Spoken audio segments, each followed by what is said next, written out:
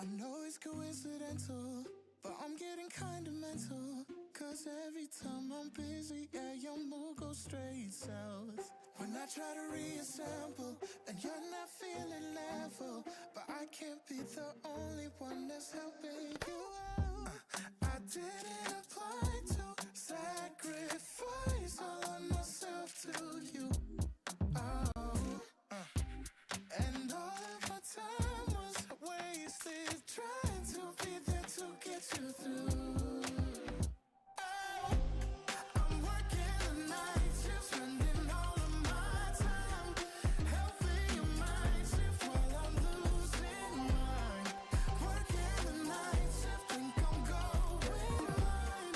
Cause every time you're crying, I can't see right. Clocking in till I'm all worked out. I got a psychic now, yeah, with a therapy couch. But you attention like I pay my rent. And when the last song sank, got a brand new deck.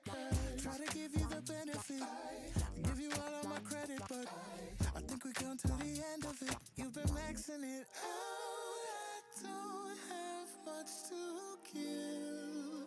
Oh, I'm working the night shift, spending all of my time helping your mind shift while I'm losing mine. Working the night shift, think I'm going blind. Cause every time you're crying, I can't see right. You fall asleep too fast. I hope my head don't crash. Don't think that I can last. You're supportive. Sometimes I need the same. Been falling through my brain. I gave myself away. Cause I need you. I thought this was a two-way track. Turned around and now there's no way back. Close my eyes and drift away.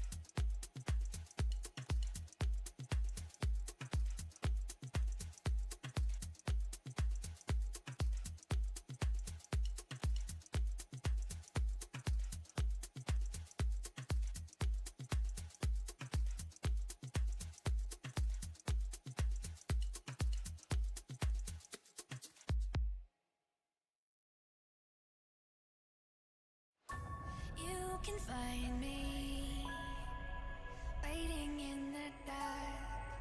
Hide away my spark for the world to see. You can find me holding back my heart. You can't hurt me anymore. I'm free.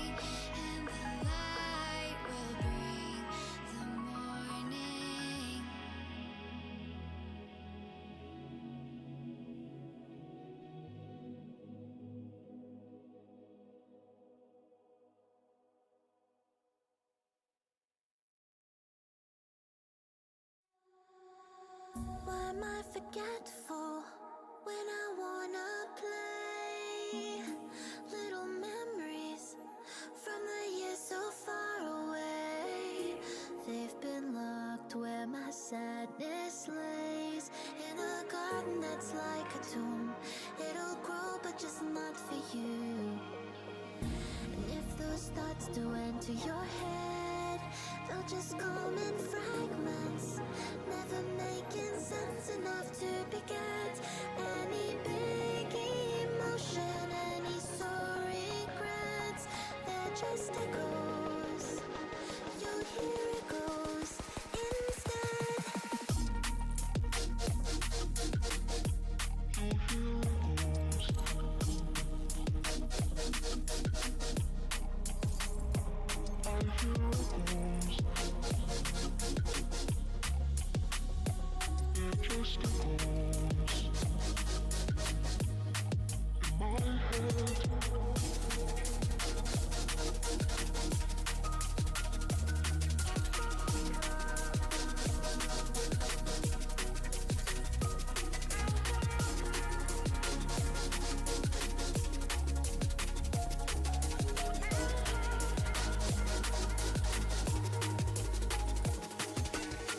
What's the solution?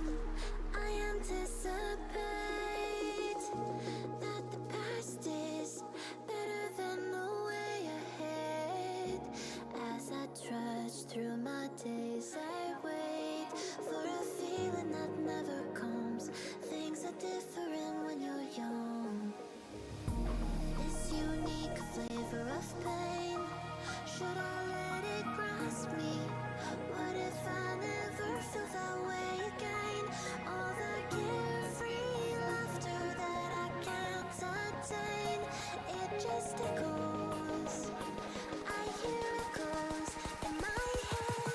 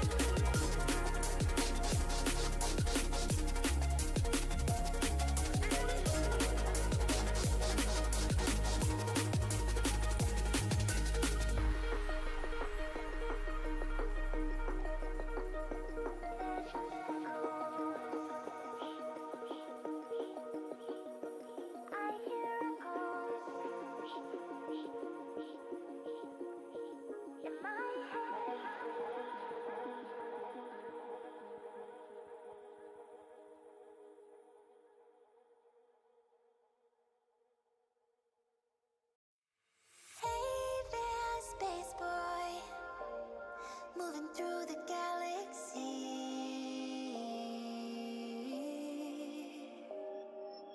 Can you hear me through the dark? I'm calling you. Where do I start? I'm an emotional, taking in your sweet and considerate heart. Come into my world, give me your spark. Time to land and visit the planet. Give me your try. Still wanna make you sure I'm the reason to come back here. Just don't linger too much, 'cause you're a stranger, baby. So come get to know me. Don't be a stranger now.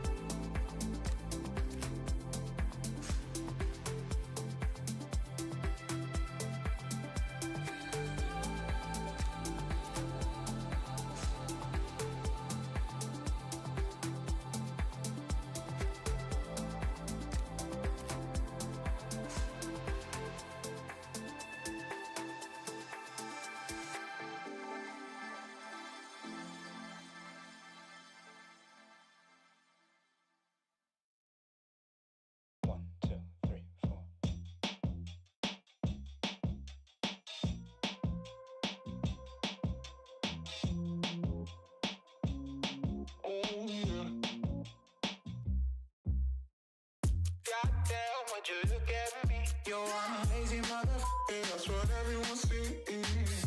Ain't it funny how you wanna be the best, but you can't even get up and get dressed? Wasted, face it, you're never gonna make it. Rockstar, you won't get far. I know you're confused. People tell you you can be anything you wanna be. Wanna go to outer space, superhero in the streets. Damn, what a lie, what a time to be alive. How have I survived? Life's a battlefield, 1974.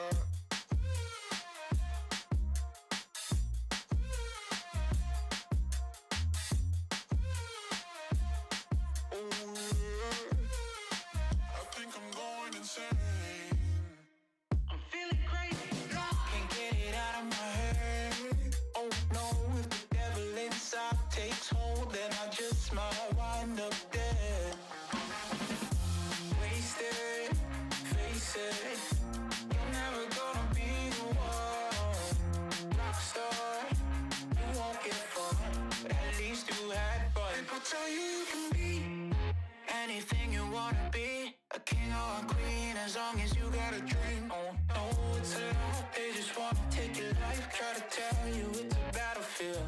People tell you you can be anything you wanna be, wanna go to outer space, superhero in the streets. Damn, what a lie, what a time to be alive. How have I survived? Life's a battlefield, 1974.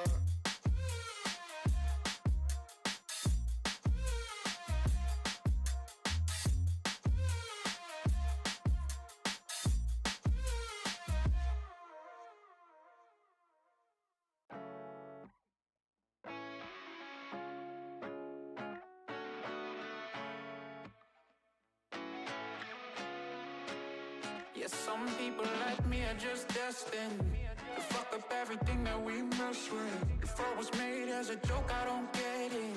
Missed the call, but I guess I got the message. Usually I fall too hard, I'm addicted to pain. And if the world's on fire, I'll be swimming in flames, yeah. Cause I'm too impatient to wait for change. I know I'm far from perfect, oh yeah. But I know I can make it work, I know I can make it work. I'm crazy, everybody knows my name, but I don't even know my name. Going insane, putting heavy on my brain, but I don't even know my name. It's a story about an ID crisis. Used to think my only future was the night shift. Brain on ADHD, autopilot. And through it all somehow I kept smiling. I can never find the right words to say. Only a handful of family ever sees my face. But I'm only human, don't we all make mistakes? I'm drowning in my head again, and my thoughts don't want me to win. They show compassion made of plastic, and I don't wanna be another tragedy, but I'd rather be dead than a skeleton dreaming about the things that he couldn't be. Cause I'm too impatient to wait for dreams.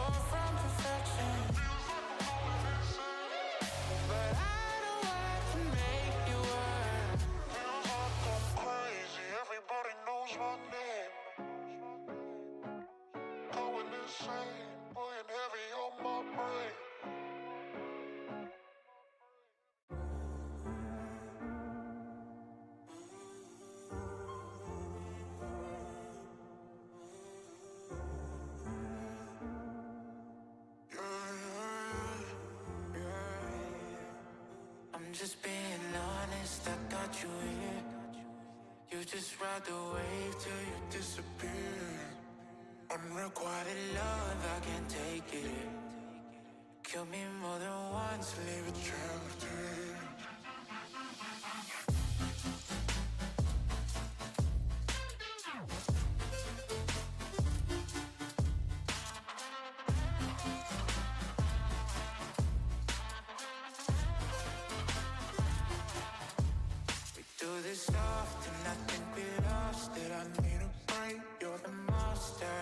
my closet, scare me away.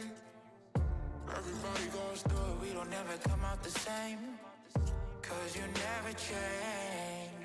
You my little psycho, kiss me in the night glow. Easy to imagine when you always have your eyes closed. We'll be going crazy if you know what I know. Where did all the happy memories go?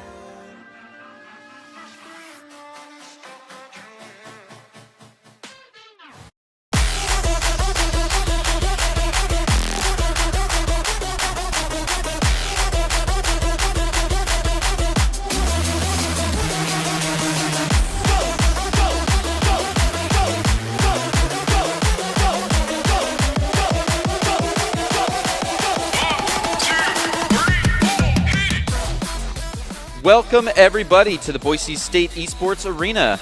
You're watching our coverage of the Esports State Championship presented by Idaho Central. Today we're going to be starting off with Valorant, and I'm excited for this. This is the best time of the year. Look at all the crowd. The energy is high in the studio today. We have so many teams coming around. Yeah, I like to hear it. Over 100 teams from 26 high schools have been boiled down to the best of the best here. We are going to be casting it all. I am your host, Greg Smith, and with me, I've got Hayden Dalton on the desk. Hayden, how you feeling this morning? Doing good. It's glad to see everyone here, and I'm excited for some good games of Valorant. I'm excited for some good games of Valorant, too. I want to see something new. I want to see good play. We're excited to jump on into it. When the dust settles, we'll find the state champion for today. So let's look at the events tonight, because I know this is a little bit strange. It could be a little bit different for some people coming into it, but yeah, there's a Boise cheer. Yeah, getting some hype in here. Up on the desk, we've got Bishop Kelly already ready to bout against Boise High School. They're just figuring it all out. We're going to hang out for a little bit, but the event tonight is going to be Valorant, the tactical shootout played on Esports, 5v5. 5 people need to plant the spike, and 5 people need to either prevent that or defuse it. I know we have a lot of parents in the crowds, a lot of significant others, so we'll try to keep the technical things down. But Doc's keys to the game for those of you who are ready to win in Valorant is to focus angles and flank, know your win con, count the cards and call abilities, and click those heads. This information has been brought to you by Drop-In Gaming. Drop-In Gaming is a premier online platform for gamers who seek competition. Play your favorite games to win cash and prizes through free and paid entry matches and tournaments. Whether you're new to the scene or a seasoned veteran, Drop-In Gaming is the right games and competition for you. To begin your competitive gaming journey, sign in at dropingaming.com. Yeah. Getting on into this, you got any predictions for maps we'll see here? I would love to see, I don't know, I'm ready for all of it. We've got a long day ahead of us, so I want to see some classic maps and I want to see some new ones. I really am excited to see some new strategies on maps, because the maps always go through a little bit of a change. So I know New Bind is out there, and it's a little bit different, a couple of small changes. So I'd love to see people really exploit that. I just want some game-breaking ideas out here and some solid play from everybody. So Bind, I think, would be a really fun one. I know Lotus is out there too, so I'd love to see it. It's also new and fresh. But it's up to whatever the players are ready to go for. I think we were considering a little bit of split. We had some split highlights going out there earlier. Yeah, I'm just kind of back in the map pool, so you never know kind of what new strategies have come up with that little break.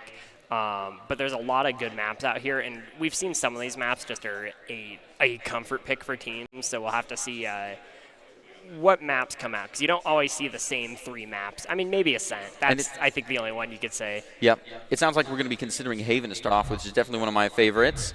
With all 3 sites, it's a very fun one. And they've adopted, Riot has adopted that 3-map setup for one other place, but it totally changes the dynamic. It is an old map, so people have a lot of, like you're saying, a lot of comfort with it, but we always see new things on it anyways, and it still becomes a chess game where you could be comfortable and familiar with the same 64 squares, but you can have some interesting things happen. So I'm ready to see those lineups and watch people jump on in, though I know they're just settling into their seats, getting the mouses warm, getting ready for it. And these compositions can really change the game depending on how they, what chess pieces they decide to set on this board. The game just has so much variability, so. And I think, like you mentioned here with that, you're not going to see the same teams no matter what on this map. I think especially Haven, being such an old map, you're going to see so many different team comps here. It can be such a variety. It's never just those 1 or 2 meta comps. So it's going to be kind of exciting to see what strategies get employed as we get out here. Yeah, and we can see mirror mashups even play absolutely differently. So with so many agents out now, even if everyone chooses the same one, the play style is so different. And depending on who, the IGL is, can play so differently. Yep.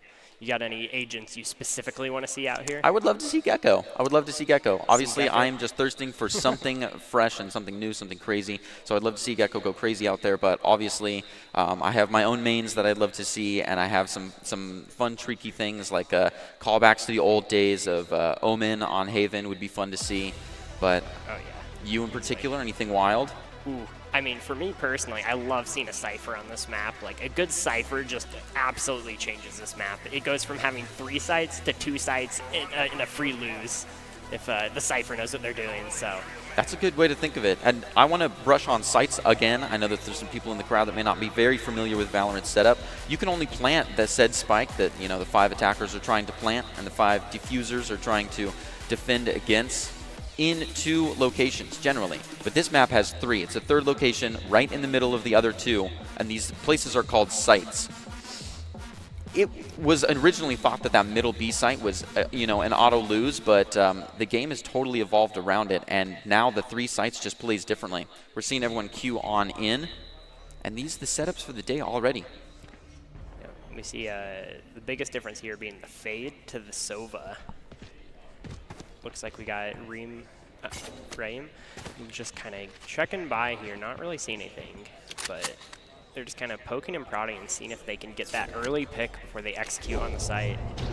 Yeah, there's a couple of different ways you might want to play this pistol round. The starting round where not a lot of people have any money, so you can't really buy anything with it. So it's kind of a free-for-all round where there's not a lot to lose. So sometimes we see really high energy, but sometimes people really respect this first round as an important snowball to the rest of the game and will make sure to clutch it no matter what. TP Buzzy already getting a quick one. And that big initial pick, we see Rame getting Gizmo, and that'll be the site for the side of Bishop Kelly.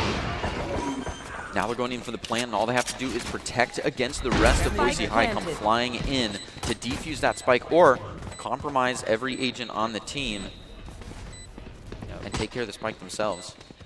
See, Luck Zero going in, he's going to get double peeked and go down.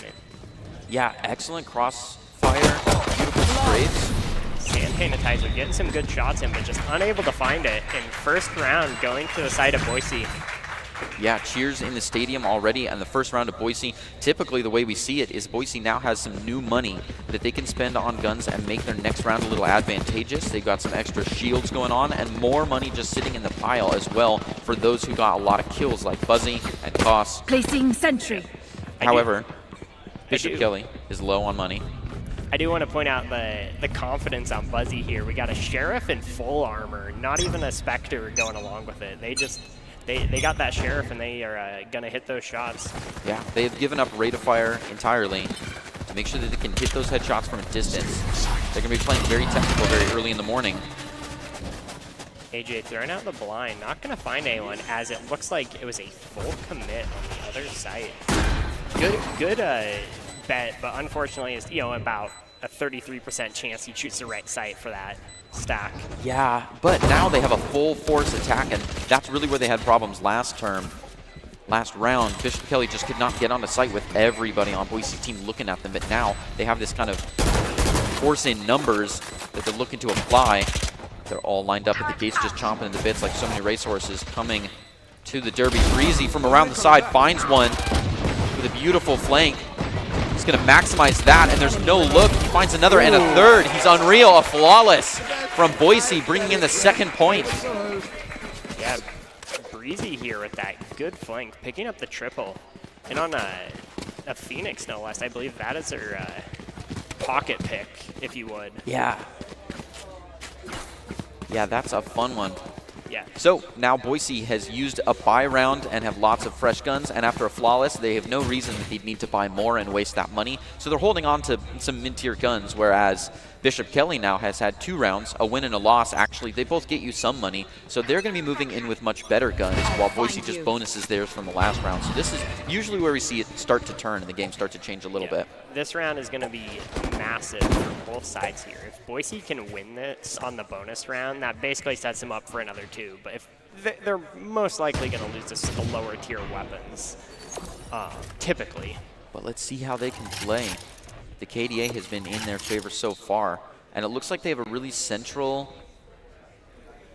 Well, they're really spreading out. They've got a few here and there. Senpai is going to be taking Breezy off to an early start. Reem really pushing in, but there's not a lot of future when the spike's still in B. A couple of people setting up some cross angles here, trying to poke and prod in, but hand sanitizer. Just kind of good discipline, not really over peaking, just hold the angle. Good discipline for sure, especially when your number's up. There's no reason to take those extra disadvantaging plays. Yeah, we see A site does have an opening. They're going to get the plan in a 4v5 situation.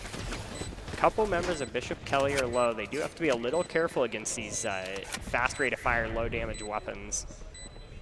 Yeah, they don't want to get absolutely sprayed from up close. AJ-17 pulling some intel from below while Senpai right on top. Senpai has the dash ready, just trying to get a pick here and then quickly dash out. Lux Zero picks up one on the Buzzy. Pause picking up Senpai. Gizmo taking out Reem. Lux Zero and just trades back and forth until Bishop Kelly comes out on top, and they will be taking their first round of the game. Yeah, a little bit of a free-for-all right in the middle there as people start to drop down. A couple of flashes going out, no self-blinds, which is always nice, but just one after another. Yeah, Bishop Kelly just such a good job just when in that push, just always trading 1 for 1 because they have the numbers advantage. So they're going to come out on top if they just, trade 1 for 1 and they got a couple big picks. When you're ahead, just reduce the fraction. Just bring it down a little bit to an easier level. This next round should be rifles on both sides. We're back to pure even on the scales.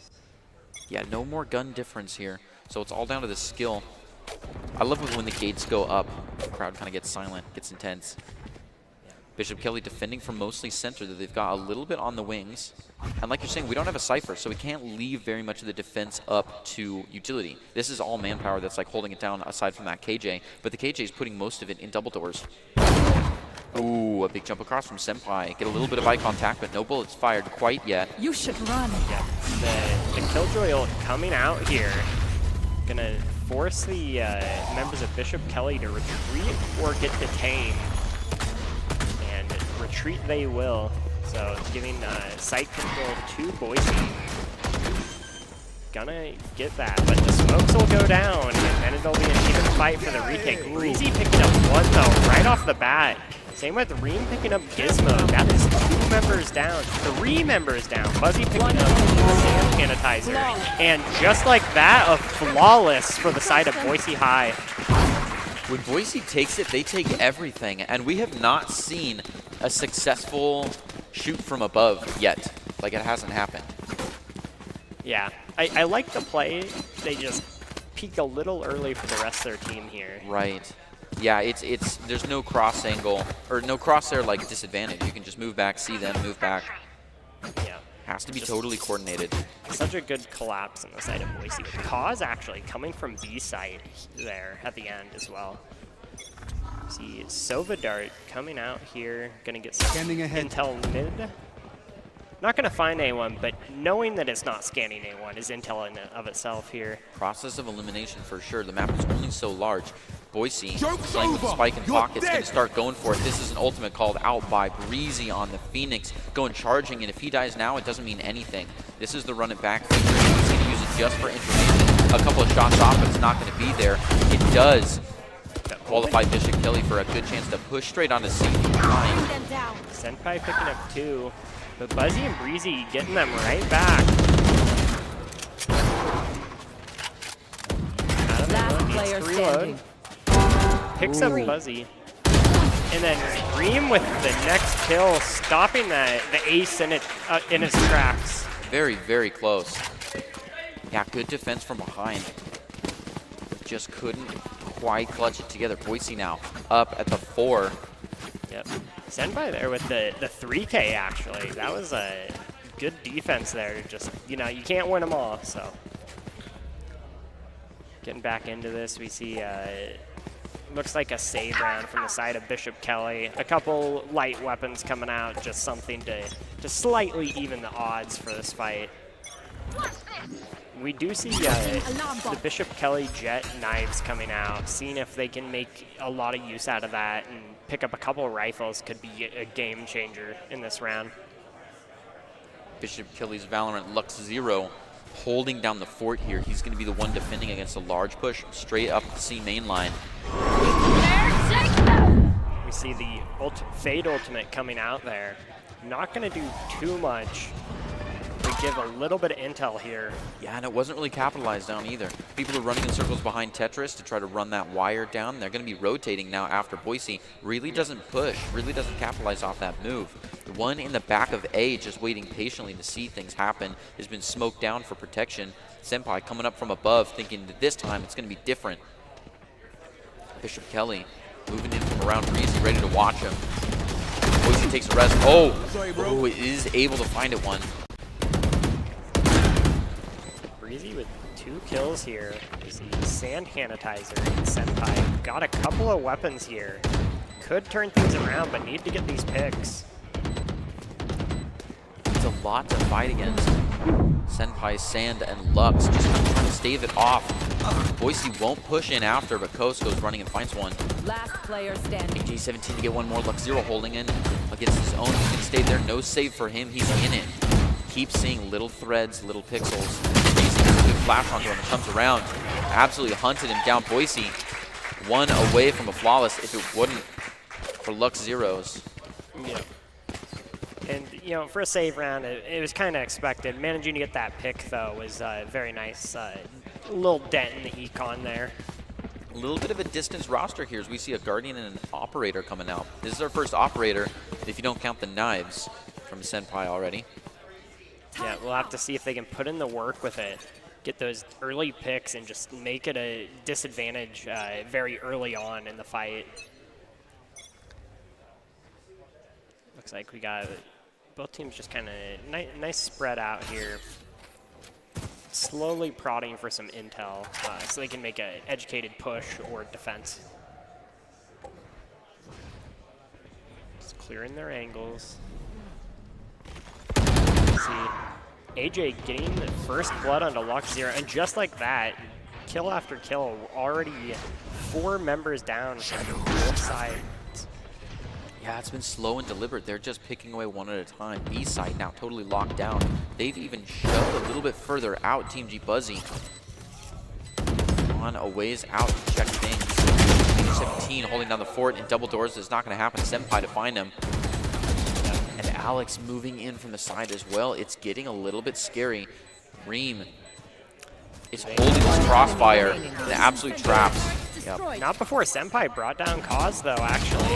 Oh, it's Buzzy with the nice headshot to secure the win. Yeah, Buzzy closes it up. It was just a good positioning from Boise. They were able to take a couple of losses out on the outer branches, but that core was solid. There was no way to get into that through several smokes and a pinch play, too, as we sent one around through the big window, making Senpai's job very difficult. Yeah, we see another eco coming out here. Sand opting for the Guardian anyways, hoping to play some real distance shots, while everybody else goes a little bit safe with a sidearm. He is keeping up with the credits, though. He can do that. Yep, that's the important thing. As long as you have enough for the next man, it doesn't matter what you buy in those eco situations. The scan doesn't get anyone. Cause actually picking up the kill onto Senpai. Marshall not able to find anything. So they keep streamlining straight in, though. We see Bishop Kelly already making their way across. Going to send the Owl drone over. That's some information. And the Guardian not quite going to find it. Sorry, a Marshall is out. Yep. Buzzy getting some shots in. Catches them with the blind out and manages to pick them right before the blind goes off. That's a tough one. A close call right there. Alex playing with some extra utility in the back, just looking to lock down Bishop Kelly's situation. It looks pretty okay, but Boise has options. They're running for a potential plan on B side, making Bishop Kelly the attackers. Now as they start to move out of their little corner, they spent so much utility to lock down, they're feeling a little bit naked. Yeah, we see some shock darts coming out, seeing if they can find anything. Nothing much, but getting ready, just kind of waiting for these smokes, but and seeing if they can get a pick or two. Buzzy picking out to Alex. Seeing Kaiser brings down Pause and Buzzy down to Breezy. Both members get flashed by the and then the blind comes out and AJ picks up the last kill. Absolutely trapped there, though he tried, got shut down, and that's a 7th point for Boise. Yeah, this is a significant place, and I'm glad that we're taking a little bit of a pause here. Senpai going to be calling the time out. Boise's up by 6 points, and they're up to 7. So that's relevant because in a best of 13 game, we have the change off at a 12 total points happening. So if you ever cross 6, you've guaranteed yourself an even half, right? You won't be behind when we switch. That's just how it is. Even if Bishop Kelly wins every point after this, and coaches come flying in, going to discuss a little bit of what's going on, get a little view of the arena and all. Figure out kind of how to push past this very strong defense on the side of Boise High.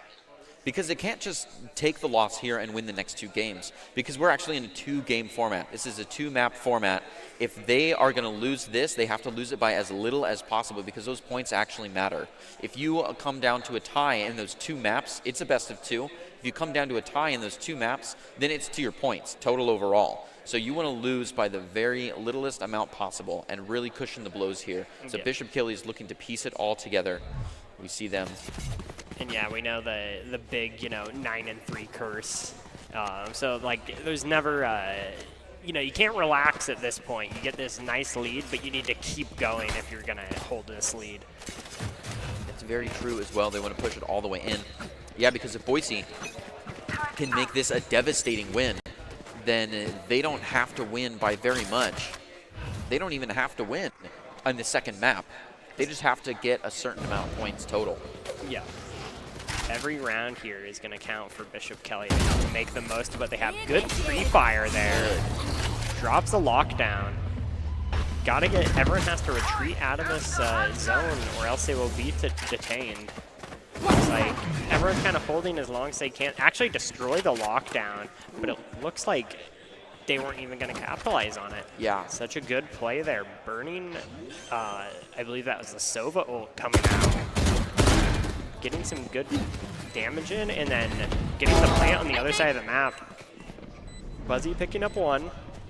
Making this a very hard push to even just get near the site. Yeah, and look at this crossfire. This looks tricky, and they're using the smoke to their own advantage, getting very forward. They're going to get back a little bit by that C. Lux Zero comes flying in with Alex, and they both take one. Absolutely phenomenal. Bishop Kelly doing really well to fight this inhuman fight from Boise with the fires are on lock. Senpai to find one, but so does Reem. Alex getting in for the defuse. They've got to come flying in if they want to chance it all. Oh, just barely. Does Breezy and Reem, within a couple of seconds, shut down a defuse, bringing Boise to .8 against Bishop Kelly. Yeah, the blind through that smoke just was so perfect. I didn't even realize that was the Phoenix ult, too. So they had 2 chances to stop that unless it got diffused in time. So they get through. They even only got the one diffusing. They would have another shot. Look, but just get the double spray down, and that's just all they wrote.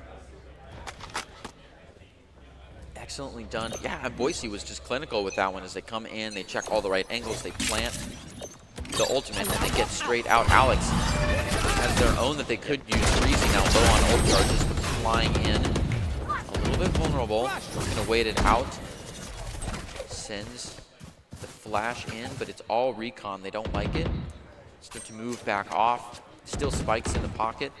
Come around to grab that one, going up, and look at him go. Look at that focus. Yep. Double check the corner, gets headshotted, but it wasn't enough.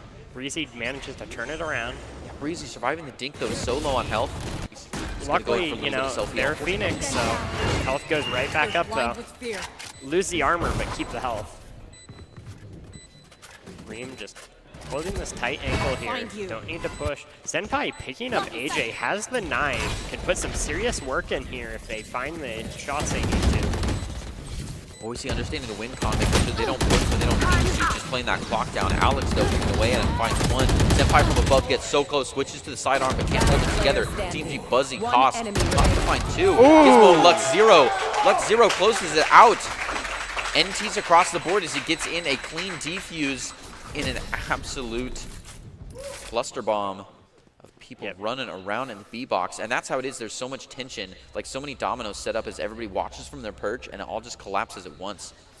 Yep, such a good clutch there when they needed it most. Just double Breezy and Buzzy right there, just holding that double angle. You can tell like these players have just played together and know what to do. Cause gets that nice hit, and then we see Breezy on this perfect flank, gets one, and then gets the second. Ooh. A beautiful round, very exciting. Gets Bishop Kelly a little bit more cash in the bank. They've also got 2 ultimates against Boise's 2. Decent chance here to start rolling in some points and try to shut down this lead that Boise has. We also never know what the game's going to play like when you reverse the roles. You can have excellent defenders that have simply not attacked very well in history.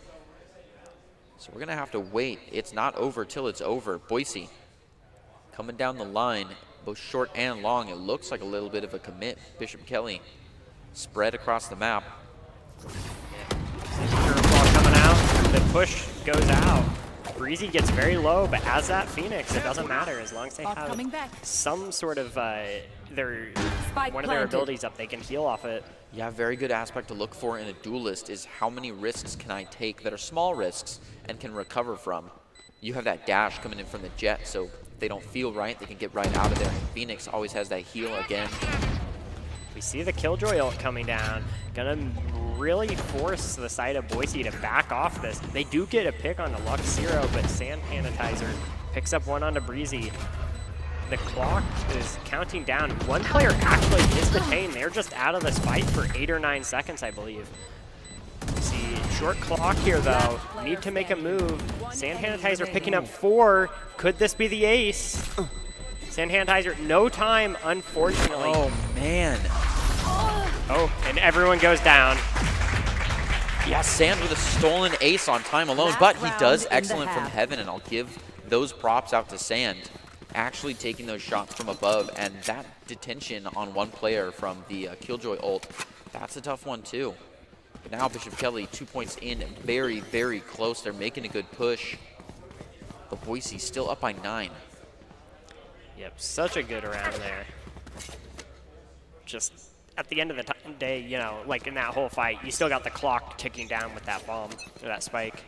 Shadows traveling. See, Lux, good smoke coming out. Get some intel. Knows that at least some of them are pushing here. Jet Knives coming out as well. Breezy with the curveball here. Doesn't find anything. Lux Zero just holding back. Lux Zero picking up 2. Whoa. Lux Zero, the anchor, doing excellently here. Holds his space. Costs the last one alive. Coming in from the side, doing great. But now the location's known. You spend one player, but everybody's going to be pointed at you. Sure enough, they back straight off. Cost checking all the angles, being as surgical with this. He's the last bastion for this site. Yep. Bishop Kelly just doing a good job. Not going to let him take 3 1v1s. No, you have to recognize the win con. They have to get to that spike. You don't need to take them down. You just need to prevent them from winning. So Bishop Kelly from a distance doing well here. Cost low on options, just kind of has to strafe it out and try to find some info. Is going to take one from a distance, but his location's revealed, and here's the ult coming in for a couple of shots. They try to trace him around. It's not quite going to find him, though. Does he have a chance to find the spike? Goes in for another, and it's not there. Senpai finds him. Such smart play from Bishop Kelly. Like I said, just don't let him get those 3 1v1s. Yeah, good teamwork. Don't pace it out like that. They get the Lux Zero with the multiple kills there in these rounds. Just holding this site. We see, you know, there was a good one tap there, but then the Sova ult especially just kept them on their toes, didn't let them take that breather they needed. Yep. And I mentioned it before, but the 9-3 curse here, like, it's a scary thing to mention. Yeah, the ghost in the software the spirit of Riot Senior lives on in the 9-3 curse. At this switch, it is fabled that the team with 3 points will win every time. Yeah, we got to see this pistol round is going to be of the utmost importance to win because this is usually 2 rounds in a row. Kaz throwing it out. Oh, goes Gets flying taken in. down. Senpai with a nose like a hound goes flying for it. Reem playing through the smoke like an extra set of eyes are waiting for him on the other side. Lux already in for the plant, and the clock still has 100 seconds on board. Yep. Takes a shot, doesn't find anyone though. Got everyone just kind of chilling in the site and holding where they need to hold. Fuzzy picks up one and Breezy another. Yeah, which is crazy because they just destroyed a 50-50. Bishop Kelly. And you can't see, but very, very low on health for one player. They do have the shock dart lineup, I believe, on the spike. Everyone getting low. Lux Zero picking up 1, 2. Incredibly low, just playing through the smoke blind. Out of Breezy, ammo. Looking to play aggressive, goes in for it, can't find anything. Senpai Reem. gets the knives, but Reem Unreal. gets the triple. 4 health left. I believe they do have time as well. A clutch defuse, I can barely tell by the audio. That was wild, and like you said, it's a beautiful bonus because they're typically slated then to win the next one after and have a decent shot at the 2 following. Boise could definitely turn this around. Sorry, Bishop Kelly could definitely turn this around. Yeah, we'll have to see here. We got.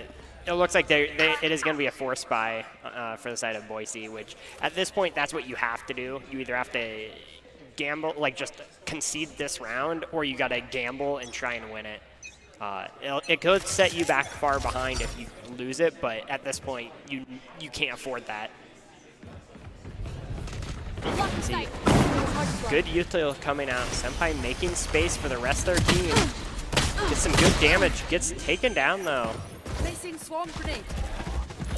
Swarm grenades coming out. Just getting the setup going. And just like that, Spike is down. Now it's up to Boise to hold on to this. Some shots going out. Kind of got to wait for these shock darts coming out. Kaz picking up 1 and Breezy another. Breezy on the flank. Picks up 3, and that'll be the round. Unreal. Boise's Breezy going crazy.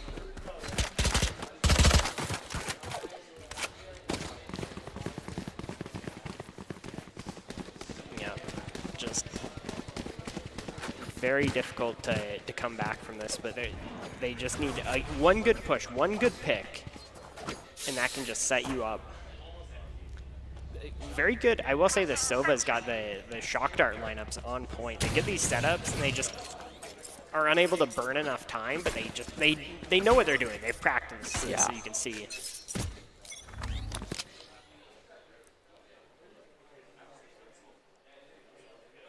Getting some good intel, just kind of creeping up and seeing what they can find. Yeah, Bishop Kelly just poking around in the grass. Like you're saying, just playing for intel, but they're playing as a big pack, and we've seen that be really important and be the difference between games. Yep. Smoke's coming down here. Getting some ground. We do see Fade trying to gather some intel. He knows that they're at least in the area. Yeah, and Boise respects their position. When that smoke gets up in their face, they back up a little bit and give it a second to see if that has a future before playing in. And it works in Bishop Kelly's favor. It's totally a feint out, and they go sliding around the outside as they look for an A site move. Well, Boise hopefully gets defensive on B, but they see it, they smell it out. The audio cues go missing, and they run to the flanks. There's some people watching C and A, so they thinned it back out. Bishop Kelly with the re-hit. Ooh, makes some decent damage on the legs, but it's not quite going to be there. Still, a 5v5, a little bit of damage all around, but just enough to say hi. Buzzy taking down 1. The flame wall goes down, and that kind of halts Bishop Kelly in their tracks. Buzzy taking a couple shots, not going to find anything off it though. Interesting that Bishop Kelly decided to pace it out with only 20 seconds on the clock. They must have a big push and plan. Yep, and here it is. Silvadar coming out, does get the scan. 1 enemy Multiple members going down. AJ getting the triple. AJ 17, absolutely wild, and still just one short of a flawless again. Now match point is a best of 13. This could be Boise's chance to shut things down and move on to a fresh map. Yep. We see Boise just upgrading to rifles. Some of them still have their Spectres, but we see some of them dropping them for rifles, just trying to get this round as even as possible without breaking the bank. And that's the thing, too, just getting as even as possible. Bishop Kelly can't throw their hands up now and say, hey, we need the endurance. Every point matters. Every round matters. And every round they get here makes their uphill battle on the next map a little bit easier. So Bishop Kelly is still going to fight. But Buzzy, they have the money now. They have the economy to just play offhand and go crazy. Buzzy just coming in on a wild flank to get rid of one utility and then disappear. It's a mental game. Koss now flying in from behind as well, looking for that flank, looking to support from the B side as they slide to A. Bishop Kelly with the spike already looking for a little bit of a commit as they run down A long. The vision denial's already out and they're split between A short and A long. Boise not totally there yet. They still have the numbers game. Buzzy getting scanned by that dart, but not anything to follow it up. We see Alex has the Odin. We're going to see if they can get some value out of that, because that extra bullet penetration could be very good for spraying down people behind that cover, but they have to be in the right position. It looks like Bishop Kelly's not feeling it, so they turn around and walk, but you have to be careful. This isn't your map anymore. As soon as if you haven't been looking at something for very long, it could change. So they have to be careful about Boise. Breezy watching the corner, gets in a twofer, ready for the third, not quite going to find it, but it's enough to set things off. Boise now running over to C-side, and Bishop Kelly's, ooh! 30 seconds left. The surprise is gone, and Koss from a distance through two smokes and down a hallway finds another one. Bishop Kelly still holds the spike, though, and they've got two people together. Plus, like you're saying, that high pen gun, it's not as great on C-site when there's only one thing for it to fire through, but he could still use it. One enemy Full of health That's comes getting through. the kill of it. Ooh. That'll be the game one going for the side of Boise. An excellent shutdown, yeah. Boise taking it 13-3 means Bishop Kelly is going to need to have this next one in a landslide. So we'll talk it through and we'll hang out here and let these guys switch around, figure out what their next map is, switch the mice out, get a fresh mouse pad going down. Up, get some fresh air for a second, and kind of, mentally reset, because that's the big thing. You may lose game one, but that doesn't mean game two has to go the same way. So. Yeah, it's so much of the game is a mental game because it's all cooperation, it's all communication. It's more about the mics than the mouse sometimes. So if you can be totally cooperative, and we've seen quick little, when they come to the side and they have like a tactical pause, and talk about that, talk about some advantages, and get like a real X and O on the paper strategy out, it can make a huge difference. So we'd love to see them, now that they've touched gloves and they know what the other team kind of plays like, things can definitely change on map 2. Plus, whoever chose map 1 doesn't get to choose the second map. So it's kind of on the other team, we're not playing a home game for the other team. Yeah, my thoughts exactly, because we've seen like teams, just not have that map knowledge as much on certain maps, and you kind of have that advantage on one, and then you see that team go to the second map. It's a whole different game, just because of what teams are comfortable on and those lineups. Just showing how much they've practiced on those maps specifically. And I mean, it's not totally just the practice as well, because we talked about there being different duelists that have different powers that give them these duelist things. There's kind of a difference between asking for forgiveness and asking for permission, where if you hurt a Phoenix, he can just like heal up. But if you hurt a Jet, they can't heal, but they could have got out before a time. So you see these higher mobility players that can dash around a lot more doing better on these 3 sites, because it's easy to all of a sudden switch, right? Rotation is less of a bridge to cross, and they have shoes ready to cross it. So you could have a lineup that you're really consistent with and choose a map that actually fits that. So we could see everything change in map 2. Boise would love to not see everything change and are really going to hunker down, have nose to the crosshairs. I would love to finish this one out with a clean second game, though. They're up quite a bit, and they have, that mental relax that they could see each other just kind of cruising in through the second game, whereas Bishop Kelly is really going to have to fight for it here. Yeah. Was there anything kind of in that you noticed that either needs to change or not change, like just the way these teams are playing? Any advice? I can't give them a lot of advice, but I can recognize things that I did like. And there were some things that I really did like. We talked about the respect for space, realizing that you don't want to just absolutely anchor in and just strong arm a site. If they have this presence, you kind of have to respect it and see what they're going to do with it and move back a little bit. And I feel like I really saw that from Boise High when Bishop Kelly would make big attacks and vice versa. And that was good to see. We also saw some really good teammate just working together, which is totally critical. Like you were saying, it's better to roll the dice once than to flip a coin 3 times. Having this 3-on-1 can make a big difference between that and just going on a 1-for-1. Okay, you may have survived, but now you have a 1-for-1. Okay, now you have to do it again.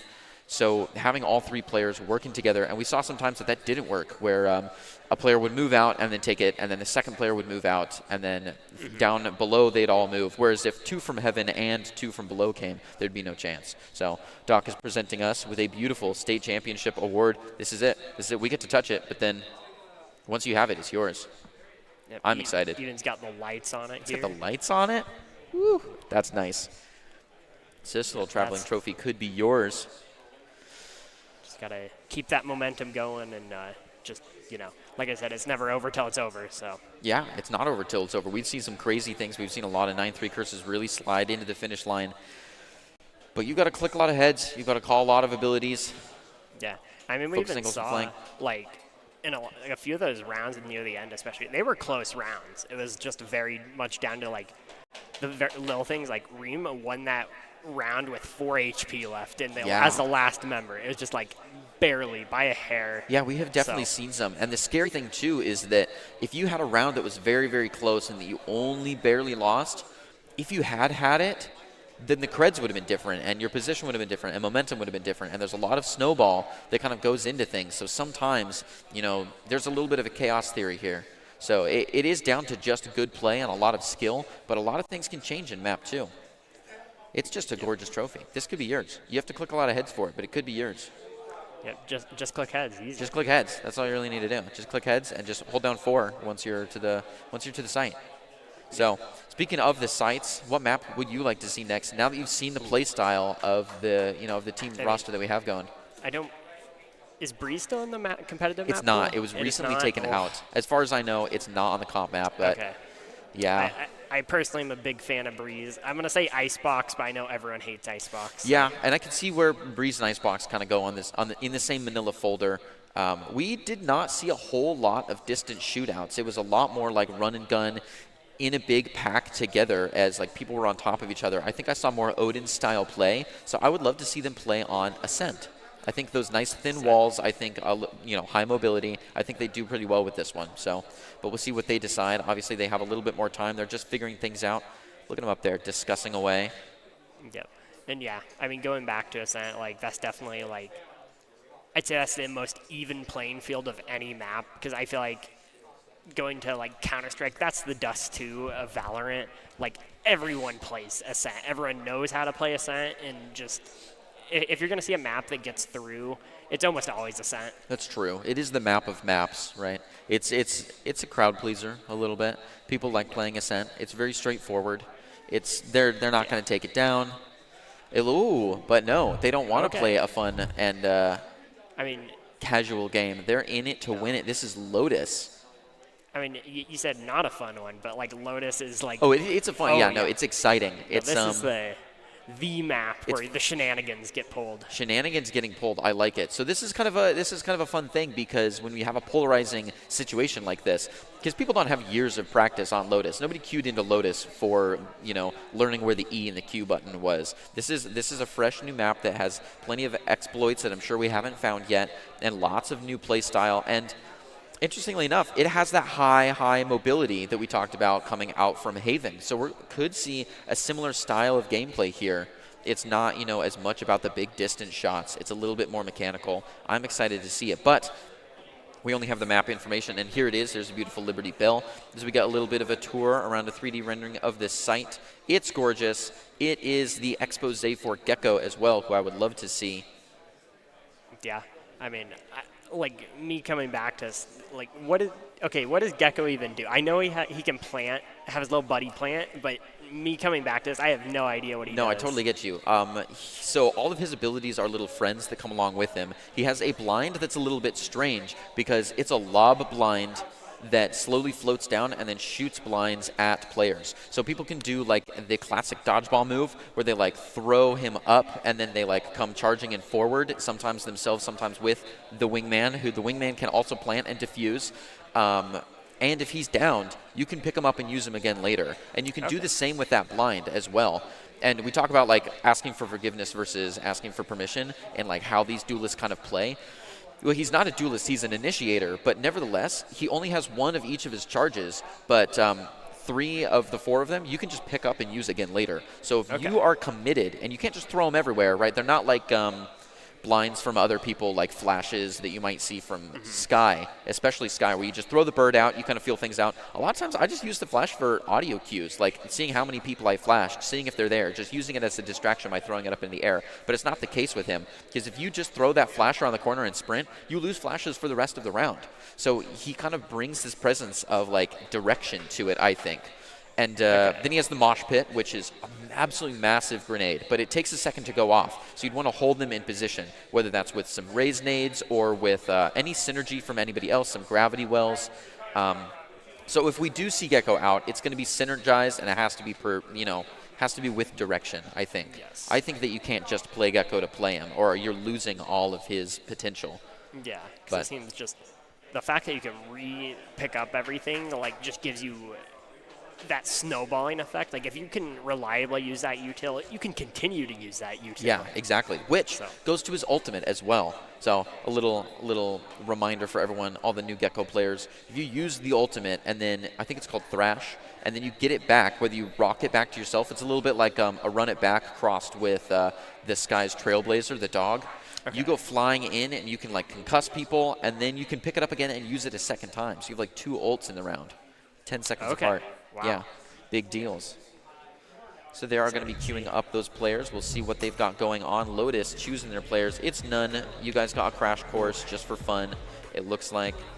We've got all the typicals. Omen, I love to see Omen. Speaking of high mobility, we have a Neon covering as well. Speaking of synergy, we're considering a Breach with the Neon, which is always a fun one. That Sky is in. I love to see the Sky as the Sky main and a big initiator myself. Yep, we do see the Chamber, which I think is interesting, because Chamber's been through a lot, we'll say. Since his beginning to where he is now, he's a shell of a character. I still say he's good, but he's not what he was.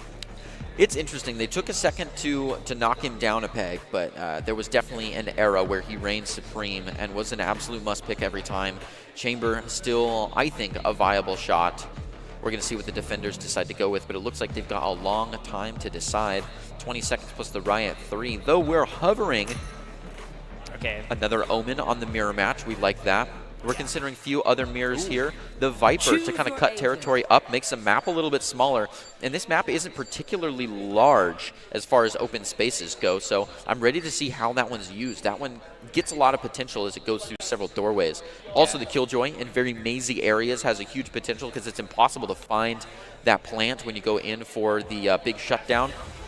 The Jet, of course, as well. Senpai playing well on the Jet, looking to move it up into a second time.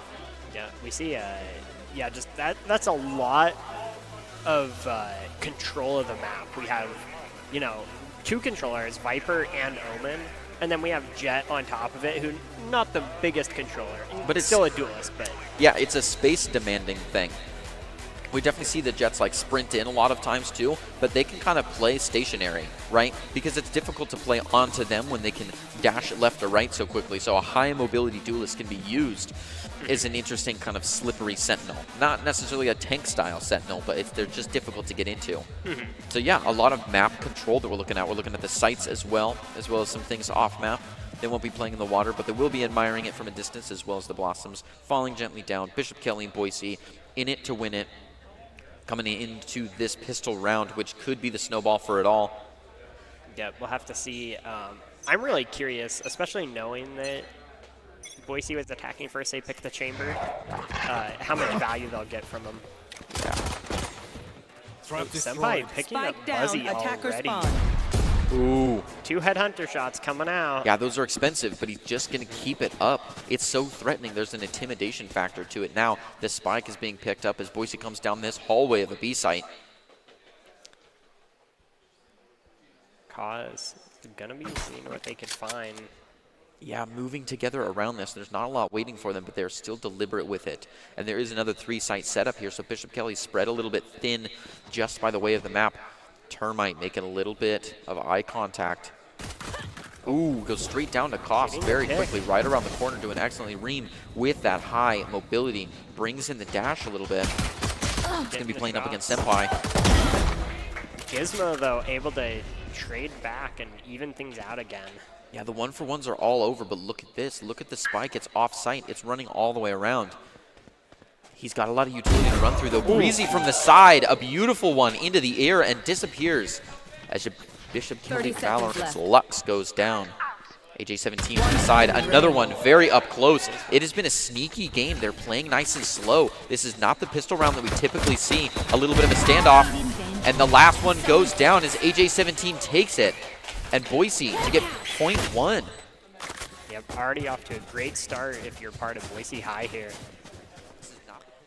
Can even see kind of going back into this big kill just back and forth here between those members. Such a good flank too, just getting 3 kills just on the side essentially of the site while the rest of the team's over actually planting. A surprisingly intense first round. I mean, I know there's so much on the line. It's difficult to say that with the 2-map system and every point really, really mattering, you kind of can't just throw these pistol rounds into the wind like you usually can, and it changes the pacing of it. The rotating throwaways. Good pre-fire. Yep. As they come into tree part 2, you've got to be very careful about that. Holding off against the wall. Boise now looking to make their way through A short, coming around. And there is that wall. The kind of Viper Wall 2.0 coming in the form of the fast lane. A little bit of a standoff here. Reem's going to win it with that SMG up close, making this bonus a deal. Sky healing coming out. Keeps him alive. If they didn't get healed right there, they would have gone down. Oh, definitely. Gizmo taking a little damage. Senpai picking up 1. Fuzzy 2, though. Senpai does manage to find a Spectre. Oh, no! Double that collateral. They line up, get some shots. Doesn't know exactly where they are, and unfortunately had to reload. Caught on the reload right in the middle of the maze here. That's a tough one. Very close. A beautiful collateral there with the SMG. Yeah. Senpai, though, with that triple, doing a lot of damage to the economy right there. Going to force a kind of awkward buy where they have some rifles and some bonus weapons. If they can win this next round, that could be almost a second round, I believe, because they wouldn't have enough to rebuy if they did. Yeah, breaking that bonus is a big deal, and it's really all you need to do on that second round to make your third round very advantageous. And sure enough, we're going to be seeing that. The tab goes down. Yep. Bulldog here. Sky Flash coming out, taking out this turret. Gonna just be slowly clearing these angles. Yeah, we see a Sheriff coming out here from Reem. Yeah, nice and slow deliberacy. We already see a Paranoia go through the door as the door got turned. Boise now moving away from it, decides not to go that angle. Gizmo on the accepting side of the next push. Look at the fast lane coming out of the snake by concussed. Senpai goes slides in. Gizmo goes down to Reem. Reem has been doing very well this round too. A lot more on the dueling position, I suppose. Breezy to find Termite in another neck of the woods already. Gets a little damage. Doesn't push though, which is smart. Doesn't overextend. Flash coming out. Ooh. Reem with the slide. Yeah, they were able to 180 the flash, but Reem was just too quick with it. Oh, runs out of ammo. Goes down, but immediately gets traded out. Yeah, another one to lose by the R button. It's a tough one. Boise, though, up to 3 points now. Keeps all but 1 alive for the next one. And look at the boomwhackers, the sticks. Nice glow in the field today. We see, there should be, we see Chamber standing elegantly with his calling card there. Yeah, looks like he's ready to pay for dinner. Got just, yeah, both these teams waiting for the gate to go down. We need to see, Bishop Kelly needs to get around here. And look at that, like, the Sky and the Omen have figured it out. Like, this is their play. They check both sides. If they get smoked off, he rotates around anyways. He's going up for the door. Reem, though, is going to take Gizmo. An unexpected play there. Reem looking to kind of... Senpai does have the knives. Could look to put in some big work here. Oh, but that's just a thin distance shot with an elevation difference. It's a little bit difficult to track out where that head's going to be. Looks like they're getting a little bit melee here. He's going to back up. Reem considering pushing through. He'd rather be there when the smoke falls than walk through it. Senpai, can he make the right gamble here? Buzzy already going in for the plant. Low on options. Senpai kind of has to push forward. As the smoke goes down, he sees a couple things. Ooh, gets him. 3 knives left. Needs to get what? There we go. Gets the reset. Keeps the reset. Trailblazer comes out. It's not enough. That slide is devastating. It's not there. Reem to find a third one. He shouldn't have been allowed to keep that. That was unreal. Player standing. And on time alone, it's too close. Boise takes another one. It's 4-0. Yep. That's such a hard site to retake there. The smokes just stay down, and you just got to wait them out, but you can't. See rifles on both sides. We do see one Spectre coming out here. Can put in some value. Just need to get those close range angles and kind of surprise opponents. It's where it really shines. But if they can get a couple rifles down here, that's going to hurt Boise's economy. What they need to do. Scout destroyed. Get some good intel with the dog, Sky Dog. Yeah, using Trailblazer's intel is always nice. AJ's going to do the same as he sends it in through a tree. Checks all the angles, doing very deliberate work there. Gets actually a decent amount of info, but he doesn't see anybody. It's all negative info, right? We talked about that process of elimination. Now they're going to go flying right in. Wow, Reem low on vision, has not a lot of options there, but stays alive still. A 5v4 is only one's gone down, and the spike is already planted. What a mess. People are all over each other. Senpai to find 2. Doing excellently this game. Really pulling it together.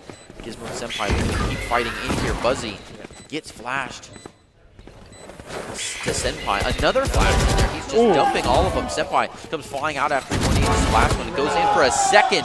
That's a 4K. He has the ability. Has the dash reset again as well. Breezy picks up 1. The ace isn't broken and he wants it, goes in for it. Has to switch to the classic and he gets an alt fire out. It's not quite there. Now the defuse has been disrupted so many times and it's shut down. A clutch to take it. Breezy finds a 3K, moves Boise up to 5 points, and now a timeout coming in on the term of Senpai. One more time. Yeah. Going back, just kind of need to reset here and kind of see what they can, kind of what they can do to move forward in this. We see some highlights. Senpai here with these really nice Vandal shots, just unable to have enough ammo in the mag to bring down Breezy there. And Breezy with just those really nice headhunter shots was able to pick up the round. Okay. Just took a 13-7, so the very first game is over. We see the crowd here, just everyone's got these light sticks, really just showing what they got here, showing their support. Woo. And look at all that support. And there's plenty of things to cheer for. We have more going on than it may seem. You've only got the one screen you're watching on, but us casters up here, we've got several. We know everything. And we know that Twin Falls just took their first game against Wood River in another neck of the woods. Dare I say, a 13-7. We've got some games playing in parallel as we try to chip away at this massive bracket. Got a lot of games to get through. So as we wait for this pause to come out from Senpai on the team of Bishop Kelly, we're going to see if they can really make a stand here. Yeah, right away we did see Tour de Force coming out by Breezy here, seeing if they can get some really good value out of that. Basically just a free operator with a slow, so going to be pulling their weight if they can get these kills. Seeing what they can find. The trademark coming out, but going to be out of their range of it. I would love to see a satisfying shutdown with this Tour de Force. People are already pushing through the vision denial to check things out. Bishop Kelly getting a little bit antsy for some more, but they're doing an excellent defense here. Boise has got to push their way in. Still spike in pocket. Positioned A a little bit. People love to spin that bookshelf. It has been the way that people are moving in. Yep. You see the fast lane coming up. Green just moving in. Gets spotted. They trade 2 for 1. It's going to be very worth for the side of Boise. And they've still got that ult available. He doesn't have to use it, but it's still up for him. Holding the angle, paused with another one, getting in a triple. Senpai picking up 1, but Buzzy returns it. Gizmo just has a 1v3. Gotta just do as much damage to this economy that you can. Oh, Buzzy looking for a coast as well. He's getting so close to anybody. One wrong move could be it for Gizmo, but look at that timing. And there it is. Buzzy waiting for just the right time. Is going to find it, bringing it into 6 points. Guarantees Boise a fair half here. Yeah, like you mentioned, that timing was just as perfect as it could be there. Yep. Yeah. On the other side of the house, we see Highland playing against Shelly. A 6-3 at the half. Yeah, we see, I believe that was a save round for the side of Bishop Kelly, but rifles are out now and have proved to be much more of a threat this round. And just need to not get an early pick, which can result in losing a site. We see Termite, good intel, coming out here, knows where the chamber is at. This B site, such an awkward site, but you also can't just leave it alone for how central it is. It's very right. It's a little bit of pain that cost Bishop Kelly a defender. It will soon cost Boise a defender as we are creeping up on the half. Easy getting real low, but luckily able to heal back up with the Sky. Senpai going down. Let's push her this One enemy remaining. Getting caught on these rotates, and that'll be 4 members down from Bishop Kelly. Lux 0. It's all in their hands right now. See what damage they're able to do. Do you think we can see a reverse ace clutch here? Always a chance. Simply not a flawless as the attackers take one more. Bishop Kelly goes down to Boise. Yeah, and just that's just not too much to say. Just a really good round on the side of Boise. They just managed to win all their gunfights there, and it just that's sometimes how the cookie crumbles. But new round, we have 4 ultimates on the side of Bishop Kelly here. A lot they can do with these. Specifically, like the Viper ult, just ulting on site can just deny an entire site right away. So we'll have to see if Bishop Kelly can put any of these to use. Skybird coming out with the neon push. Taking out Killjoy turret. Get some good intel and some good ground here.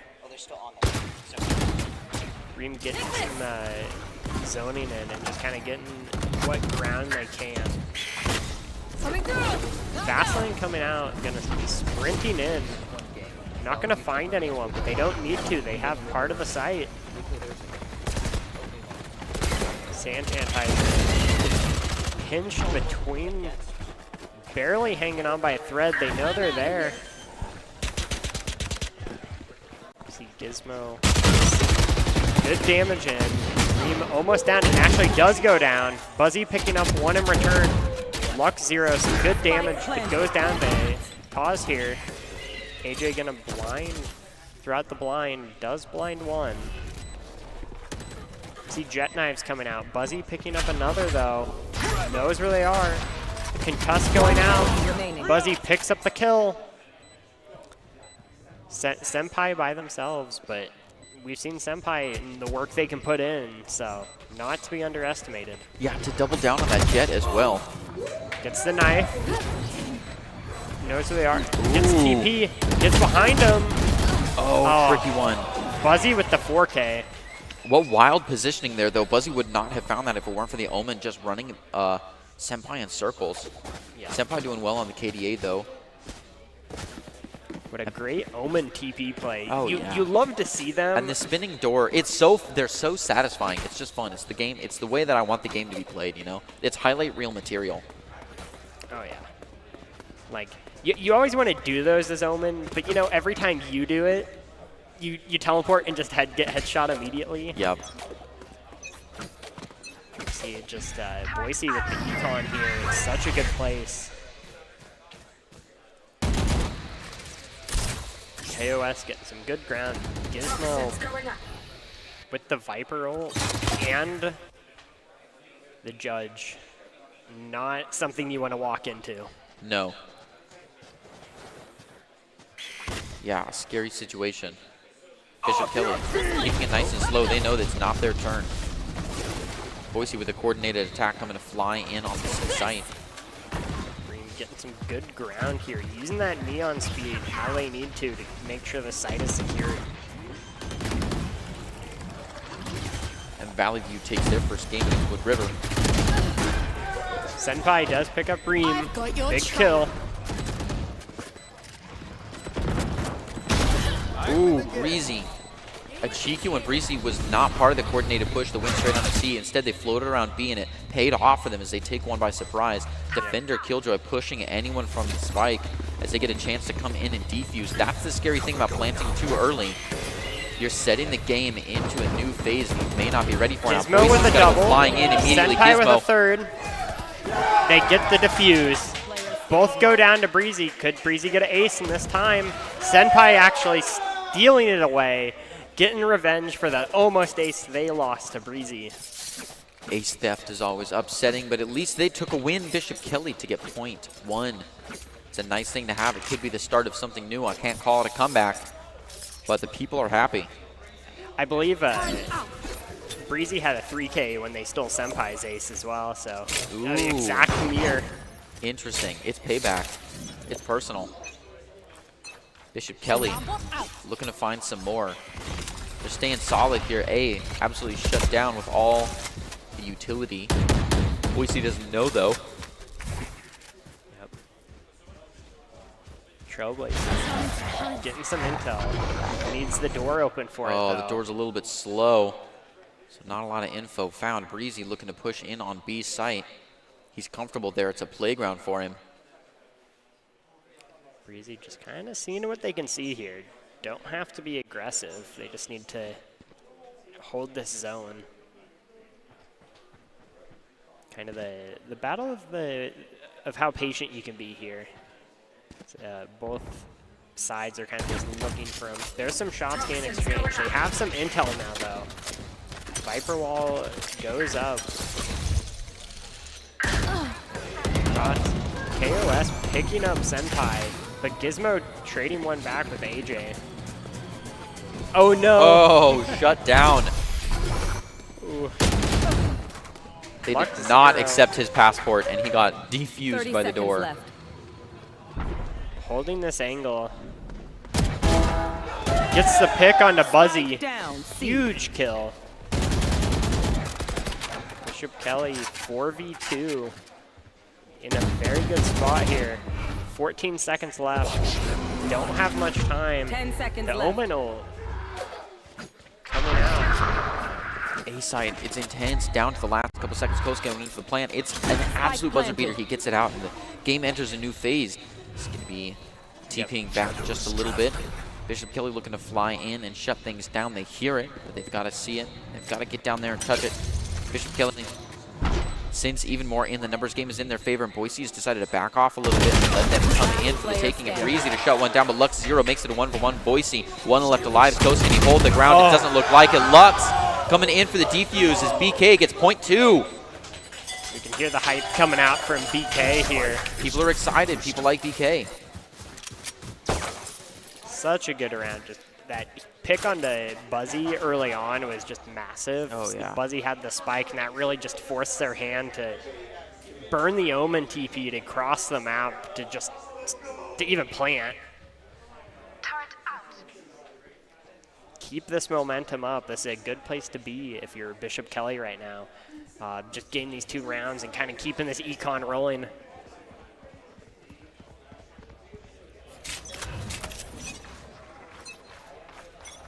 On the other side of the house, Blackfoot takes a little bit of a fall. Change the scene. As Twin falls on the up.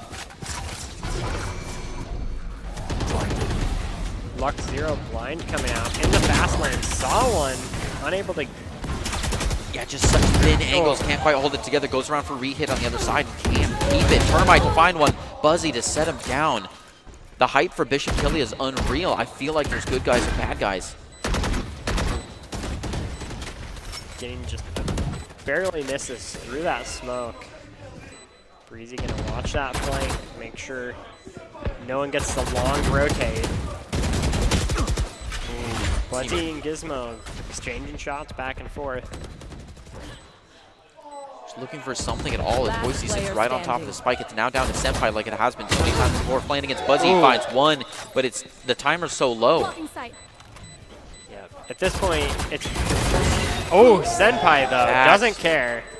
Doing Picks well. up He's going to one. shut them down, taking all the outros. There's another one. Dashes away, a little bit of a gun change. Going to keep watching for one last outro if it's going to be there. It's not. They're on different sides. Yeah. They both make it through the next one. Bishop Kelly doing well to put a dent in things, right? He's Last still round just before 3 the switch. orbs, kills, plants, or diffuses away from getting knives again. But we already have knives on board for the other team. Yeah. With this being the last round of the half, the damage to the econ is good. It should help set him up for this round.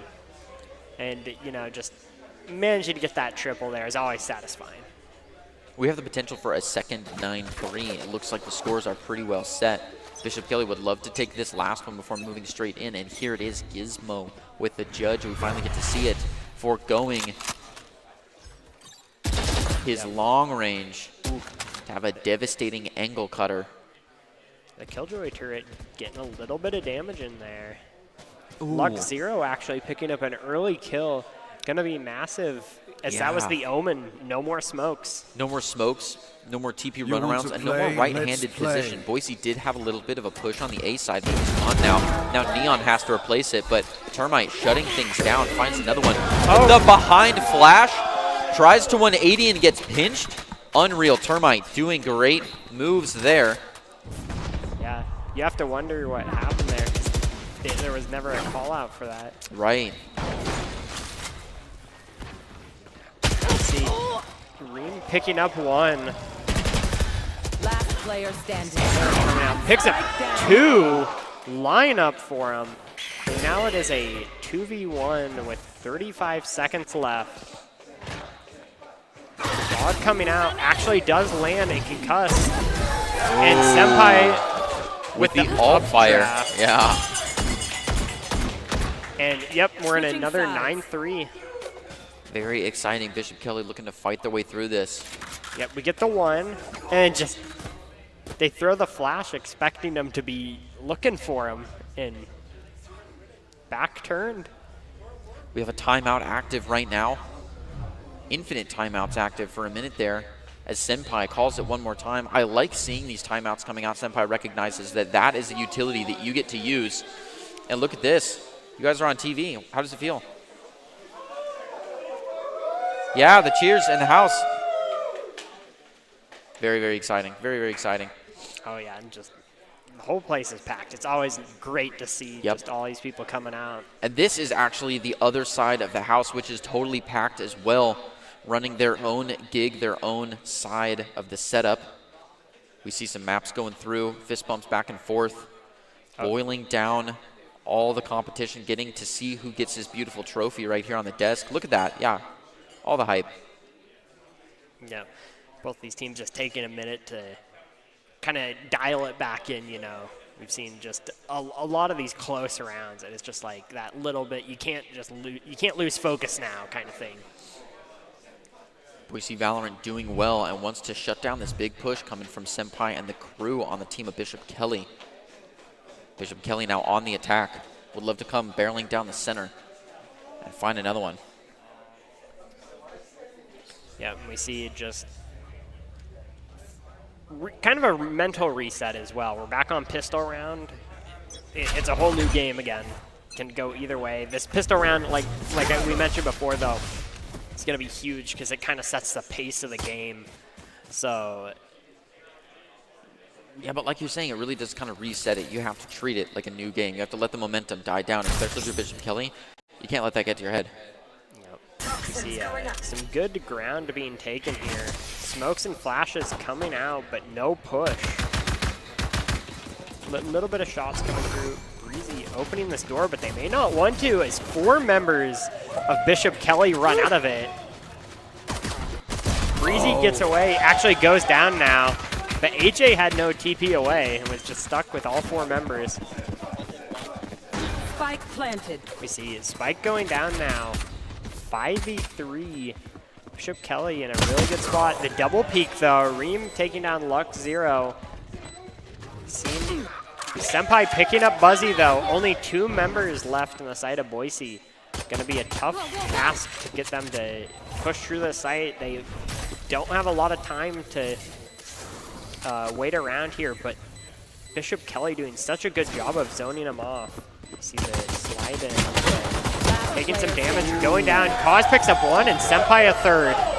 Excellently done. Bishop Kelly just chipping away at the marble that it is Boise to create a beautiful statue of themselves, bringing it up to a 4-9, making ground on that curse. On the other side of the house, we've got some things happening. Valley View, who's up by 1 game, is playing off against Wood River, and they're in the lead by 5 points at an 8-3, nearing the half. Twin Falls, who is also up 1 game, is playing 3-3 against their opponent. A lot of close games here. There are some close games. Shelley, 1 up, playing against Highland, is at a 9-7. So far, looks like the winners are winning. Reem, the early push, has the frenzy. Cause picking up 1. Oh my goodness. Wow, what a shutdown. What a dogfight.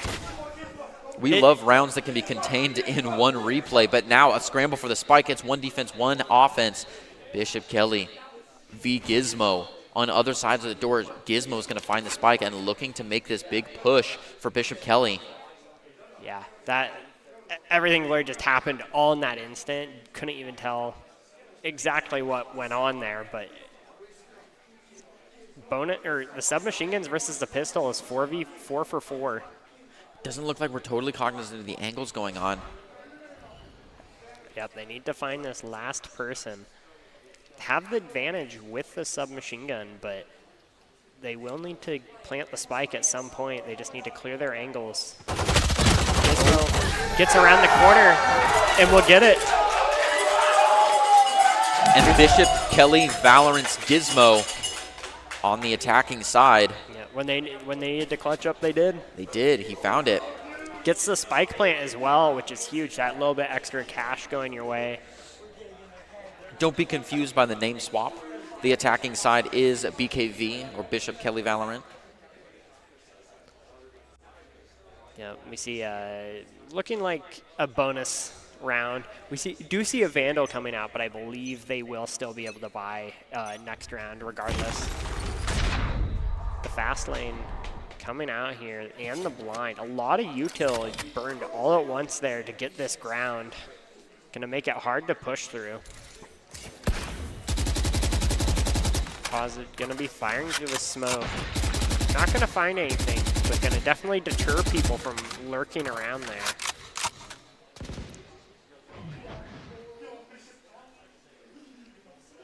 Got the sneaky angle here. Gets 1.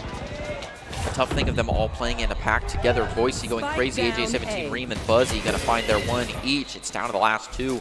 Bishop Kelly has got to hold steady here. They did make a lot of movement. Now they've got to hold it in. AJ17 to shut him down with Buzzy getting in for his 2nd kill.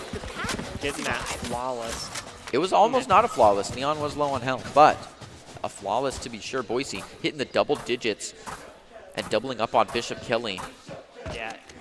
Want to reiterate on what you mentioned earlier on Haven. Like, once you leave that area, it's not your map anymore. Yeah. Like, we kind of just saw it there with AJ just kind of walking up. It's like, if you have everyone all bunched up like that, even though that's technically your part of the map, right? You've made a left it for so sacrifice. long. Yeah, you're very strong there, but you're weak everywhere else. And you can't just look at a map and know what's contested. You have to see where the players have been. And look at this. I don't like saying it, but look at this aggression. Boise is up in their face. Bishop Kelly's kind of locked down in the same spot. They want a recreation of last round again and again. Breezy coming around the outside. Takes Senpai down without a threat and through the blinds. Looks to find another. It's not going to be there. Gizmo finds him first. Koss, Buzzy, and Reem each to find their 1, and a shutdown on the last one is Koss. Finds another one at Boise, bringing in .11, just 2 more. The hype is here. People want them to win. People want Bishop Kelly to do more.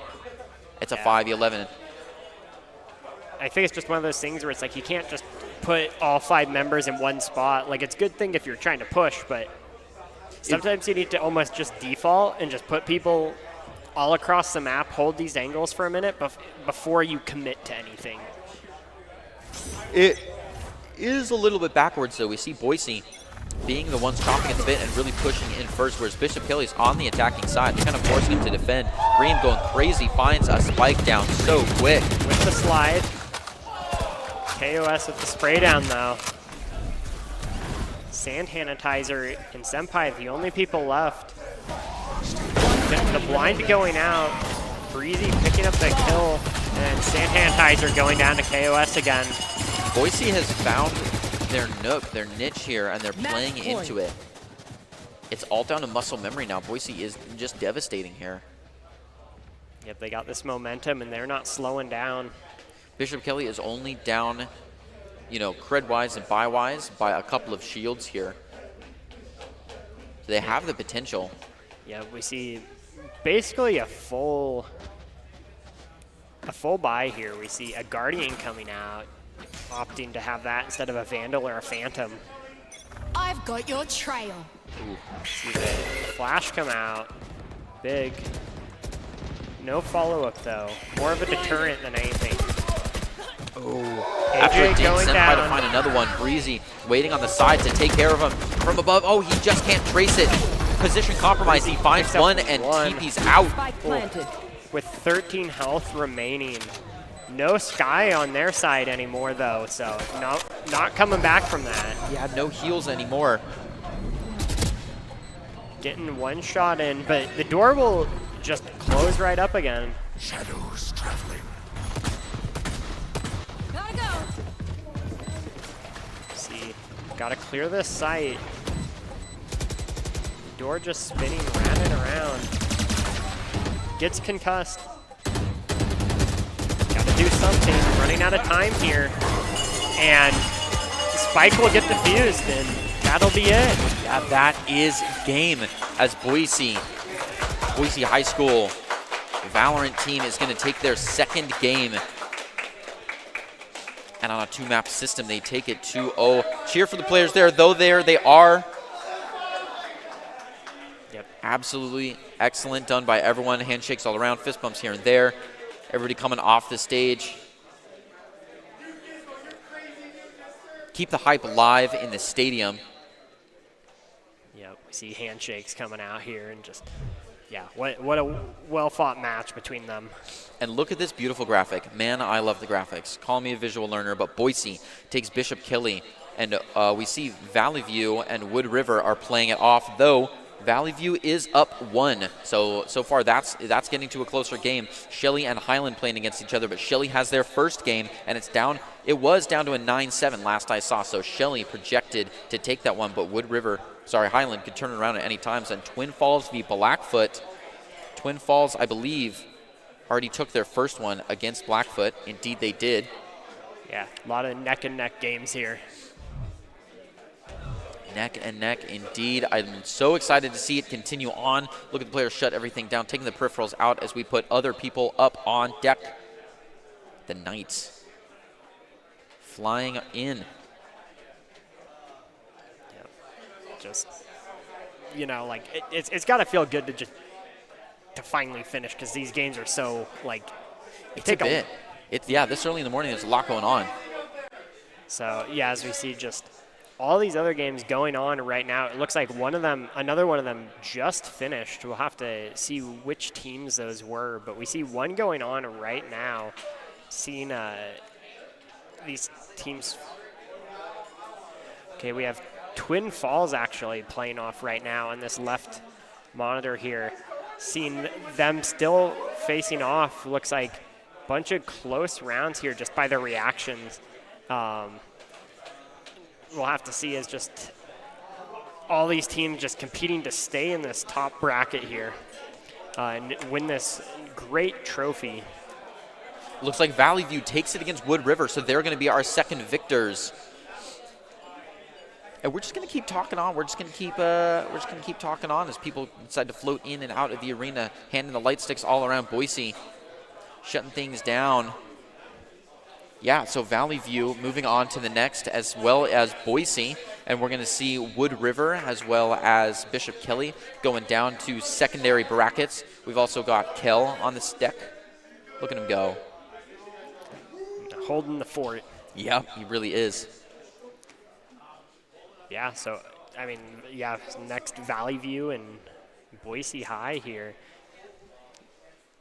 We have a player of the game if you'd like to make your biggest stabs at who it could be. Player of the game, if anyone is unfamiliar, is just the people who really did it. Just the big MVPs that made it happen.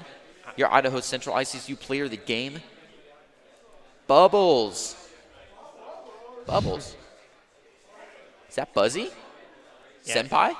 Ooh, I want to say it's Senpai. I want to say it's Senpai. Looks like we got some Senpai stuff. He's going to go down to Breezy, unfortunately, in this clip, but he just goes off the handle sometimes. I believe it is Senpai. Cool.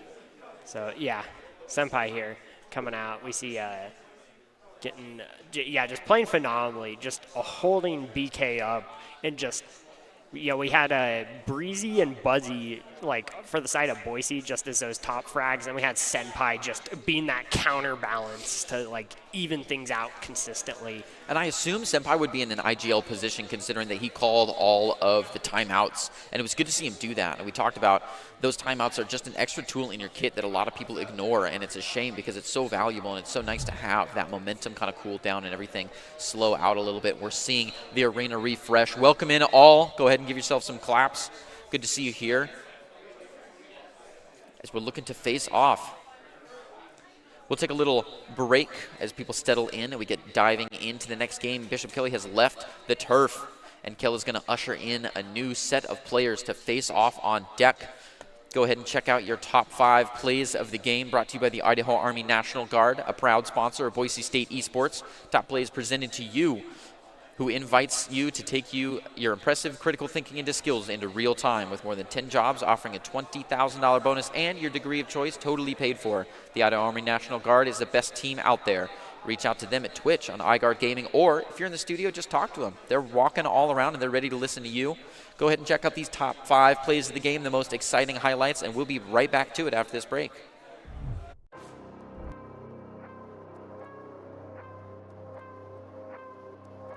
They would have gone down. Oh, definitely. Gizmo taking a little bit. Senpai picking up one. Buzzy 2, though. Senpai does manage to find a Spectre. Oh, no! Double. That collateral. They line up, get some shots. Doesn't know exactly where they are, and unfortunately had to reload. Caught on the reload right in the Serious work in here if they find the shots they need to. Boise understanding the win con, making sure they don't push, but they don't lose. Just playing that clock down. Alex, though, moving away and finds one. Senpai from above gets so close, switches to the sidearm, but can't hold it together. Team G buzzing, toss. On 2. Gizmo, Lux 0. Lux 0 closes it out. Smoke coming out. Gets some intel. Knows that at least some of them are pushing here. Jet Knives coming out as well.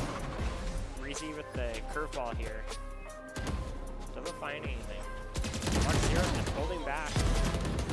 Lux 0 picking up 2. Whoa! Lux 0, the anchor, doing excellent. To Boise to hold on to this. Some shots going out. Just kind of got to wait for these shock darts coming out. Cause picking up one, and Breezy another. Breezy on the flank picks up 3, and that'll be the round. 2 for 1, going to be very worth for the side of Boise. And they've still got that ult available. He doesn't have to use it, but it's still up for him. Holding the angle, Cause with another one, getting a triple.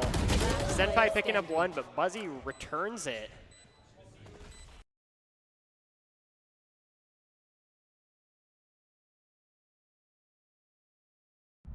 Hey there, this is Doc. I am sitting here with Colonel Cody McRoberts of the Idaho Army National Guard.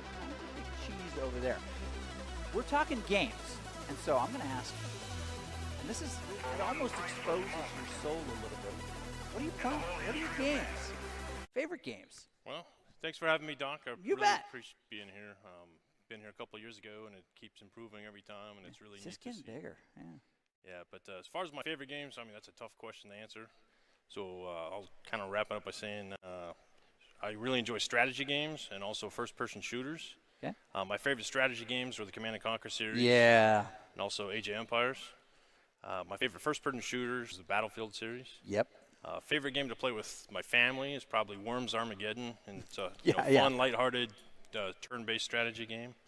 But when I have time now, what I like playing is a Star Wars Squadrons, which is a space-based yeah. flight simulation game. So let's ask about Squadrons, because Squadrons is pretty awesome. So where do you find yourself most often? What roles? I mean, since it really is like a class-based, combat sim.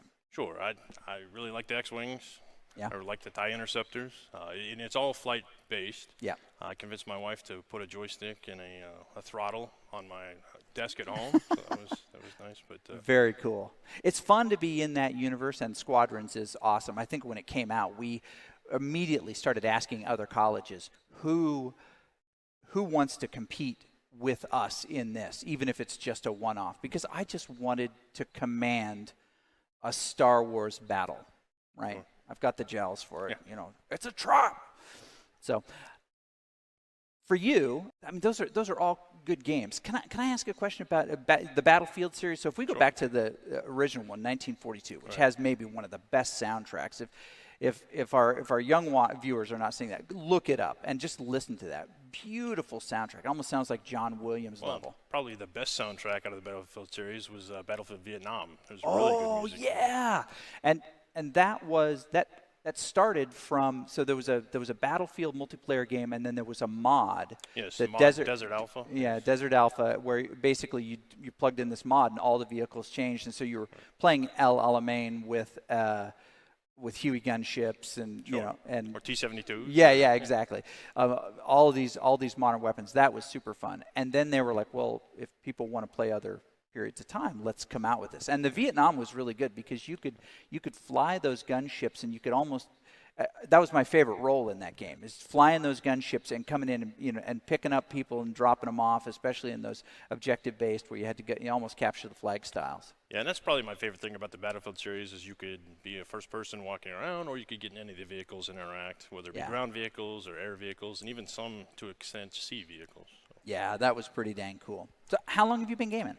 Oh, probably over or nearly 40 years. What was your first gaming machine? Well, so, growing up here in Boise, Idaho, we didn't, in the 80s and 90s, we didn't have gaming systems in the house so much, right? Some Ataris were coming out, some Segas. There were no scholarships yet, so I couldn't make the case to your family. We were spending nickels and then quarters in arcades. Hojo's back when it was still up on Overland. Right, the nickel exactly. pallets. I probably expanded into gaming more frequently and at home when PCs and the internet became more available in the 90s. Yeah. And then with your modem. Right.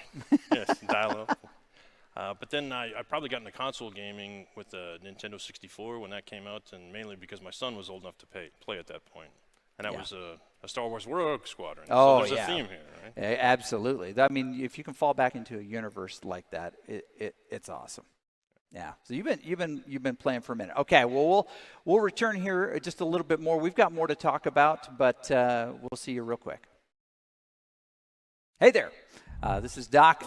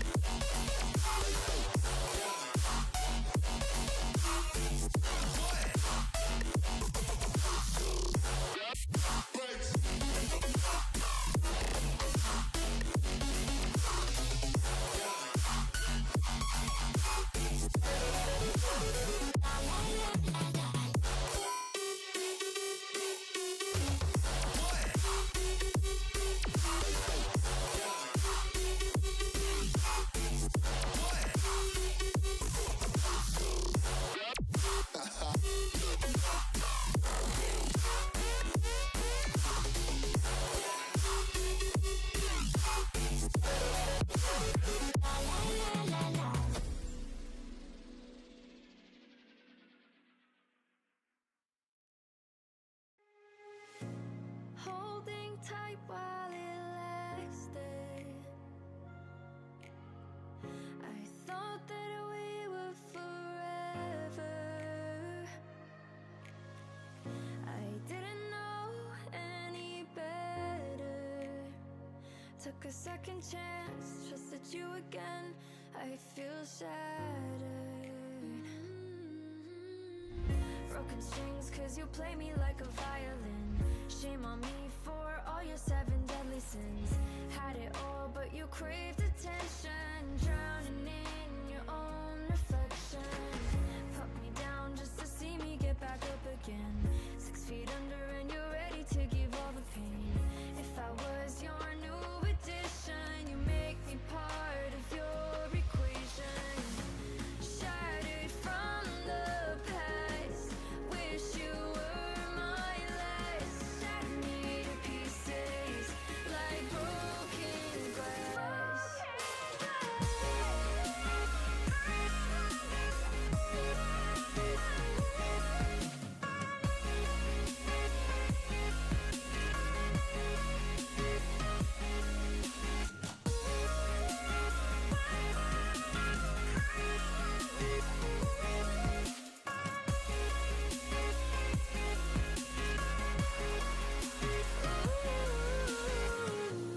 Frozen looking at pictures that we took back in the summer. I thought that I would remember how we used to feel, but this isn't real. Now we're over. Take it all, there's nothing left here anyway. We used to talk, but now we don't know what to say. Now we're just two passing strangers. We tried, you lied, goodbye forever. Put me down just to see me get back up again. 6 feet under and you're ready to give all the pain. If I was your new addition, you make me part of your equation. Shattered from the past, wish you were my last. Shattered me to pieces like broken glass.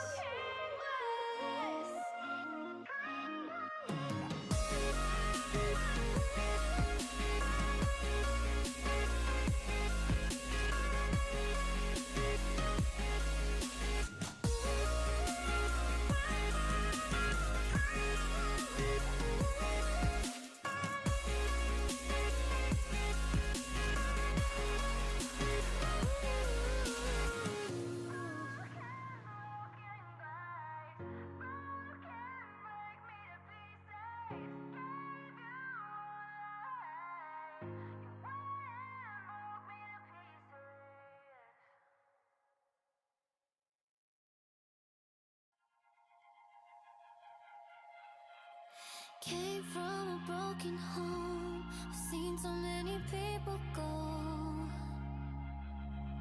Learn to make it on my own. It's easier for me to be alone. So how are you? Keep cutting through. Claiming you're not like the other guys. And only if I could give you a chance. Show me that you mean it. We'll feel some type of way.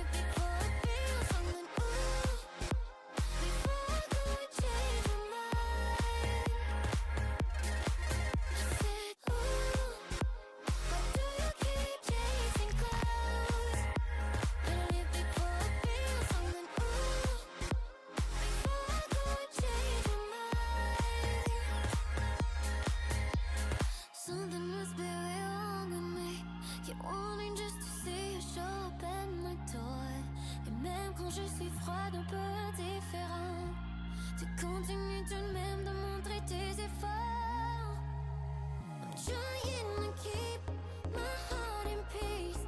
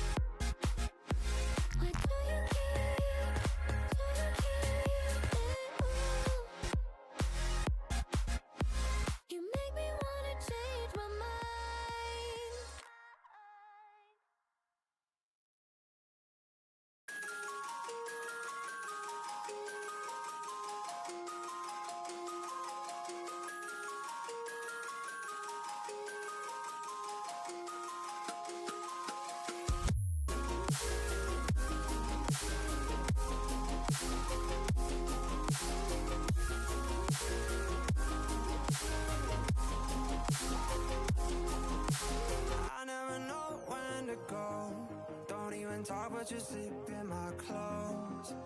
No, it ain't right, I've been stressing at night. We're together, but I feel alone. How long do I stand here in the fire?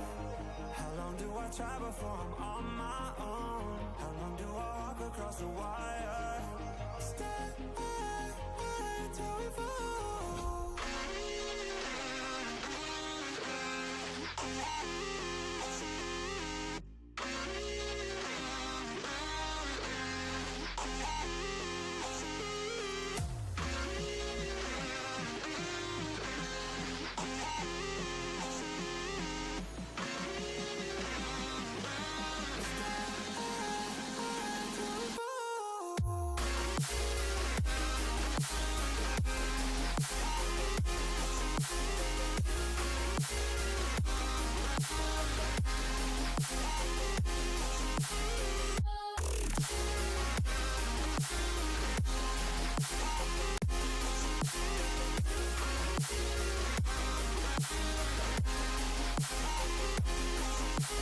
We don't know how to act.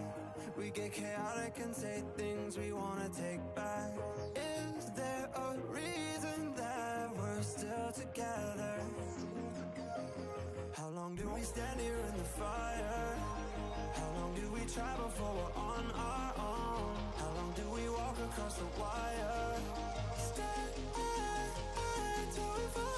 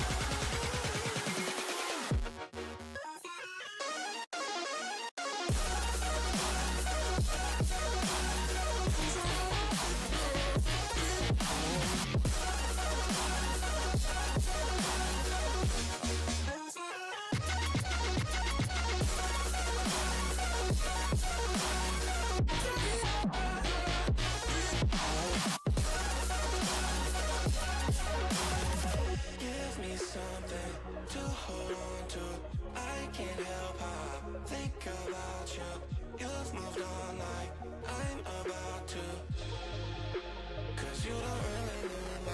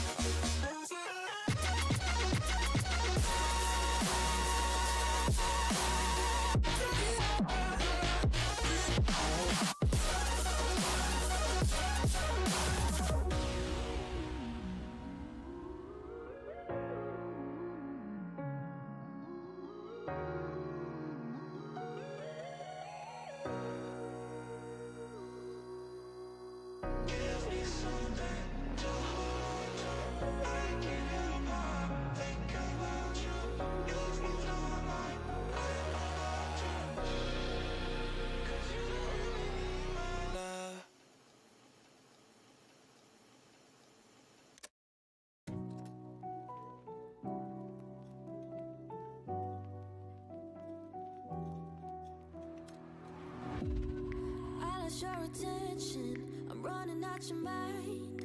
Don't know the direction to your side. Got the wrong impression. I thought that we were fine, but now it's turned to ice. So you decide, and I just wait. I don't get you, I don't chase. So you decide, and I'll just save my time. I guess we'll never know, but don't say that you're sorry. Don't say that you're sorry, girl. 'Cause we came almost too close, but don't say that you're sorry. You don't really want me, girl.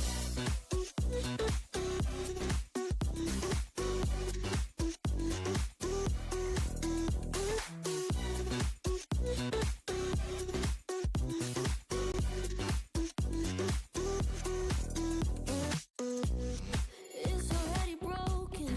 I don't wanna talk. I'm already looking for something more.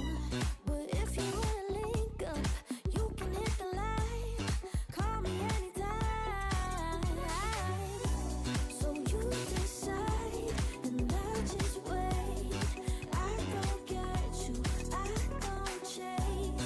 So you decide, and I'll just save my time. I guess we'll never know, but don't say that you're sorry. Don't say that you're sorry, girl. 'Cause we came almost too close, but don't say that you're sorry. You don't really want me, girl. Don't leave me on, don't let my phone. Don't leave me on if you don't really want me, girl. Don't leave me on, don't let my phone. Don't leave me on if you don't really want me, girl. I heard that you wanna be something. Why you gotta treat me like nothing, yeah? I heard that you wanna be something. You're already talking. I guess we'll never know, but don't say that you're sorry. Don't say that you're sorry, girl. We came almost too close, but don't say that you're sorry. You don't really want me, girl. Don't leave me on, don't let my phone. Don't leave me on if you don't really want me, girl. Don't leave me on, don't let my phone. Don't leave me on if you don't really want me, girl.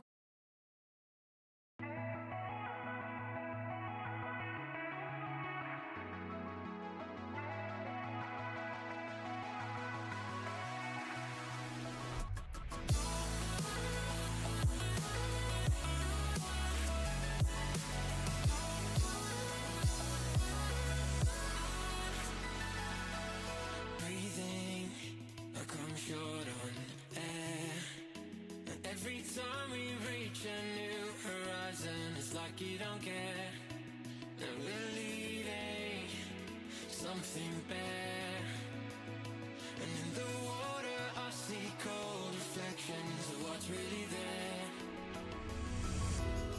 I'm not waiting, oh no, our time has come. We're fighting empires and I want to feel the fire again. It's not easy to love when the world is numb. We're fighting empires and we're gonna feel the fire again.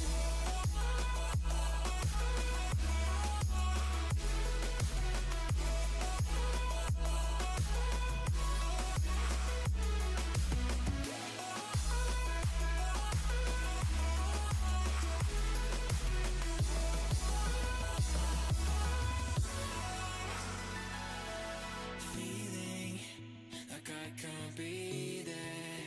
And all the valleys that we're marching on through, not even aware that it's the darkness that's so hard to see. And I'm asking you to fight, just but the difficulty breaking free from what's really there. I'm not waiting, no, no, our time has come. We're fighting empires and I want to feel the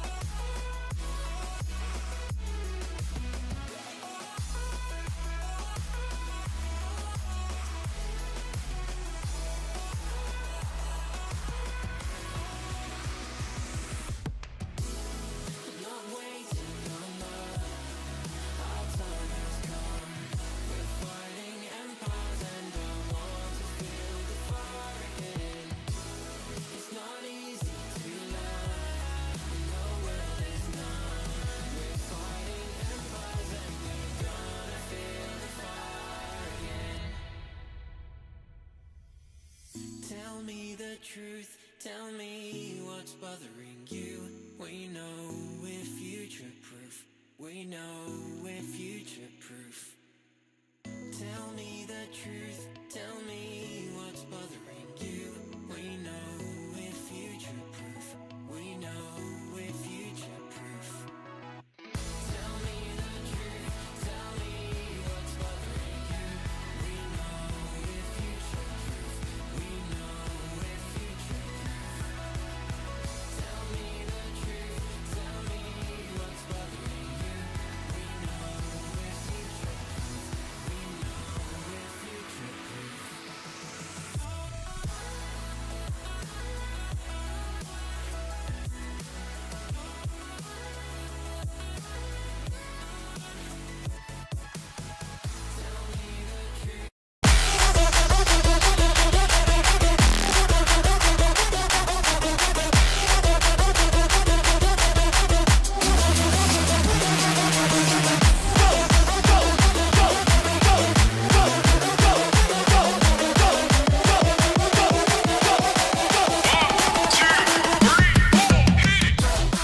Welcome back, everybody, to Boise State University's Esports Arena. Fill the place on in as you are watching our coverage of the Esports State Championship here in Idaho, presented by the Idaho Central Credit Union. Today we are going to be using more Valorant to fill your feed.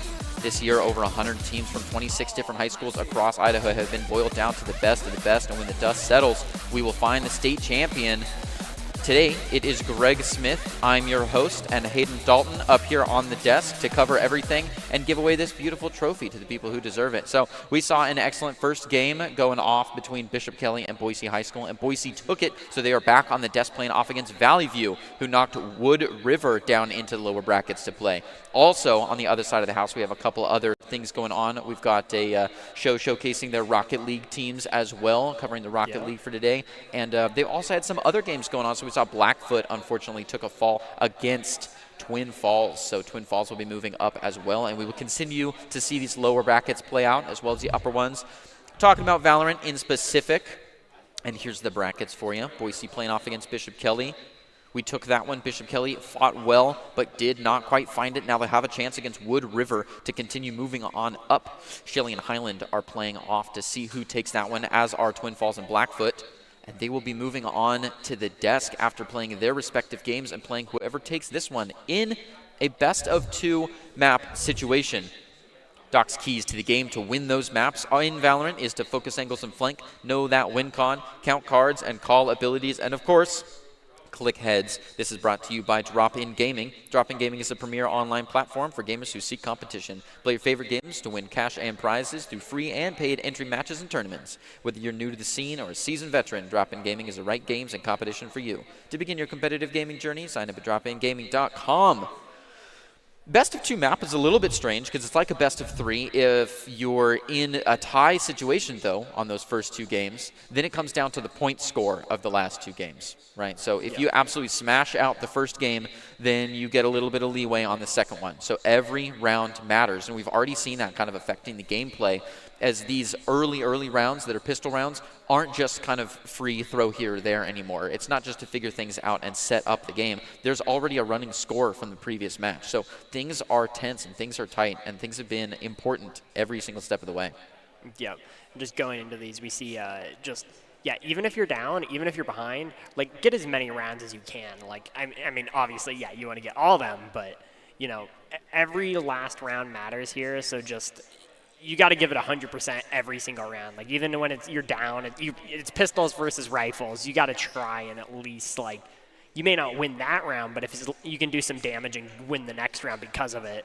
Definitely so. So we see this snowball effect and this momentum. And I was just talking to Coach Dunlap of the Blackfoot team, and he was talking a lot about momentum and how important it is to stay in the mindset and keep going. And it's all about energy, and that team is all about energy. And I'd love to see a lot of energy in the studio room here that we're in. These are the boys on deck. Give them a big clap. Give them a little hands of applause. They're doing absolutely fantastic, coming in for these championships from all around. I mean, some of these places are not close. Boise is. Boise's close to Boise, but some of these teams are coming a ways out here for this competition. So we've got people on deck, and they're running into the lobby. We would love to see what kind of maps they've got going on. These 2 maps are going to be decided pretty shortly, as well as their compositions, and then they'll dive right into it. But now that you've seen the first game, are you looking for anything in particular, anything exciting you'd like to see, anything on your checklist, your bucket list for this map? I kind of want to see just how Boise plays into this different team, because we saw it with Bishop Kelly. They were very tight and very focused on like sticking around each other, and that gave Boise a lot of space to kind of push forward and be that aggressive force that they are. So seeing if a team can capitalize on not giving them that space as early as they can and just kind of controlling as much of the map as they are comfortable with instead of just conceding a lot of it, how that changes the pace of the game. Yeah, it's important to recognize that every time you play a game, you can have a different composition and a different map and a different mindset play style that you're going for, but you always have to accommodate for the way that the other team is playing. We're going to be seeing map 1 be Haven again. Here's a little bit of a graphic for you. There it is in all of its glory. That's another 3 site. So we've seen every map so far have 3 sites. It's not typical. We could see some 2 site madness going on later on, but this is always a fun one to start off on. It's my favorite map, hands down. I'm willing to say that out loud. So I'm excited to see them come barreling in. And this is kind of fun because if they've practiced this map a lot and they have a set composition that they like to play on this map, then we could see, let's see it. Yeah, we could see the exact same composition on the same map from the same team perform entirely differently against a different set of attackers. So we get to see if they have this dynamacy in the play style that is critical for a win all the way to the end. So this attacking team, as we see game captain, Saucy, Hawaiian Taco, David, and 205 coming in from Valley View High School. From some of these previous matches, as we saw, we did host some of the lead-up matches to this scene. Specifically, I'm going to say game captain here on the Yoru has just been a menace on the Yoru, and just that top fragger kind of filling that same role that for Bishop Kelly had with their with Senpai, just where they're just that one-man army, that force to kind of just carry the momentum of that round for their team. And here it is. Yeah, give them a clap. They're running right into Haven. Ooh, I like the coordination here in the cards. Oh yeah, always strikes fear when you see the coordinated cards. Something fear-striking. This game, we like to say it's not over till it's over, but that can really stretch sometimes. Right now, Twin Falls is playing against Blackfoot 16-17. They're in pentuple overtime right now. Pentuple overtime. Tensions are high. They're switching. I've seen people switch out the mouse. We talked about every round mattering, and yeah, it doesn't get any more intense than that. Yep. Yeah, that's a tight game and a tough one, and I would love to see something like that up on the desk. Not to speak anything into existence, but we have got Boise playing up against Valley View, both the victors of their teams, and every team here had to go through some qualifying stages. Like you said, we played some qualifiers here for everybody before season, the preseason lead up to the big playoffs here. Esports State Championships for Idaho, right here in the capital city, a block away from the capital. I'm Bannock. 18 seconds before the gates go up, and we've already got the rosters set. We see a very similar lineup from Boise, very duelist and initiator forward, not very controlling like their second map was, but Valley View, on the other hand, a little bit more of a controlling sense. You definitely have that duelist position that's very high energy coming out of that Yoru, which we don't see picked very often, as well as the Jet coming in high speed. We see the Phoenix coming out again. Good blind here, actually picks up one, but gets traded by 205 right back. Very quick right off the gates, a lot of eye contact and even 2 downs, 1 for each side. A 1v1 in like 5 seconds is something that we usually see on the pistol round. And look at that, just intimidation shots straight through the smoke. Someone's staying steady here, making sure to be easy on the defuse. Boise on the defense, does not want to be moving anywhere they don't need to be. The win con is defense stays and attack comes to them. Valley View's doing well to make their way downtown, though. David taking a little bit of damp fire around with AJ-17, who we saw pull some crazy clutches last round. AJ going down to Saucy here. Same with Buzzy. Valley View getting this site control where they need it. Last one left gets Sage to all off, giving him only 1 point of entry. Gonna make it really hard to even deal any damage here. Probably going to want to play for exit frags at this point, but not exactly a lot you can do. Gets the pick. Actually gets 2 picks. Huge. The more damage they can do, the better. Yeah, that spike is so close. Reem is got very low options there, but Reem just showed a good understanding of the technicality. I mean, he passed geometry with an A for sure. Knowing that the long angle gets to walk nice and slow, he got to stand there and line it up and take an easy shot onto the forehead, while his opponent had no idea what was happening, because the short angle just doesn't see the shoulders as soon. So that was a good play right there, and he earned his double just through practice, dedication, but just couldn't clutch it down and find that defuse. I'll admit the timer was low and it wasn't looking good, so Valley View takes .1 against Boise. The victors, both of them, of their games last round as we move into stage 2 of the bracket. Yeah, I mean, showing Reem with the most credits on their team, a little bit less. Just good discipline. Hopefully a good showing to come. The Yoru fake out. If you shoot that, you get blinded, so you can't do it. It's going to be running into the wall, finally dies down. No shots, AJ except on for the a few. big flank, double check the angles. Breezy picking up 1, gets the Bulldog. Gonna heal right back up with the hot hands. Yep. Saucy throws the grenade out. Actually hits themselves with it and goes down to AJ. David managed to get the plant down. Reem goes down. Elastis Hawaiian Taco here. Has to hold this plant and goes down to Breezy. And that will be Boise actually beating them with pistols against the round 2 bye. Yeah, that's incredible. That's an upset. Yeah, that Thrifty upset is so devastating because now Valley View gets no bonus and Boise gets the bonus 1 in. They kind of steal round 1, which we do not see very often, and it's usually a tell sign of some trickery afoot. These are the kind of players who grab like a Marshall round 3 and find an op round 4, or will, you know, critical save for the first 2 or 3 rounds so they can get an early op. Yeah, Like, and I mean, just such a good play. Getting that early flank, get the Bulldog, and then it's kind of like a snowball from there. It's like all of a sudden you don't have a frenzy, you have a Bulldog evening the playing field. Yeah, look, the Bulldog's already coming out with the top fraggers on the side. 205. The first time we've seen an Astra be played this game, this tournament. Don't see it very often, but in coordinated teams, it can be a very good pick. Yeah, the people who got a lot of Astra practice early on are going to be really comfortable with this map in particular. This one was a must-pick Astra all the time until she was more Fuzzy. Going to find 205, who was lurking around a little bit earlier, setting up those Astra walls. Fuzzy, crazy with the angle there, is able to trace it out like it's another round of Kovacs, clearly warmed up from the last game. Is able to shut down one more. AJ coming in for the defuse, but it's not going to be there. Buzzy finds a third one. I keep saying their names. They're so good. Reem going in for the defuse now is Saucy trying to attack, but he attacks into so much. He's going to find one, but he goes down, and Reem with an easy defuse just hold the 4 button, and defenders take round 2, as they were slated to after the big upset. Yeah.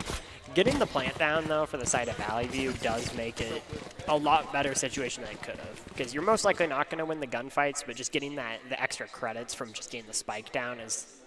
They've already done what they needed to for the round, and everything else was just icing on the cake. Yep. Yeah, and while it's nice to have an iced cake, the cake itself is what matters. So getting those plants, getting the defuses, getting any ult charges you can, extra kills here and there, just tack damage, salt and pepper.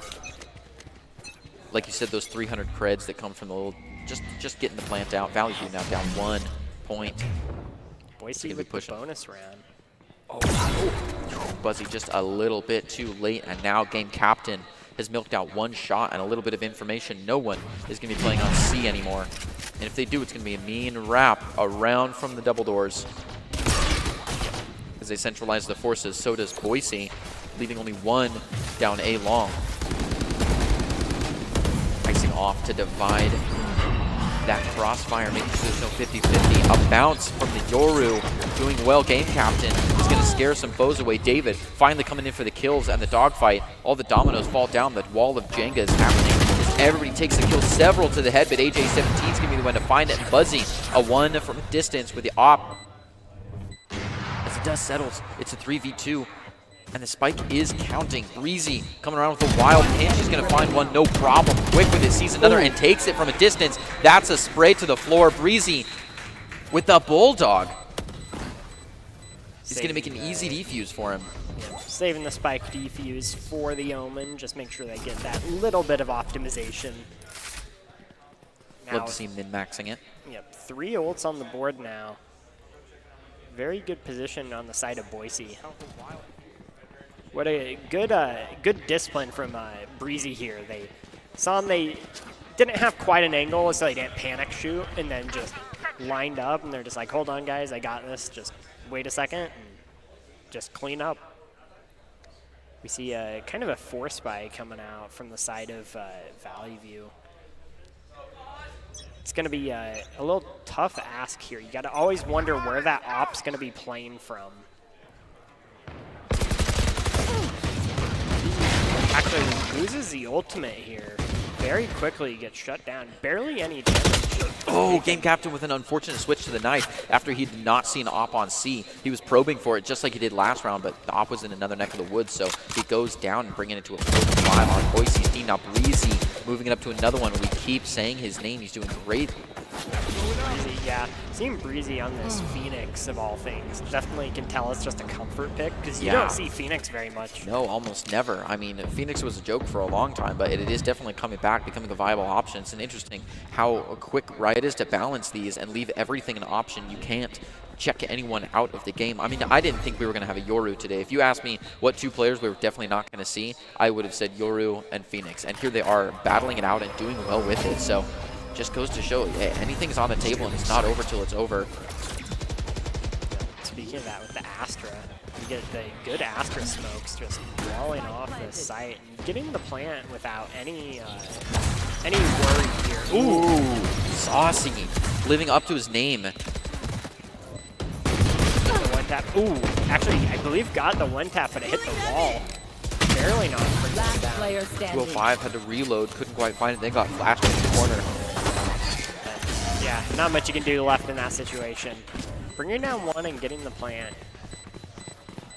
That'll be another round for the side of Boise High.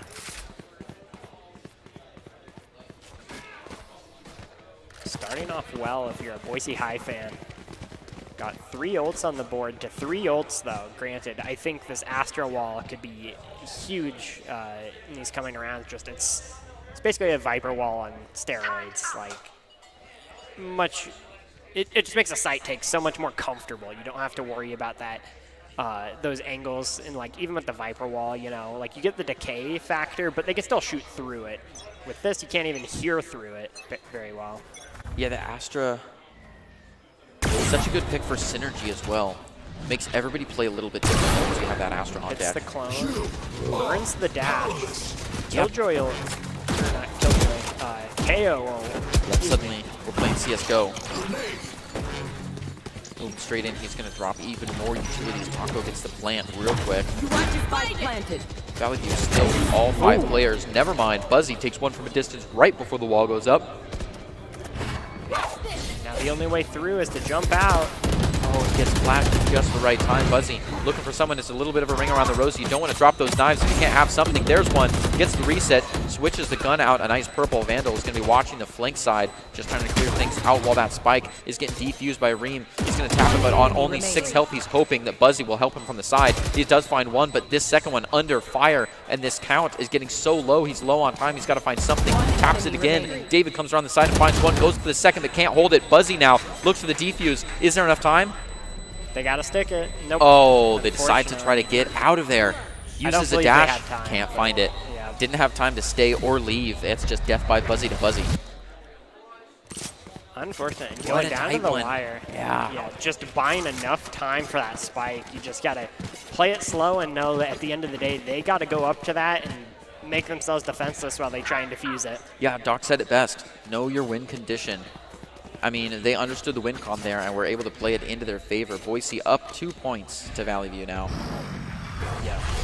Getting this cheeky angle here. 3 ults for the side of Valley View, 2 for Boise. Have to see the Omen ult. It's almost like kind of like half an ult, honestly. See the Yoru ult. Oh, game captain getting a little bit of information. Might be using that for fun in the dimensional drift. KOS going to find 2, doing excellent with that. Breezy anchoring down the site, looking to hold things over. Yeah, Breezy just kind of just playing calm and playing safe here. Don't know that they don't need to go and do anything flashy here. Speaking of anything flashy, holding onto the curveball, sends that out. Doesn't find anything, but it does give him the space to move out of the corner if he so decides. But he chooses not to. It's going to still be anchoring in C long from the tight corner. Valley View making their rounds. Ooh, shut down. Shot. Buzzy from a distance through the heart. Absolutely Cinematic. Intimidating, too. Yep, takes one out, and then that just the walls are slowly closing in. See, everywhere you turn, you have to deal with someone. Need to just make a play and make it fast. Here it is. Yeah, the fast play coming in. They go straight for it, but Boise is closing in from all sides and absolutely shuts down Coffin Ream to find their one. It's an easy defuse. Absolutely ridiculous. You want to hear something even more ridiculouser? Twin Falls has 18 points against Blackfoot, who is at 20. So they finally take it. Blackfoot takes it in what's that? Septuple overtime? I believe so. It's something like that. That is ridiculous. They were playing all day. They almost played a second match. You don't see that outside of Rocket League. So everybody is flooding in from around. The stadium is filling up just a little bit more. Welcome in all. That means it was down to a tie, and by points, I believe Twin Falls takes it, as their first game was a 13-8. So what a fight from Blackfoot, though, bringing it to a 1-1 like that, just to clean their record, make it look a little bit pretty, and give them the advantage later on. Yep, we see a whole side large push here. See, just coming in with force, but Breezy pushing right back. Picks up 3 of them before finally going down to game captain here. Buzzy looking around, but unfortunately not going to see anything. It's smart. Fires the box, will save their life. And AJ will pick up Hawaiian Taco, and that'll be the round. I believe that was just an eco round. Yeah, we see the rifles coming out now, so kind of just seeing what they could do. Unfortunately, weren't able to find a pick, and that's just how the round goes. Buzzy with almost 9,000 credits. About maxed out on credits here. Just need to buy something. A very good spot to be in if you're on the side of Boise with your econ. Going in here, we'll have to see how Valley View kind of weeds this out. AJ with the intel. We see the knife coming out from KO. Kind of forces a retreat. David just leading the charge, getting some ground where they can. Breezy, though, taking down game captain on the flank, and will kind of make it so Valley View can't feel safe from the backside here as well. Some shots coming out. We do have the Killjoy ult. 205 does pick up Breezy, but it was through the ultimate. Saucy needing to get out of here, gonna get detained and not able to do anything as Breezy picks up a 3K. Just waiting on the defuse now. Defuse is already half stuck, so yeah, it's going to be a nice clean finish. Yeah, don't even have to worry about the timer there. Bringing it up to a 7-2 as we start to near cross the half. Yeah, we are in dangerous 3-9 territory, and we've already seen the 3-9 do some work. As wow, yeah, technically, this 18-20 match was a 3-9 curse that resolved itself in the way that we would expect it to. So interesting there, though it took them a while. They did it. Valley View and Shelly's games all finished up as well. You hate to see it with that Phoenix ult. They managed to actually win the 1v1. And then, Buzzy just takes down Saucy right away. And he backs up so well. He doesn't get greedy. Buzzy, we see him several times have taken this one big shot and then flown right out of there. Yep. That's what you got to do. Just make him afraid to even re-peek it. You don't even have to be there. Now that it's just a threat that you could be there. Yeah, that intimidation factor. Intimid defense. Yep. As the game becomes a 5v4 from a clean start, Valley View has to start from 0. Oh, he can't quite scope that quickly. Buzzy is going to lose the grip on another kill, and they come barreling down the short doors. Oh, and he dashes across again. Gotta keep moving here. Can't let that op pin you down. Ryan Taco going down to Breezy as well as David. Though 205 manages to avenge both of them with the Sheriff. Uriel coming out from Game Captain, gonna try and get some intel. 205 though, caught with their knife out, goes down. Game Captain being the last one alive. All up to them now. 30 seconds left. Spike goes down. And now it's all up to Game Captain to kind of just break this apart. 2 members they have to bring down. Take some shots there. And Buzzy will manage to pick up the kill. A very close one there. It was almost a collateral. Valley View almost walked away with that one. Yeah. I do like from Game Captain there, just knowing what they got to do is take an aggressive first peek, get that into a 1v1, and then just play it slow from there. But they can't just let them just double up. Yeah, yeah. So, very well done. The thought process was there, definitely. We see the kill cam go around. More ops in the hands of Buzzy as he is just lining his pocket with creds. I mean, look at the cred difference here. 8v2 means Valley View is barely holding it together after that big buy round in this one. Buzzy looking to hold down the C long, but people are ready to probe it out of him, kind of test the waters. And once you find that op, yeah, that's the intimidation, but you know they've... Ooh, doesn't actually find the shot. Yeah. Putting down the Astra smokes. Big push coming out here from the side of Valley. Really getting that ground and trying to push through onto the C side. We hear the op shot sound. Toss is going to find the first one of the round amidst all the fire, but there's so much vision denial. Yep.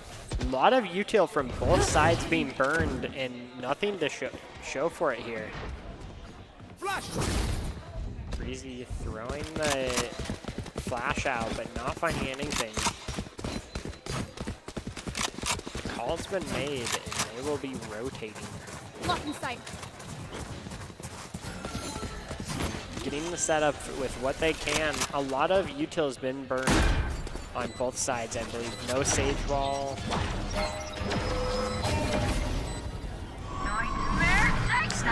Fatal coming out here. Breezy pushing out from the window. Trades back and forth. Only 2 members left on the side of Valley View. Buzzy takes down 205. 3 members. Ryan Taco picks up 1. 3. Absolutely ridiculous. It Ryan goes Taco. down.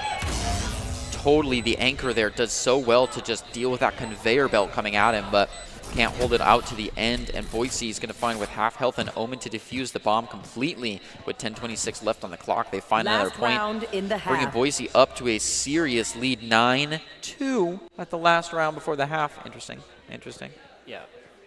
Such good play there. I think the main reason they pushed up there is they didn't know if they were still on the defuse, which you got to go for it. You can't. You have to, and that's a good trick there. I mean, once you move off, though, you have to let it happen. Yeah. Such good shots just coming out. Being able to stay calm and just line those up, not just panic spray. Going into this, we see a lot of ultimates on the side of Valley View with only one more round, so they may as well spend these if they can. KOS taking some damage. See the Astra Wall coming out, taking on C-Site. Yeah, and they took it at just the right time. They're putting the smokes up as appropriate. I mean, once you find out that's empty, you can seal it off from the rest of the world. Ooh, a little bit of fire there. David, who's got people. Breezy. Yeah, Breezy and Co, along with AJ17, around from the back. Does find one, starting to infiltrate, but they've got a long way to go up this hallway. Throws out the paranoia, trying to check this cubby. Ooh, a little bit of free fire gets him. 205 to find one. Valley View another point against Boise. Oh, from a distance. Takes out the op. 205 goes crazy with that one. What a success story, running all the way up from the bottom. Now they're here. Valley View bringing it up to a 9-3. There we are. Another There it one. is. I believe we've seen a 9-3 in every game so far. That's a little scary.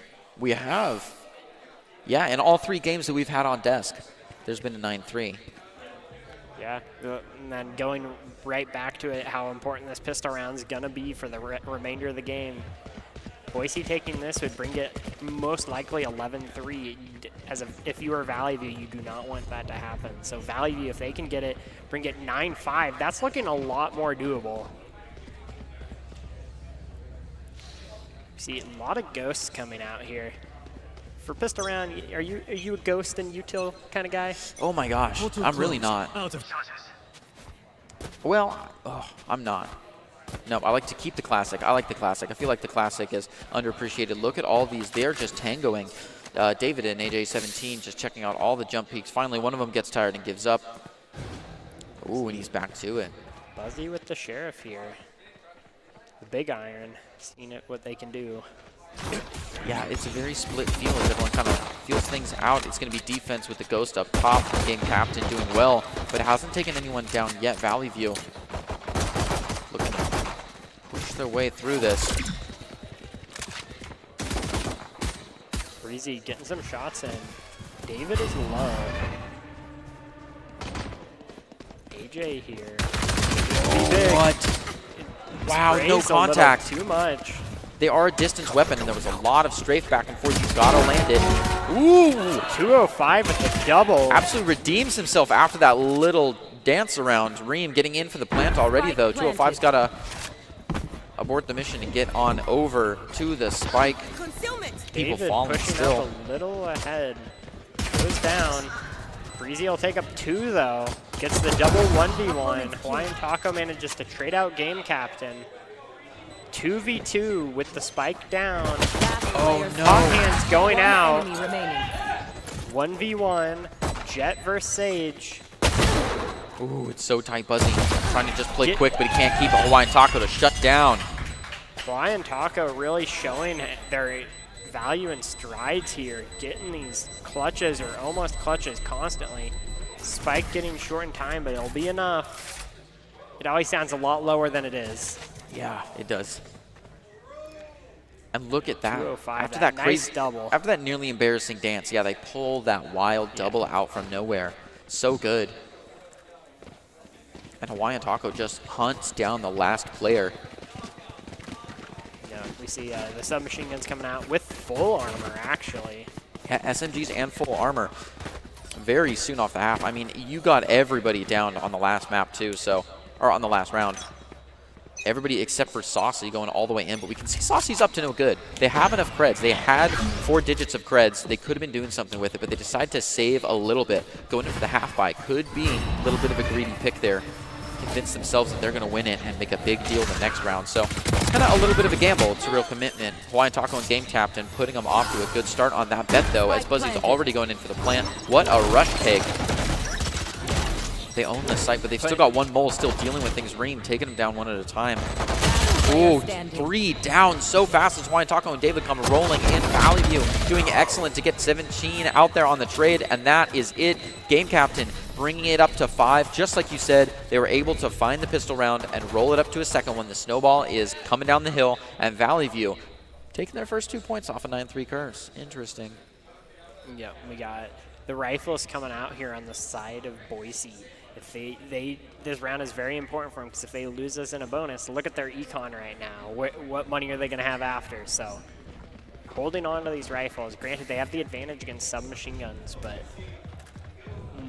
it is critical that they don't lose this if they want to stay, keep this momentum in their favor.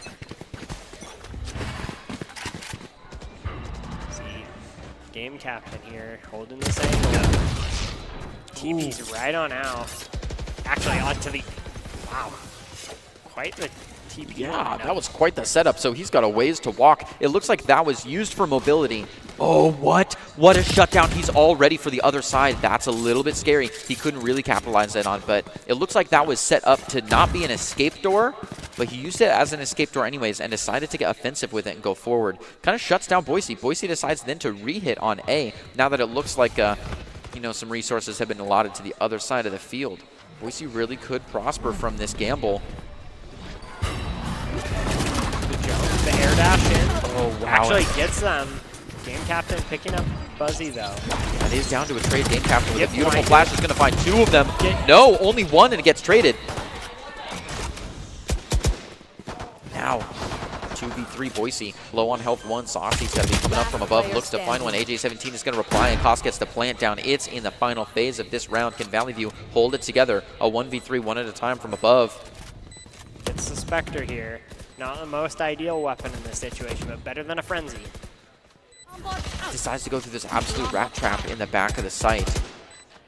It's calming down now. Vision denial is still there, but the gravity well's gone, and they find him off of Pixels. Just an elbow shot. Just take him out at the knees. And Boise now, double digits on Valley View's 5. We've seen this before as well. Yeah.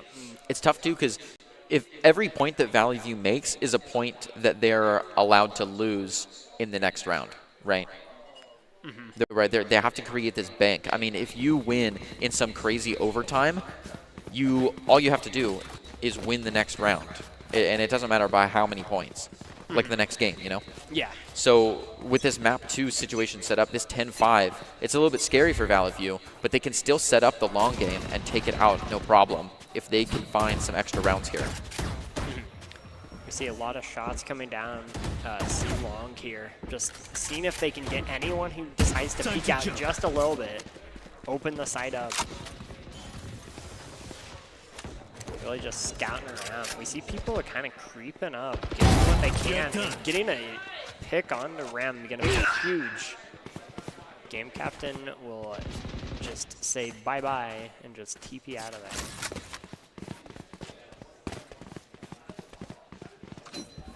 Everyone kind of just hovering around, everyone afraid to make the first move here. Gotta play it slow, because any pick is a big pick at this point in the game. You see run it back being popped here. Gonna be creating a lot of space for their team as they push through. Everyone's gonna kind of back off and wait for it to burn itself out. Saucy picking up one. Gonna fall down to KOS though. Goes down to Hawaiian Taco, and Spike being down. 30 seconds left. Last player standing. Looks like Breezy, last one left here. Gonna need to make these picks. Gets one, and Game Captain will return it though, on the flank. Yeah, it's difficult because once you plant and it's a 4v1, if they're all on one side, you can get behind and you force them to move up and play into your territory, but he was totally surrounded. So he just got the 300 creds for planting that, and an extra, utility charge for getting the kill, but there's just almost no way to survive that scenario as they close all in around you. Yeah. I just want to point out, Game Captain just seems to be everywhere they need to be right now. It's good positioning for sure, and it's the Yoru's position to be in, right? They're not, a front of lines duelist. They're a very sneaky duelist. They usually take the position that the Sentinel would, and that's why we see. Wow, and look at the Battle Sage. Actually, Valley View's roster is a little bit upside down. I love it, seeing that Sentinel, that Battle Sage coming in up at the top frag, whereas the duelist on the Yoru, which we usually see play tricky angles with funny runarounds. Always got to respect the Battle Sage. I love it. Favorite position, Hawaiian Taco. Saucy here. Guess kind of just chilling, Yeah, just waiting. Oh, Breezy. Looking to check the angles, here. but he doesn't check all of them. Can he roll right in and take a double? Is Saucy going to get greedy with it? Takes the flash. Oh, look at this. The collateral. It's not there. AJ17 turns around at just the right time. The flash was timed. A 180 could have made it a triple kill, but instead, AJ17 watches his angles as he ought. Don't just let the man in front clear everything. Good work. Yep. Scouts them all out, gets that intel and passes it to their team, but then just has to TP out of there. Flash coming out. Astro Wall cutting off sight, really making it hard for these defenders.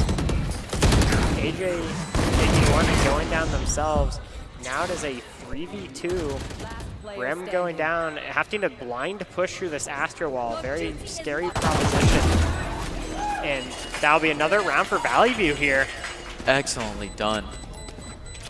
Valley View really bringing it together here. Look at the 10-7. I mean, they've taken 4 rounds, and Boise has only taken 1 since the half. Valley View and Boise are both clearly more comfortable on the defense, I believe. But Valley View is making it a deal. Like, they're bringing it in close to double digits. Can Valley View, using the creds that they just got off that last win, make it 3 more points? Yeah, like you said, this Sage has been just doing such a good job as well as the Astra, they just have the ability to cut off these sides and really just condense the fight to where they are at the most advantage. Yeah, it's not all gun diff. There's a good map control sense coming from Valley View here. VHS doing the job of just scouting these big positions. Captain throws the flash. Fortunately doesn't flash anyone, but does find them. It goes down. The lockdown. Going in for another lockdown, but it gets absolutely iced. And look at that, just this map control understanding, knowing that you can't get all the way down to the lockdown, but you can prevent them from doing anything with it by throwing that ice, not letting that bonus kind of that up. And look at this, and the game is happening in an entirely different area. C, the spike goes down as David takes one, Buzzy takes one, 205 takes one. It's trades all over the board, and now a 2v3 Valley View looking to move on in and get rid of that spike, but it's still set down in the ground, meaning the win con has changed. You can't go anywhere. You've got to steal it out from underneath the Astra, and Coast going to shut one down. Boise bringing themselves to a 2v2 as the timer continues to tick down. Just 45 seconds left on the clock, and Reem can see the spike, but they can't have it. Going to throw out the haunt, try to find something as the angles get close to a 5, takes a bullet to the shoulder. And look at that pinch play. Coast going to find him from behind. A beautiful coordination. Hawaiian Taco can't hold it in, and Coast just short of an ace is going to find the spike and get an easy plant for round 11. Yeah. Just a lot of 1v1s being taken there. And it just kind of showed, because both teams had a lot of members up. But I felt like, yeah, it was just Coast just getting these nice, advantageous fights. Yeah, and it's good understanding by his team to realize that, oh, Coast is coming around the bend, just keep wasting time here, right?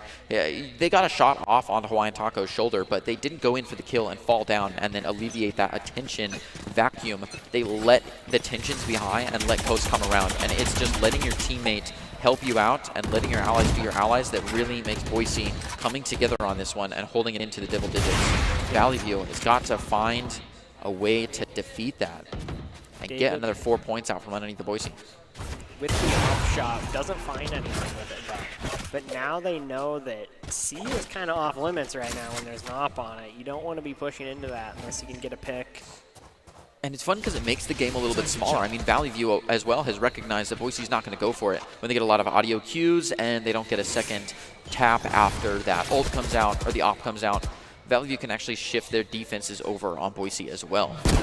A little bit too quiet, so they thin back out, and Boise looking to push in here, though they're kind of thinned out themselves. Wow, Game Captain take a devastating kill onto the spike carrier. The win con has shifted, and everyone comes flying into a short. Buzzy does pick it up and shuts down this push. Boise has no chance in B-box now, as Saucy does excellently. A flash with a great 180. The bonus up the guns that goes flying into A site as the spike is being dropped down by Buzzy. Yep. We do have the KO coming out here as well. Look at that lineup, too. Last player standing. Saucy picking up Buzzy, just a breezy left against the world. Here's the tap. Gets one, it goes down to David, bringing it a little closer than I'm sure Valley View would like, but yeah, round is a round. You'll take it. We'll take it. A win is a win, but that was so thin. Down to a 1v1 after getting the one onto the spike. I mean, the cloud burst was good, but it was just a little bit too late, and the positioning was already known. Players were a little bit separated. It was so close, but Valley View takes it. 8 points against the 11. They just need another 3 more to bring it up to a faux overtime, right? In 11-11, you still need to win by 2 points. Yeah. It's like when you're 30-30 in tennis, you're basically deuce. Yeah. Going into this, I mean, we see kind of just a force going into this round, so it's going to be most likely another value. They have quite the advantage in this round. We do see knives coming out from Boise, though. This is all the jet knives in the basket, essentially. They're going to just hope that jet knives can get a couple picks. They can get some rifles and turn the round from here, because they can't really afford their rifles. So we'll have to see what value they can get out of this. And as I say that, Saucy brings down Buzzy, getting rid of those knives. Just handguns for the most part here. Spike planted. The plant does go down, though, which is big. Game Captain walks in, but finds KOS here. Goes down. Saucy, 205, seeing what they can do. Spots out Breezy, gets the pick. Down to a 1. Needs the last kill. Don't know where they are, though. Discipline. Picks up one. Accidentally picks up the rifle, but gets it. Gun switch behind a low pen wall through the corner. So scary, but he takes it. Boise now up 12 points against Valley View. And on the other side of the house, something wild has happened. Despite the point difference, Blackfoot goes into a fight against Twin Falls in a Swift match, and Twin Falls finds it. 5v3, very, very close. Just that trigger discipline there to look at the Astra and not fire. Yeah. I believe they have auto-equipped weapons on because they still had the Frenzy out, but it kind of worked in their favor in that circumstance. Yoru getting some ground here. We see 205 actually got the Phoenix out. Or the Phoenix ult, excuse me. Gonna be backing up a lot of submachine guns on the side of Valley. Hawaiian Taco goes down, manages to get the wall up though. Here, Omen ult somewhere. AJ managing to get the teleport off actually. Flash coming out and then immediately backs up. Paranoia. Close going in for the plan as Boise is totally surrounded. Valley View looking to come from above, even though that vision now is already up there. You should Looks run. like there's a little bit of a thin angle to play from, but he's going to just jump right off the front. Goes in for a hell shot and finds him. Excellently, game captain is going to go down though, and the attack from Killjoy closing things off. There's not a lot of time left. 1 second on. And the attackers, without any defense around, is able to sit straight on the spike, but look at this health difference too. It is scary for Valley View. Can they make it in? 12v8, it all matters. Right here, it comes down to it. 8 points is all they're going to have to win the next game if they can't find this one. Yeah, and at this point, Last player standing. Spike is a bit high. Gets a pick. Gets a second pick, but Another one. Oh, was very close to one more, but Reem with a final headshot before the spike goes off, gives attackers a 13-8. Boise coming in for win number 1. Look at those victory screens. Boise doing well to hold their position on the stage. They're going to play one more game off against Valley View, and if Valley View can't win it in 8 points, Boise stays on the stage to fight off against the next one, which I believe, I can't speculate. We still haven't found Shelly's results yet, so we don't know. speculate on the speculation. Yeah. But yeah, we still see like both these teams, close games, so it's like it's still anyone's game. It's still possible here. It definitely is, and we know it can come down to the swift play as well. So it's not over till it's over, and there's plenty of game left to play, but I am ready to see them jump straight on into the next one. How do you feel if you want to? I feel like this is a pretty good match. Like both these teams are definitely like fairly even here, as we see with a lot of this map. It just came down to like little things, like very close fights, some good flanks. We saw the Yoru game captain just having these really good positioning effects and some cool strategies. Like when they TP'd over onto C site after they were on A and then had the long flank. Yeah. So I kind of want to see more of that essentially. But That's fair. I don't know who picked this map. But we also haven't seen very much Astra either. Yeah, but you're right. Those mobility plays were really fun to see, and we saw a lot of really good gunplay. I mean, this has been a solid second matchup, and I'm sure Boise High School is happy to play against Valley View, who's really holding their own and doing well here. Looks like we're stretching out just a bit, communicating some on the situation, picking those maps, picking the bands, hopping in onto the lobby as ASAP as we can fit them.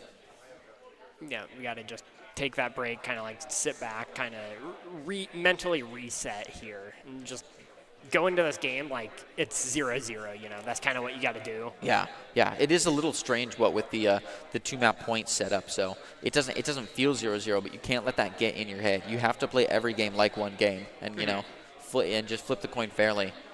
Yeah. But this is going to be a tight one for sure, as we see Valley View has done really well with this, and we're making some serious pushes and had some rounds that were just totally in their pocket and were totally shut down. And we saw them really turn it around on defense too, and we knew whoever picks the map then doesn't pick the side. So if it's Valley View's turn and they put themselves on the defense, then they could have an early lead, and that would change momentum as well too.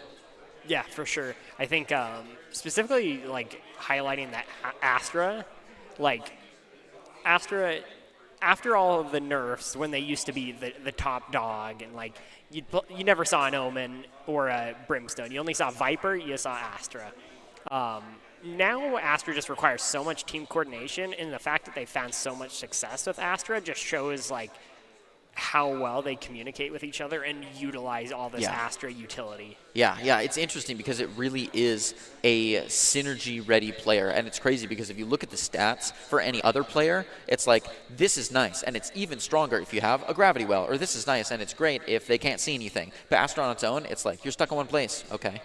You can't see, there's a smoke, okay. Yeah. There's so much going on with Astra that you need your team to know about and follow up. So it's just, it just goes even more to how these players are working together. Yeah, we talk about working together because even if you have, like, if a brand new agent dropped and you've never heard of them, even if you have the world's best player for that agent on your team, they're just not as strong as they would be if you understood them too and could set them up for success and have them in the right place. So people have to understand each other's team, and you can't like throw second string players in willy-nilly. Like, these guys have played with each other and they're solid on the team, and they made it through all the preliminaries, and they just beat their last team. Valley View and Boise High are ready to go at it again, and it's going to be an intense round. I'm looking forward to it.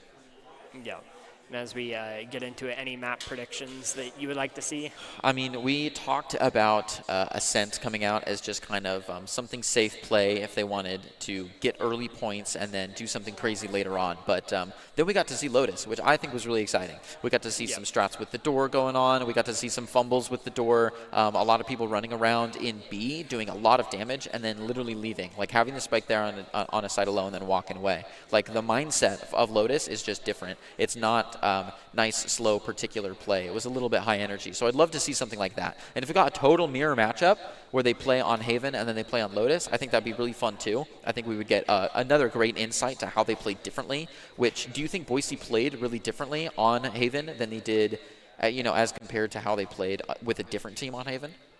Yeah, I mean, I think it'd be interesting to see because, I mean, like, we saw they weren't quite as aggressive as they normally were, like especially against Bishop Kelly. Like, there wasn't as much aggressive pushing, as much like taking map control, because Valley View just had such a good job of making sure that doesn't happen. They have like people ready for those flanks, and occasionally Valley View is the one who actually did have those flanks just because of that good positioning they had. Yeah, definitely. And having that Yoru from Game Captain is totally different too, because Bishop Kelly didn't have that. And Bishop Kelly's style of play is a valid style of play. It's like the tank style of play where they all want to be together. And you might know where they are and you might be able to make some shots onto them, but they're going to fight back. But Valley View has a much sneakier style of play, and they're all connected by comms, so they don't need to be standing next to each other to have a totally, an all committed all at once, watches synchronized, force play. And they know that they can do that from a distance. So we saw some crazy reach around, like pinches and 50-50s where people would just pace it out and someone would have to come like make the long circle all the way around and then fight from the other side, and then there was no chance. So the Valley View style of play was so different that Boise, if they had fought the same way, if they had just gone charging in, or if they had like full committed to one side and just like let things happen and then decided to move in with like a big rush flank, it wouldn't be available. It wouldn't be an option, and they wouldn't have survived as long as they did. So it's good to see Boise playing that dynamic play style and being able to accommodate for the team they're playing against. Yeah, because that's also another thing that you just need to take into account, because that kind of separates teams. Like, because you can have a really good like play style, but if that's your only play style, once you get to a team who just that doesn't mesh with them, like, you run into that problem. So being able to be like, wait a second, this team's doing something different, we need to adapt to it, that's really sets you apart. Yeah, and that's why we're playing the best of two, because if we just played a best of one, then you could catch them off guard in a strange situation or get them stuck in a one map that they never play. So this best of two really gives us the chance to say it's not over till it's over, and we're ready to jump on in and push it even further and keep fighting even when it's down. Yeah. And like going into this, we'll kind of just have to see. Specifically, I want to see from both teams, depending on the map. Are we going to see, first off, are we going to see another Phoenix, or are we going to see another Yoru? Like, are these picks that, because you don't see either of these picks very often, And is it one of those things where it's like that's kind of a pocket pick for these maps, or is it kind of like an overall like or a one map trick? specific pick, or are they a one-trick Phoenix? Right. Because, yeah, I mean, that Phoenix play was very well done, and you can see, like, a lot of coordinated pushes with those flashes, and same with the ultimate, because that's such a strong ultimate. Like, if you were to play Phoenix even before the buffs, like, it was because of the ultimate. Right. Just getting the second free life to get all that free space. Yeah, and it really is asking for forgiveness instead of asking for permission when it comes to making mistakes as far as Phoenix goes, because like the run it back is just you go full force in as if you're, you know, a Skydog, Trailblazer, or the Bird, or like, you know, the sidearm from Gecko. What's it called? Wingman. So seeing him like fly in with that mindset, take some damage, and then just move over to the side, and you use a little bit of the flame, a little bit of hot hands to get that energy back. It's a style of play, and it's a mindset to say it's okay, I'll fix it later. But we're seeing him go into Ascend, so we did talk about this one. Here's Ascend, the graphics for it. We're gonna be playing right there. Yeah, and I mean like Ascent, like just like I mentioned before, this is the Dust 2 of Valorant. Like everyone's played this map to death, and like all these teams have built strategies, or at least know the strategies of this map just because of how common it is and how reliable it is as a map. It's not very crazy, we'll say, like compared to some of the other ones. It's got the doors that close and you can destroy them, but yeah, it seems like every map has like a gimmick, and this one's gimmick is not having a gimmick.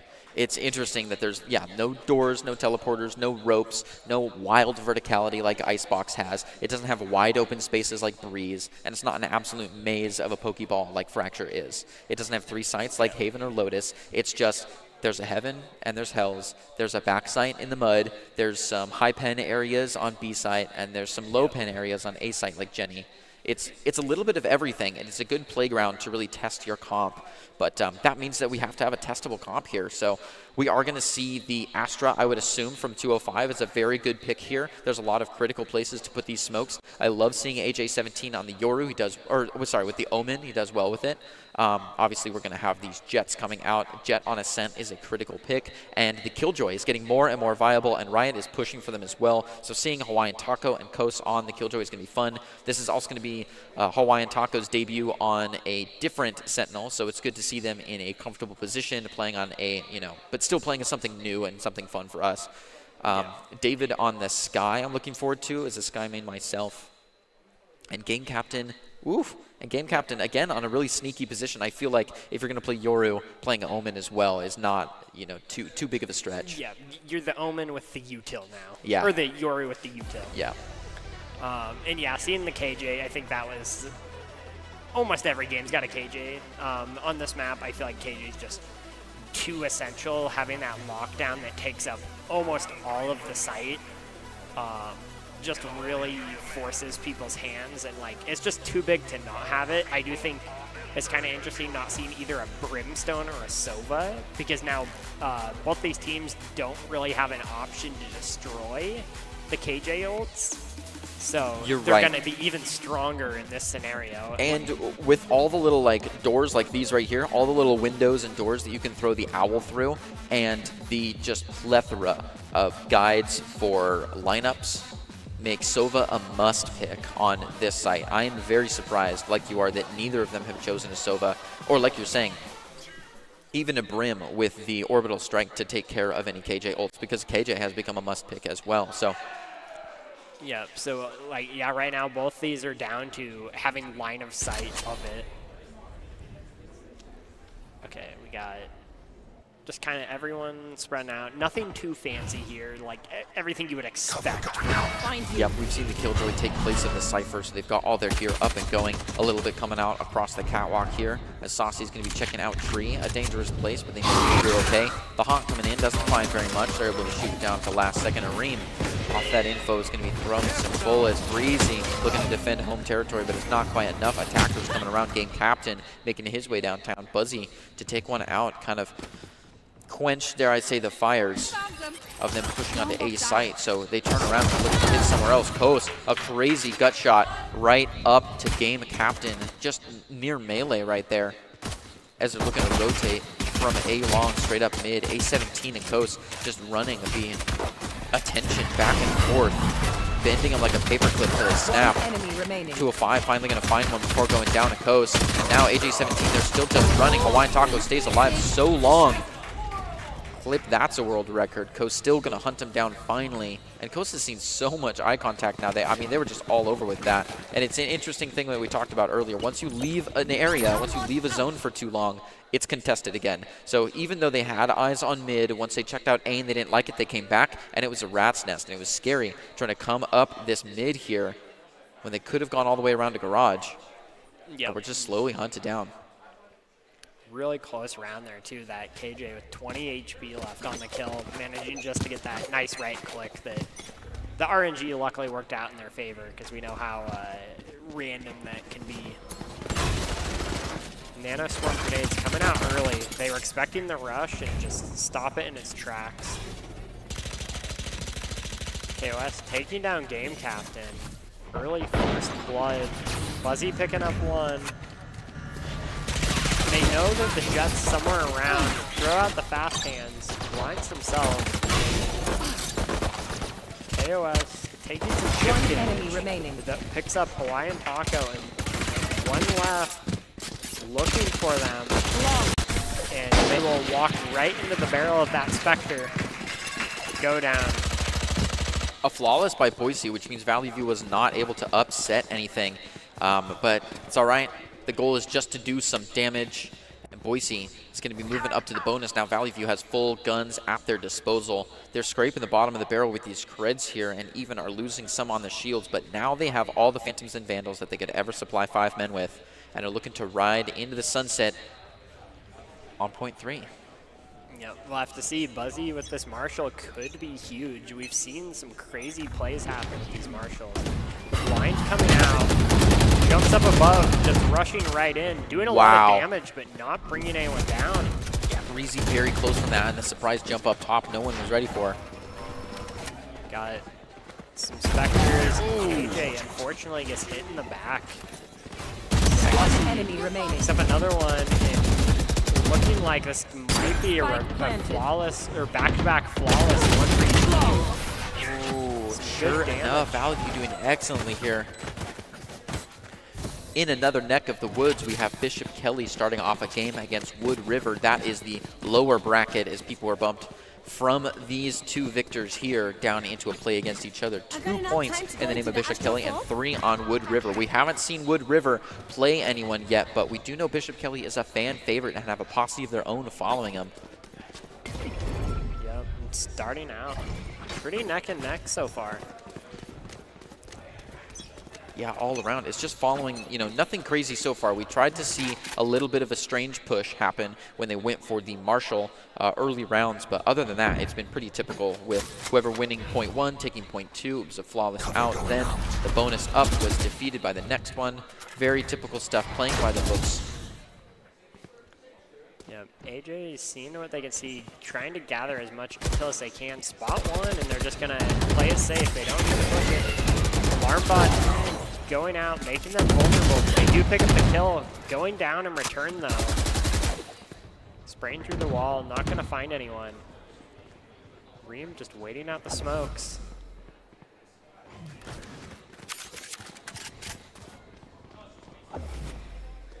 Both teams just kind of feeling this out, kind of playing around and trying to figure out where each team is. KOS going down to Hawaiian Taco. Buzzy trading Game Captain right away with a headshot. The door goes down, takes out the turret and the door. Spike planted. And now Plant is being down, setting a timer on how long this round can go on. Valley View just needs to hold out long enough. They're starting to figure out where these players are. Shaw's trading back and forth, but no one going down yet. Breezy managing to get the kill, getting very low. Intel coming out, being destroyed. A beautiful 2-swing. Just proof that you should always play together with your players. 205 on the run. He's going to get the run around, finds one, gets the second.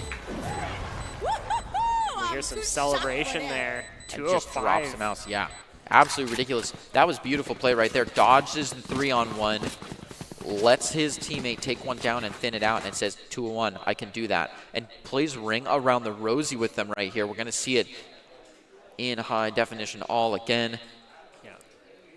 Drops on out, deals with that. Takes one down. It's a good trade. Now it's all down to one. Tries to play through the wall, but it can't be there. Runs across LOS and pinches one off from the other. Takes the second one on the shoulder. Crouches after the third bullet and stays steady. Absolutely brilliant. Value now 2-2. And Phoenix only coming out. Breezy blinds. Oh! Buzzy picks up one. Breezy went down, but went right back with that ultimate. Buzzy just punishing their consistency. He knows they smoke up there and then climb the box. And Phoenix goes around to take the one watching their back. They shut that play down. They didn't have a big move afterwards, so all the trades were made, and it comes down to 1v1. But Boise and Valley View now, like, you know, Boise is showing, hey, you can't just do the same thing every time. We're learning. We're paying attention. No. The Killjoy coming out. Going to be forcing these players to back off. Breezy kind of holding the close Spike angle, down and it's A. like they won't expect me to be still in here. Does find one, but the trade comes out again. Valley and Boise are both doing excellent with just making things 1v1 trades. The Paranoia is going to come out, but he's not worried. Saucy finishes off holding 4. And they're watching from the side as people are going to come in and try to find this shutdown all from all angles. Reem to find 2 from a distance. Absolutely unreal. Does get shut down from getting any closer, but Kos, he's going to finish it out on the close walk. And with a whole lot of help from everybody as the assists on that were, I think, 4 different people. Yeah. Reem finally to finish off the defuse and bring Boise up to 3-2. It is so neck and neck, though. This is the closest game that we've seen so far, or at least this is the game with the least spread that we've seen. Yeah, going into this, looks like everyone roughly looks like they're going to force up here what they can. But both teams in a relatively even position here. I believe we have jet knives ready, which is basically like a whole rifle here. So as long as you can just get that one kill with it to reset the knives, you're golden. Always awkward when you miss them and you're stuck with the classic. See this round. Get out of my way! Yep, there's the knives coming out. Fortunately, he flashes themselves with the bird. Don't worry, we've all done it. Yep. Breezy just kind of holding this angle. Knows they don't have to do anything flashier. They just got to be the one to go and spot someone out and make sure they don't walk in without a fight. AJ, the one tap. Yeah, that's a little bit of a showcase of what a range of style of play you can find here on Ascent. That's the longest angle you can take on this map, and he takes one from a distance, not with a Marshall, not with an op. The typical AR, Saucy playing from a distance as well, crossing the mid with the knives. It's a little bit of a standoff. It feels a little Cold War-ish. Not a lot of people have moved from their spot. Not a lot of gates gone up. But David is going to take one straight through mid. He's going to usher in the spike carrier. David to find a second one. He's doing well. Yep. He's going to be running the spike around B long. His B has already been totally checked out. 30 seconds left. Seeker's coming out here. Saucy with the saucy angle. Yeah, it's a little scary. And the Seekers aren't going to find him because they're on his team, so he's totally unknown up there. David already getting the plant in. Absolutely undefended B. Finally, Boise comes rolling in, but they got to break the door first. Now they're playing into somebody else's territory. Valley View 2, one on each side. Since in Paranoia, that ushers an easy first kill. It's down to the last one in a high pen area. They could just spray if they wanted to, but they're playing out. They know they've got the win con. They know they have the timer. Just wait for it. It's a 1v1, and he finds both of them. What? Buzzy with the upset. I was not expecting that. Does he have the defuse? Yes, he does. What an upset. What a clutch. He was in an uncomfortable position. Only thing preventing him from just falling straight down was his cardboard wall of a shack. And he comes around and finds both of them just on crosshair placement and the jiggle peeking. Yeah, unfortunate time to pull out your knife right there. Just managed to peek at the right time and got them into a quick 1v1 and just lands the shots they needed to land. A 4v2 now. Boise holding it in. Valley View is definitely posing a little bit more of a threat. Yep. As the gates go down, seeing what these players can make of this. Smoke's coming up. We got the one-way showing up here on the A side. Making it a little scary for anyone to peek, as you'll be able to see their legs before they see you. holding on to the flash, playing patient. Flash goes out, get a little bit of intel, and then they're just going to back off. Get the call, know that where people can rotate and where they can't. Buzzy picking up David here. Good initial pick, going to make everything else a lot harder to figure out with a man down.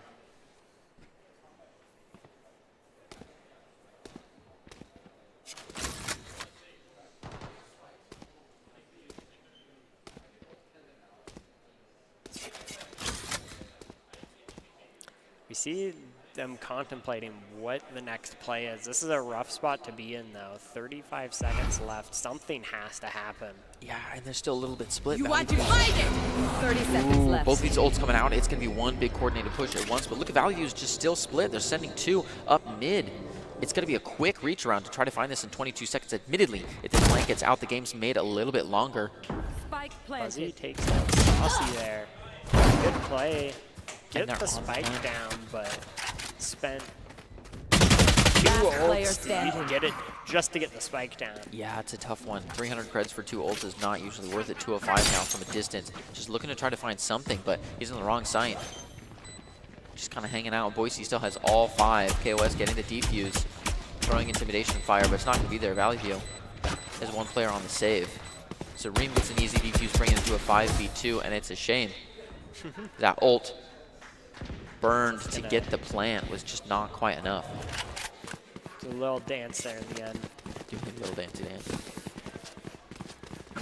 Yeah, as this lead starts to grow, Valley BYB just needs fam, to going to find Astral the to do them weakness Astral Guardian in things I Boise's do. defense here, because it seems like A site is not it, but you know, B site you got that KJ, so it's one of those things where it's like, do you have the tools or the ability to get around that?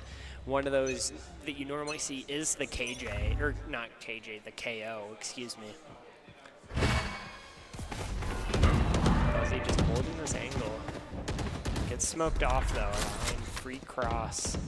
Yeah, and they're going to make good use of that. They're going to use those 25 seconds to streamline people straight up B, and using even more smokes to block off that backside. This is what smokes would look like, making their way across to the wall. Now KOS trying to shut this wall down, not quite going to be there. Bounces a bit far. Saucy to find one, and Coast doing his due diligence to get another. Valley View looking to come around the long way, and even consider going up to A. Yeah, here it is, A from heaven. It's not a plant we see very often, ever. You know, some chip damage coming in through the smoke, but nothing concrete gonna land. Breezy just holding the angle and don't know if they know they're there. They see him. Saucy takes him down, but KOS manages to trade it right back. Yeah, that's the important trade. remaining. Game captain, just beautiful positioning, wins that 50. KOS taking some damage, the only one left here. Tries to find the pick, but Hawaiian Taco will make sure that they do not get any fancy showing here.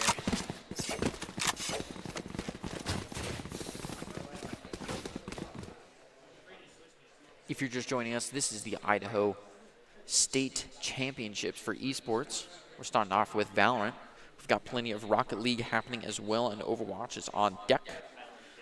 I'm your host, Greg Smith. I've got with me Hayden Dalton on deck to call all the action. Yeah, looking into this, we actually do see an op coming out. So the lead is slowly closing. Getting some pre-fire shots out. We see the run it back, going through, but not finding anyone. Getting this push. All the intel, at the very least, tells them where they're not. Ooh. Jet dashing in. He doesn't get the kill, but AJ still goes down. Enemy remaining. Boise is just taking them down one at a time, but the 1v1s are there, and people are all replying correctly. There it is, the last one. A 2v1, a double swing finds them, and Buzzy is going to be the one to take Hawaiian Taco, bring Boise to a 6v3 on Valley View. It is so close, and Valley View has had so many close calls. I mean, that was a 5v5 down to the wire. This could have fallen either way.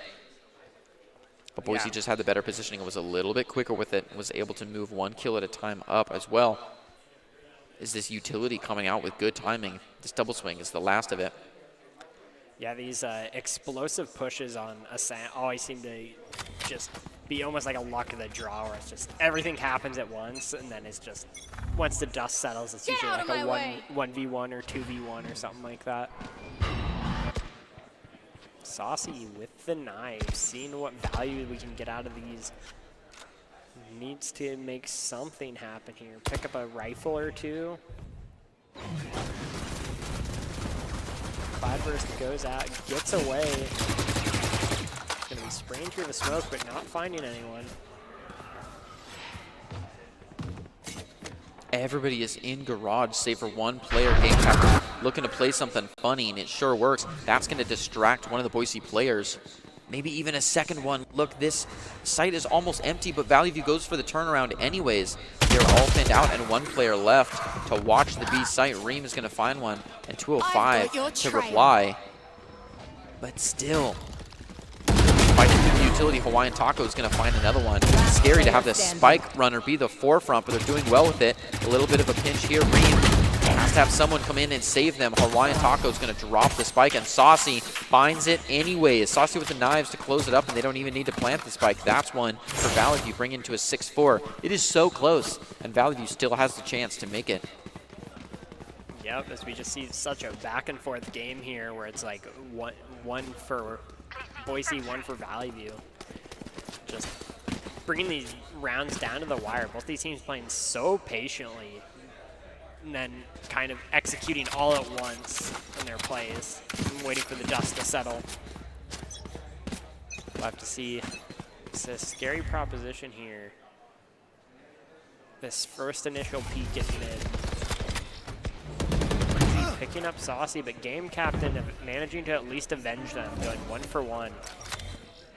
We see 2 duelists down, making initiation a lot harder for these teams. Valley View likes to tap the garage, but they usually don't push through, and now we see them returning again to mid where they're most comfortable. With this open play style, I almost feel like maybe they didn't choose this map and they would have liked something a little bit more field-ish.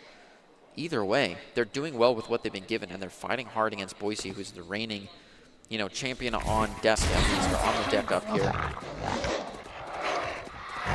Valley View splitting the forces a little bit, leaving one open in mid as they have people watching both sides. Going to head up the catwalk and through tree. See a little bit of a shadow step. Yep. Taco, Game Captain, actually. Well done. Yeah, Hawaiian Taco being the great distraction. What? And Game Captain takes one melee against AJ17, who walks through that wall. This wall, you can't even hear through it. It's a dangerous thing to be walking through. Yep, got a little too hyper, tried to go for another. Just overheated a little bit. You know, always just take the pick and hold it. See, spike down here, 3v2. Anything is possible, but it's going to be a tough ask for Boise. Mark 1. Last player standing. 205. Pick up 1. KOS actually brings down Hawaiian Taco. Good pre-fire, but they know that they don't have to push them, and David will take down KOS here. And that'll be another round. Thin. Yeah, KOS definitely could have had that, but it was so close. And it comes down to a 6v5. Valley View doing well, fighting their way back up. Yeah, unfortunately the Ares is not the best weapon for closing those close angles. Nope, spray is a little bit too wide, and it takes a while to ramp up to full heat. Yep, actually gets that kill. Very surprising. Gets to jump down, pulls out the gun, and still manages to get it. Such good gunplay, and just knowing what shots you got to hit there. Valley View again teasing us with this big garage door push, but Boise just loves having everything set up here. Going to be throwing the smoke in. Already some intimidation fire, and Boise knows they've got the green flag to come sprinting around the halls. A big omen jump is getting them off into the deep here, already in the mud looking for a plant. He's just going to usher it in as Hawaiian Taco comes running. They've taken out the one defender just by pushing them off site. They've pushed them off of B, and they get an easy plant. Still 5v5, no damage. Anyone is ready for a flawless. And here it is, tensions are high and it collapses. Boise usually takes these big fights. Will they find it again, or can Valley View bring it up to an even and fair half? Total coming out here. Gets quite a few of them in it. A heal coming from The KJ ult coming out. Not gonna be able to go off in time. Nice. Oh, nice. Valley View loses another player to Reem.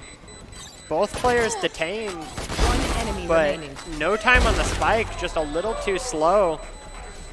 Absolutely wild.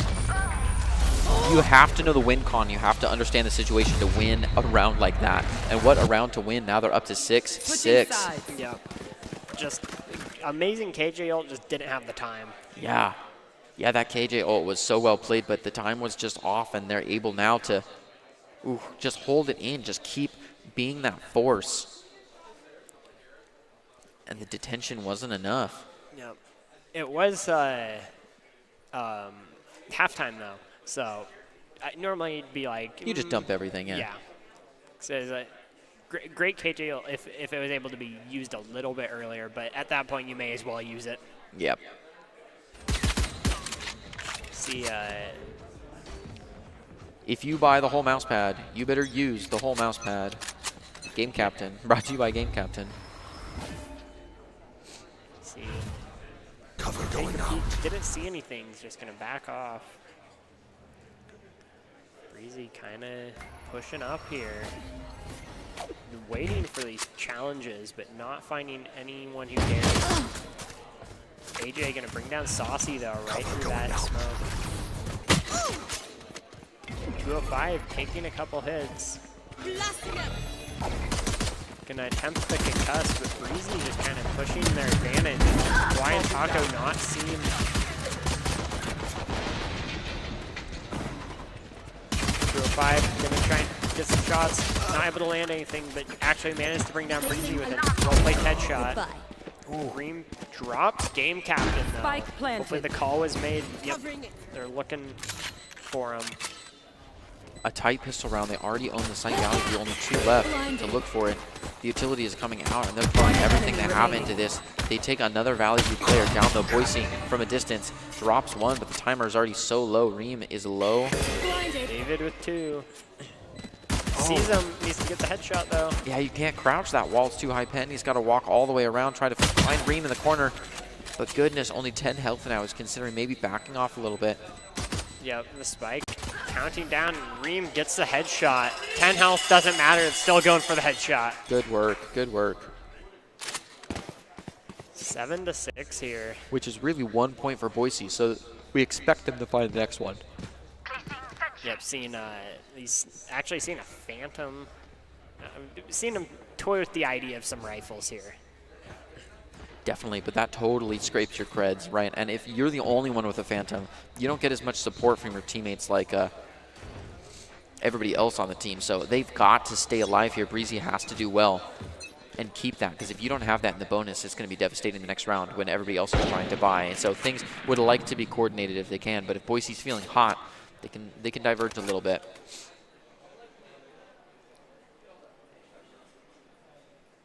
Yeah, we see Marshall coming out here actually, which is pretty massive on these early rounds just because no armor. A single body shot from a Marshall is going to one-shot you. Nice and slow. Boise moves through B. Out a few through mid. Valley View. Still spread. This turret just slowly chipping away at them. Don't do a lot of damage, but it's doing damage.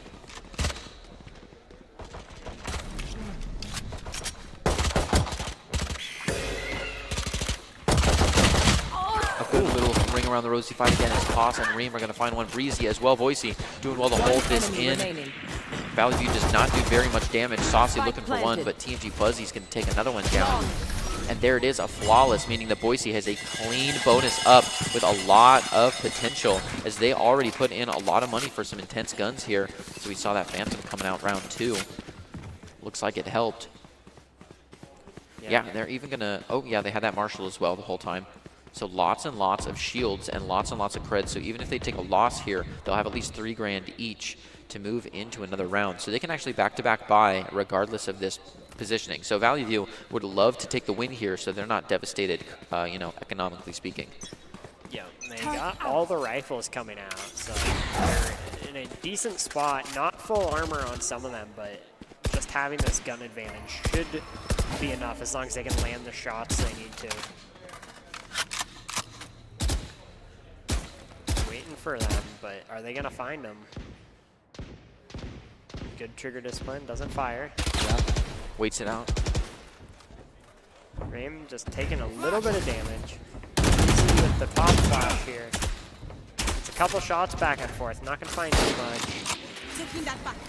Marshall shot coming out actually does land, bringing 205 down quite a bit of HP.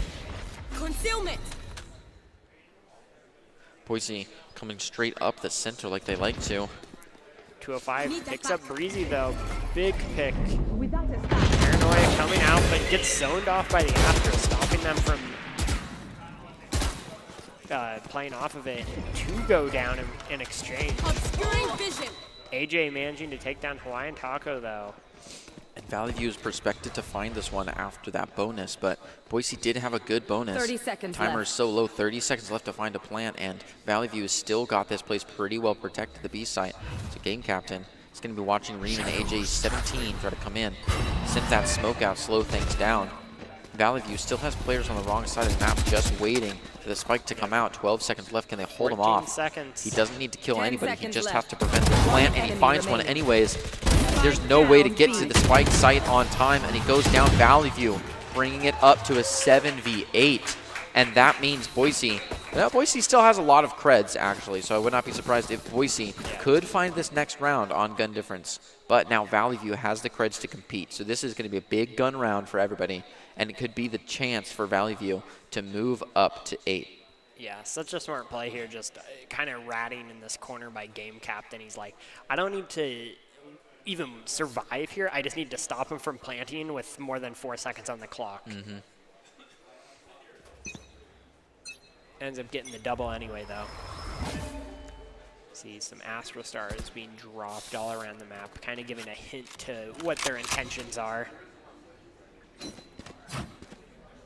Gonna be scouting around, but no one is seen. Dog coming out, gonna get some intel, gonna let their team know where they think the majority of their opponents are. Smokes and Paranoia coming out. And that's just gonna halt everyone's momentum. Yeah. Boise was in a very nice default all spread out, but they're doing a little spike trade before they re-hit now that they've seen a little bit more information. So much vision now happening on A, but it was a little bit early. Now that's going to start floating away. A lot of utility out on B. Options are limited, and we see them trying to fight their way up A from the catwalk. Though from tree, Saucy takes such a quick one with a headshot. Gonna drop the cloudburst to get straight out of it, regrouping with the team to fight from above as Boise is looking to still tap their way into this attack here. Buzzy's going to find one. Saucy to reply. The Jet's doing so much work. 30 seconds left. AJ 17 finds one, but Breezy on the plant, not quite able to finish. Hawaiian Taco now has to come in for a save, and it's an ace v Saucy. Look at him go. Oh yeah, you can hear everyone celebrating the ace. We've seen a lot of 4Ks today, but this was the first ace we've got coming out here. Going to Saucy. The first Esports State Championships ace. That's on the screen. Admittedly, we do have parallel games going on that we would love to see score updates for that we haven't seen, you know. They could be acing all day. We wouldn't know. Ace every round. Tied though, 8-8. Ooh, Buzzy. Gets some that intel. Really wants to take this shot here. He's holding a very thin angle, hoping for something. Oh. Fires, doesn't hit. Not going to find it. Boise's still holding spike in pocket, are just info feeling around. Boise's okay to play long rounds. 205. Ooh. Picks up one. Hawaiian Taco another. Down to Spectres and Marshals. Not looking good for the side of Boise. No, it's a little bit scary. Valley View would love to finally be ahead here. It feels like 3 steps forward and 2 steps back, but they're doing well. 205. Dealing with some people here in mid, one of them being Buzzy, who's now so low on health. Pulls out the Marshall, scopes all in, sets the draft ready. Yep. 45 seconds left. Need to make the play. Gets the dash, gets the info. It doesn't matter. They will Excellently clean done. up. Beautiful, flawless. Everyone got their one. David from the side. Good, good, good. And Valley View now ahead of Boise, looking to take down the reigning champions of the desk. And AJ17 bringing in a timeout. This is the first time Boise has ever fallen behind today, I believe. Yeah, just these close rounds and like just the capitalization of these slight mistakes. It's just like you get that early pick, bring it to a 4v5, and then you can capitalize on numbers advantage from there. It's good to see it that we're at a high enough level that it's become a game of mistakes, right? Everybody knows what good play looks like. There's not a lot of learning left to do. It's just adapting to the styles and dealing with what you have here. Yeah, and we see these other teams getting ready for their matches here as well. See some people in Agent Select going into theirs, and we just have these games running around the clock here as we're highlighting a few of them specifically as we're moving through this bracket. Yeah, it looks like that was the Bishop Kelly versus Wood River game. That was right there on our left on that last screen. They were playing it up. Last we heard from them, they were just crossing the half. AJ17 said, "You got any shields?" Got game captain here, the fancy sword.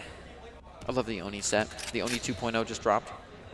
Yeah, it's so clean. Like, after the first Oni set, it's like one of those things. It's like, how can you ever compete with it? And they found a way. Get out of my way! Joke's over! You're Smoke dead. down, 2 ults coming right out from the side of Boise. The fast execute here. Clearing sight. David, though, taking down AJ. Phoenix ult being burned. 3 down, brought to by David. Buzzy, though, taking 1 down, 2 down. Last player 2 standing. knives left. Could get this reset. Goes down through the smoke. Unreal, and Valley View with a very quick one. Very decisive victory right there, bringing it into double digits. Can they put out the fires? Boise pulled in a timeout, and they still couldn't find it. Yeah, just such a good collapse on the side of Valley View here. A lot of them just going down through the smoke as they're pushing in. Buzzy trying to make stuff happen, but just isn't enough at that point. The cloudburst out were so close, but he just couldn't find his footing after coming out from all that cloudburst. He was so at home in hell there that he was able to take 3 people out charging straight for him. We've got a couple of Guardians out here.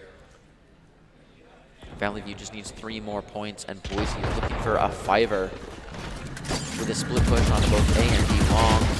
David destroying the doors early, setting up camp. Face your fear! Already an early ult out, really putting a hit on the B site where the spike is as well. Flying into the mud, they find 1 right to the skull, checking things out, making sure there's no one back on the mud 205. And the rest of Valley View has got to make the rotations in and deal with the threat. Boise sitting right on top of it all, gonna rotate back and grab the spike. 1 coming in from a strange angle. You gotta watch out for that. Count cards, call abilities, and don't lose track of players. Yeah, we see Spike finally going down here. Unfortunately, we dropped partway through the rotational site. Smoking off the exit. Now it's just gonna be pushing onto the site, but AJ will take down game captain. Getting rid of one of the controllers here. Saucy though picks up AJ.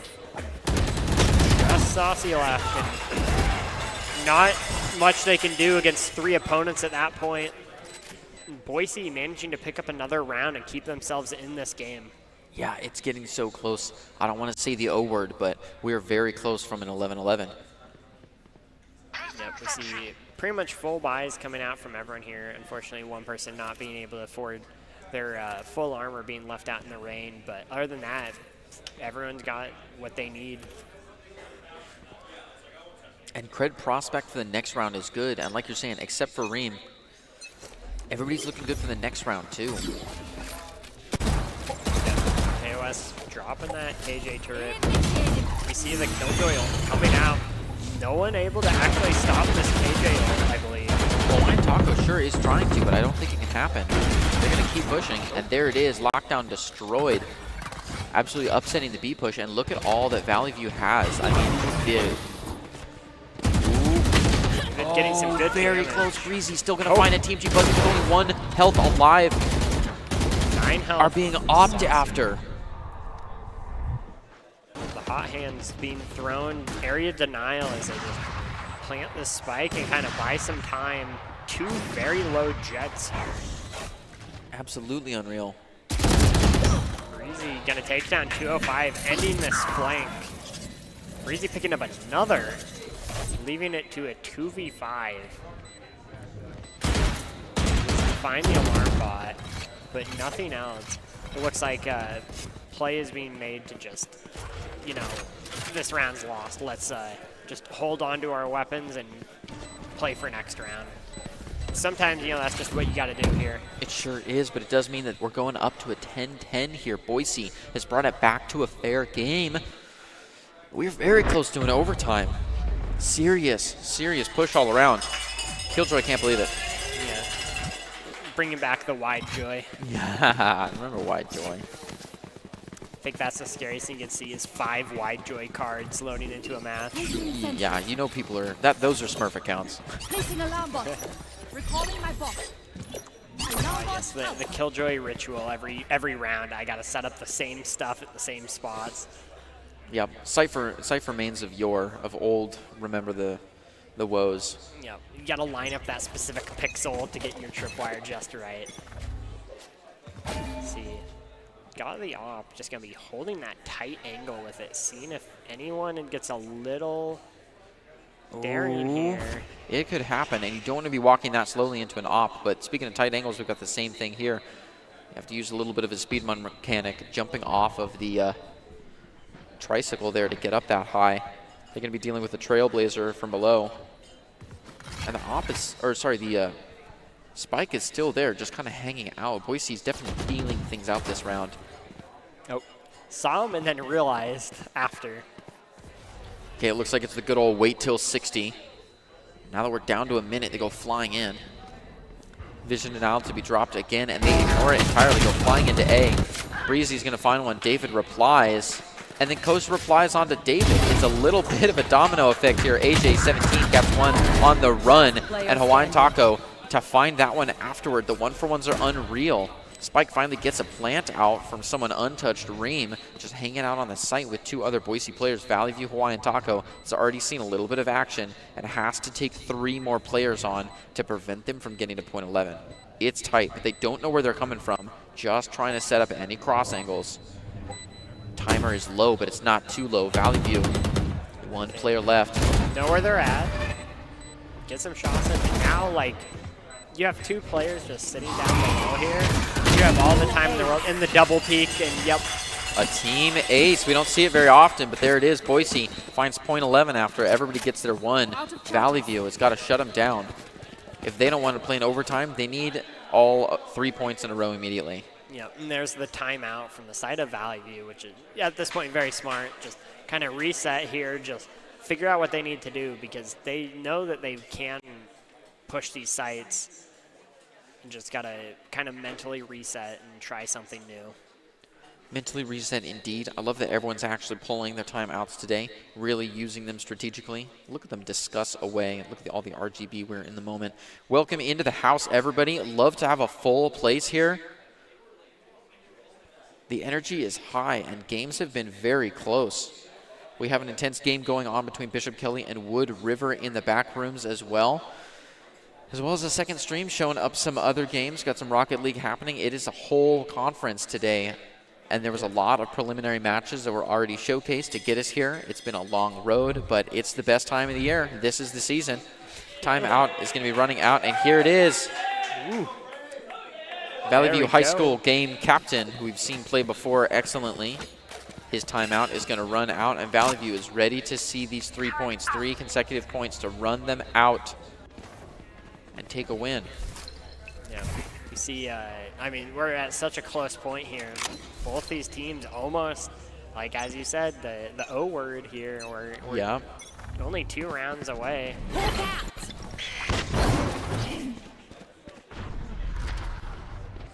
AJ throwing down some smokes here, getting some vision denial. We already hear a Killjoy ult, actually a defender Killjoy ult.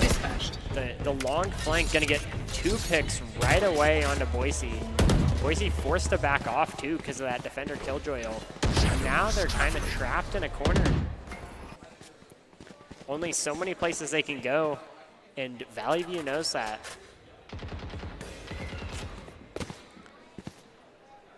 Yeah, it's become a strange game back in the rotations here.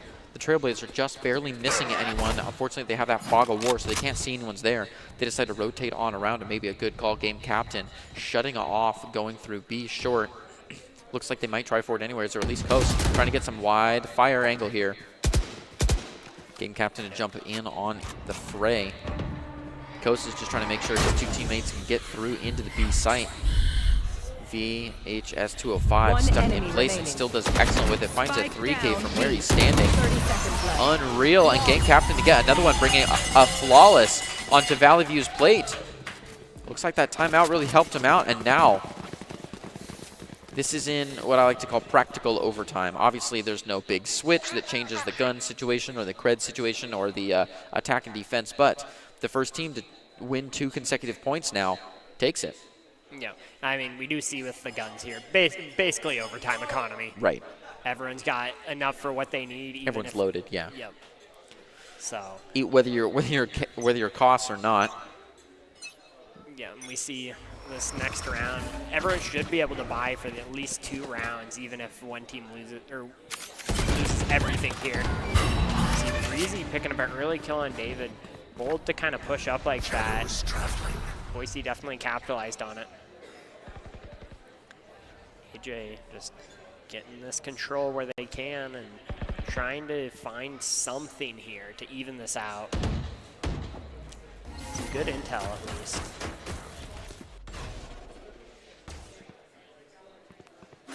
Both teams not really. No, it's a very tentative game, yeah. All the pressure is on Valley View here, a man down. Very slow, very deliberate. Saucy, looking to find his footing. AJ-17 running straight through onto the catwalk to join the rest of the Boise team, flowing straight into tree, looking for a bit of fan out here once they get to the site proper. Game captain watching from afar. Could have a beautiful look onto the situation. Sure enough, from afar, looking to find one almost. Oh no, it's not there. The blind is crazy and breezy to find one on the game captain. Even though the potential for collateral was high, game captain couldn't quite hold it together. Now Saucy. Yeah, smokes are up. Smokes go down. See what they can see. Use the updraft to scout ahead from a little bit of safety. Gets the smokes down. They know someone's down there. Pick up one. Unfortunately, Buzzy managed to pick up 2 from them. And then Breezy will clean it up, putting Boise at match point. Down to the wire. Match point. 3 ultimates on the field in total here. Omen, like I mentioned before, kind of a half ultimate. It's the rest of his kit holds them together, we'll say. Yeah. But we do have the, I believe it's the Astra ult, and then is it KJ who has the other one? We have some good ultimates here for plays. And with this being potentially, this will be the final round. These ones will carry over. Oh, it's Jet Knives, excuse me. So they may as well pop all these ultimates this round because either it goes into overtime or it's over. So Get out of my way. Yeah, Boise's looking to close this one up. Sure enough, they must have heard you. Those Jet Knives get popped right on out. Yep. Actually, possibly being able to get the fade ult. Yeah, they are going to get the fade. Oh, the dash is all queued and the fade ult is on board. Face your fear. Updraft. Fade ult coming out here. Dashes in. Well, oh, Buzzy just dashes straight into Hawaiian Taco, and he shuts him down. That's a good start for Valley View, and they're playing on their own mud as well. Boise trying to push in, can't quite find it. Is looking for a re-hit somewhere else, but the rotation's called, and Valley View beats him to it. Low on options for Boise, looking like it could be in overtime. Breezy luckily was able to trade one back, evening things right back up. Still have the Astro Wall. Not needing to use it though. Gonna hold on to it until they really. KJ turret getting a little bit of chip damage in. You see Hawaiian Taco picks up one. Just all they need to do is live here and be as big a nuisance as they can. Oh, Hawaiian Taco doing another one. Absolutely ridiculous defenders to take a beautiful win. Hawaiian Taco with 3 to his name, and game captain takes another one. Switching sides. And now that we're Overtime. in it, we can say it. That we brought it to, it is now overtime. We did it. Yeah, here it is. It's real overtime. This is single overtime, 12-12. We'll see how it goes from here. We've seen some wild overtimes today. Yep, I believe that, what was it, 2018? 2018. Almost a full nother game. See the op coming out. It's always one of those things where it's like, do you take it? Do you not? You get nothing else. Yep. Yeah, scary situation. That's all the eggs in one basket. But if Buzzy wants to make a decisive move early, then he's got to go for it. So we've seen Valley View 12 apiece, looking to make their way to the next stage. The Omen smoke coming out. Very box standard Omen smoke there. Some good map control being taken here. The Paranoia coming out. Gonna fire some shots, but no one's gonna see anything.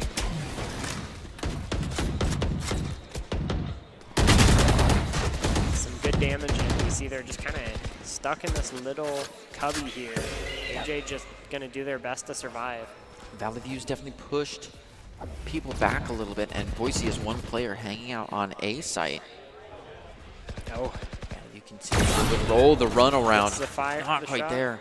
Still has a chance to cut one player off as they run across, but Buzzy looks like he might not even take the chance to wait for it that long. So they know some intel off of that now, which makes things a lot harder. It's like, do you commit to it and just send it, or do you just play it slow again and kind of fake people out?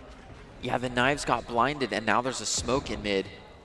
It looks like they weren't super sure if it was an A push or not, because Boise has 30 moved back. seconds They've been cramped all back there. I mean, this is a great place for an orbital strike or a showstopper, but they're allowed to sit there because we don't have any ults like that on board. So Yeah. they're all cramped in the back. Valley View gets to slowly make their way onto site. Finally, they make damage onto the one man watching it. Breeze goes down Kos and Reem to find one. Hawaiian Taco coming in for the plant with only 10 seconds back on the deck. 4v3. Boise would love to see this go downhill, but so would Valley View. It's coming in super close. Boise only a few left to fight. AJ17 goes down. Saucy going to be the victor of that little 1v1. And 3 of them working together, trying to set something up. They don't have enough time. Reem already coming in to disrupt, finds a third. And Valley View, only one left alive to hold this plant. It was a while ago, though. The timer looks good. Just trying to make some devastating play. Finally, he goes down. Buzzy going in for the defuse, and Boise Gonna bring it into the next round of Finds it. overtime. Valley View. 13-12. If Valley View takes this one, then it's double overtime. Switching sides. Yep. Side swapping again. Seeing the weapons being bought out here. Do we see another op from anyone here? We've seen Valley View do some great things, but Boise has been on the front foot. I mean, Boise is in match point for the second time so far. Valley View has been the one, bringing the overtime to the table. Yep. We see just kind of everyone's got to reset here and just figure out that weakness again. You almost got to like reset and be like, okay, now we're playing this side again. Good smokes coming down here, allowing a lot of map control. It's creeping up. Trying to find that pick before they all can rush in.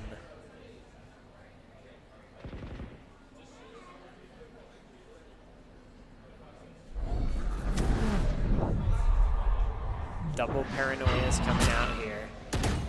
The Haunt Lady coming out as well. Lots of intel on where people are playing from. Gets one, goes down though, but Game Captain avenges them. Spike is down, but Boise in a 3v4. Numbers disadvantage, needs to find something to even out the playing field here. They do have Phoenix and Killjoy Mollies, which I don't know if they have lineups for, but can deny quite a bit of time. Yeah, and time denial is all they need, Boise. Clock being ruled out, low on options at 2:05, making their list of options even shorter. And Valley View will take it into a double overtime here. Excellent done, very, very close. They're waiting till the very end of the clock to make any big moves. Switching sides. With that Overtime. like 2 seconds, it's almost like you just had to like wonder if like the mollies were up or anything to just keep them off for like a second I should longer. probably place some stars in the That's one of those astral things where it's plane. like that shows kind of like the value of Sova on this map. Sova just has so much util, and there's so many spots that you can shoot through. That's why I feel like almost every game you see a Sova on this map. Yeah, I would have expected as well, but there's so many good picks in the meta right now, but they have options. Boise and Valley View now looking at double overtime. If either of these teams wins the next 2 points, it is over, and they move on to next stage. Gets the pick and dashes out. Oh, and drops a Cloudburst behind him, which saves his life. Gets off behind the util. Gets scanned by the horn. Prowler being thrown out. Most of Valley View still hanging out in one spot right in mid, but one player is going to be off deep into A site. Do they know they're there? They're going to check for it, and they do find A them. beautiful check. David takes out Breezy. Recalling my bot. Pushing in. The door gets closed. Blocking sight. The calls to watch Heaven are out, and Coast, he's up there looking down onto Valley View playfield. Coast is going to find Saucy, but there's a reply in another area. David finds one more. Still even 3v3, now 3v2. The 205 finds one, but the replies are here. One at a time, they slowly fall down. The plant is finally out, turning that 30 seconds left on the clock into the spike timer. Yep. The KJ turret coming out here, going to One kind of just... enemy remaining. AJ getting one more, which is going to be huge. And KOS picks up the last, bringing Boise up another point in this overtime. Hear the cowbells. Boise on the right hand of the stage Switching finds sides. another one. Match point. Keeping this momentum up as they are constantly the ones who just need the 1 point to win in OT. Yeah, Boise on that front foot, forcing Valley View now to find 3 consecutive points to get this win. It's not looking great for them. See, as the walls go down, kind of how these teams are going to play it out. The dog coming out, getting some good intel, going to let the rest of the team know at least where a few members are. The early smoke's coming down to just deny space and vision for them. Now Boise doesn't want to take that clock, so they're going to back up a little bit. Considering a re-hit, they do a little spike trade-off. They go back in now that the smokes should be down. They still do have an Astra Star there that they could inflate if they need to. They check Wine. Now back there, Post, is too fast with it. And though he takes a lot of damage, he is going to find one. Game Captain makes a good rotation out amidst that paranoia and dodges Breezy. Does get hit with the tracker, but it's not enough. 205 and Saucy both find their one. Breezy replies, and it is Boise's sight now. Valley View to break the glass, trying to move in over and stop this push, but the plant has already gone through. Game Captain making some waves from down below. Reem is going to find one, though. We'll catch them. Last two. The intel is there. The door. Game Captain, though, with the simple one tap. Enemy remaining. Oh, absolutely brilliant. He's going crazy. Another one. There's only one left, and the health is so low. Game Captain is the only thing standing in between Boise and the next stage. Can he hold it out? The timer is already so low. And there it is. Attackers to take one more. Boise will win in double overtime. Unreal. Boise wins in double overtime, and they won the first round as well, which means they will be moving on. They took down BK, and they took down Valley View, sending everyone to lower brackets. They're going to be staying on desk and seeing the next one. Yeah, what a good game that was. What a good game indeed. We've still got some things to discuss, like our favorite player for this game. Who would you submit? Ooh. That's going to be a tough one because we had some great players throughout this entire match. I want to say Game Captain for the side of Valley View, just like that's the smart Yoru play. Like it didn't necessarily win too much stuff, but it was very creative, and they were just it shows they really know the character. And And then obviously like Breezy's Phoenix, like being a staple. Like you don't see Phoenix very often. And then they just destroy on Phoenix. So. Yeah, we saw some real destroys sometimes. I mean, it came down to 3Vs or 4Vs sometimes, and people really anchored and got several kills in a row. And there were some times where it was crazy upsets. So I'd love to see who we've got. We're ready to see the Idaho Central player of the game, chosen by the production team to showcase one of our players here. And here they are, getting their way off stage, enjoying a little bit of a break. Yeah, I mean, you know, after you play that long, it's got to feel good to It at gets least. intense, yeah, double overtime. Okay. Let's see. We got to see it switch, yeah. It's It is Buzzy. Buzzy. Yep, a good one. There we are. Yeah, Buzzy, just very reliable entry frag, and just they made the plays happen that they needed to make happen. I believe they even got the first ace here, if I remember correctly. Yep. Oh yeah, the 1v2 here, just pulled out the knife at the wrong time, gets the double and the defuse. Some wild stuff. I mean, we saw a tight game for sure. You don't see, you know, a casual game go out to double overtime. So this has been a wild one. Yeah, and it wasn't even like a big lead and then a big comeback. It was like round for round for the longest time. Oh, yeah. It was so many back and forths because Boise would only ever have a lead of like 3 points max, but that is it right there. We are going to show you the top 5 plays of the game and take a quick little break while we reset the LAN and get everybody going again. The Idaho Army National Guard is proud to present to you the top 5 plays of the game, as they are a proud supporter of Boise State Esports. Top plays are presented by the Idaho Army National Guard, who invites you to take your impressive critical thinking skills into real time. With more than 10 jobs offering a 20 grand bonus and your degree of choice paid for, the Idaho Army National Guard is the best team out there. You can reach out to them on Twitch at iGuard Gaming. Well, thank you very much. We will be right back. Take a little break, find some water, get ready for the next game, do your research. We'll be here.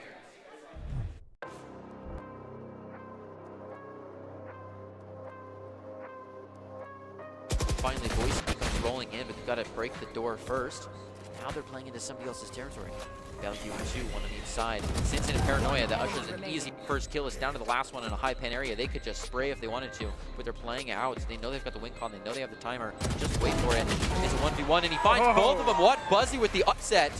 Everybody takes the kill, several to the head, but AJ-17 is going to be the one to find it. Buzzy, a 1 from distance with the op. As the dust settles, it's a 3v2. And the spike is counting. Breezy coming around with a wild pinch. He's going to find one, no problem. Quick with it, sees another, and takes it from a distance. That's a spray to the floor. Breezy in 12v8. It all matters right here. It comes down to it. 8 points is all they're going to have to win the next game if they can't find this one. Yeah, and at this point, Last player standing. Spike is a bit high. gets a pick, gets a second pick, but Another one. Oh, was very close to one more, but Reem with a final minute. A heal coming from the KJO coming out. Not gonna be able to go off in time. Nice. Oh, Valley View loses another player to Reem. Both players detained, One enemy but remaining. no time on the spike, just a little too slow. Yeah, smokes are up, smokes go down. See what they can see, use the updraft to scout ahead Turret for out. a little bit of safety. Gets the smokes down, they know someone's down there. Pick up one. Player standing. Unfortunately, Buzzy managed to pick up 2 from them, and then Breezy will clean it up.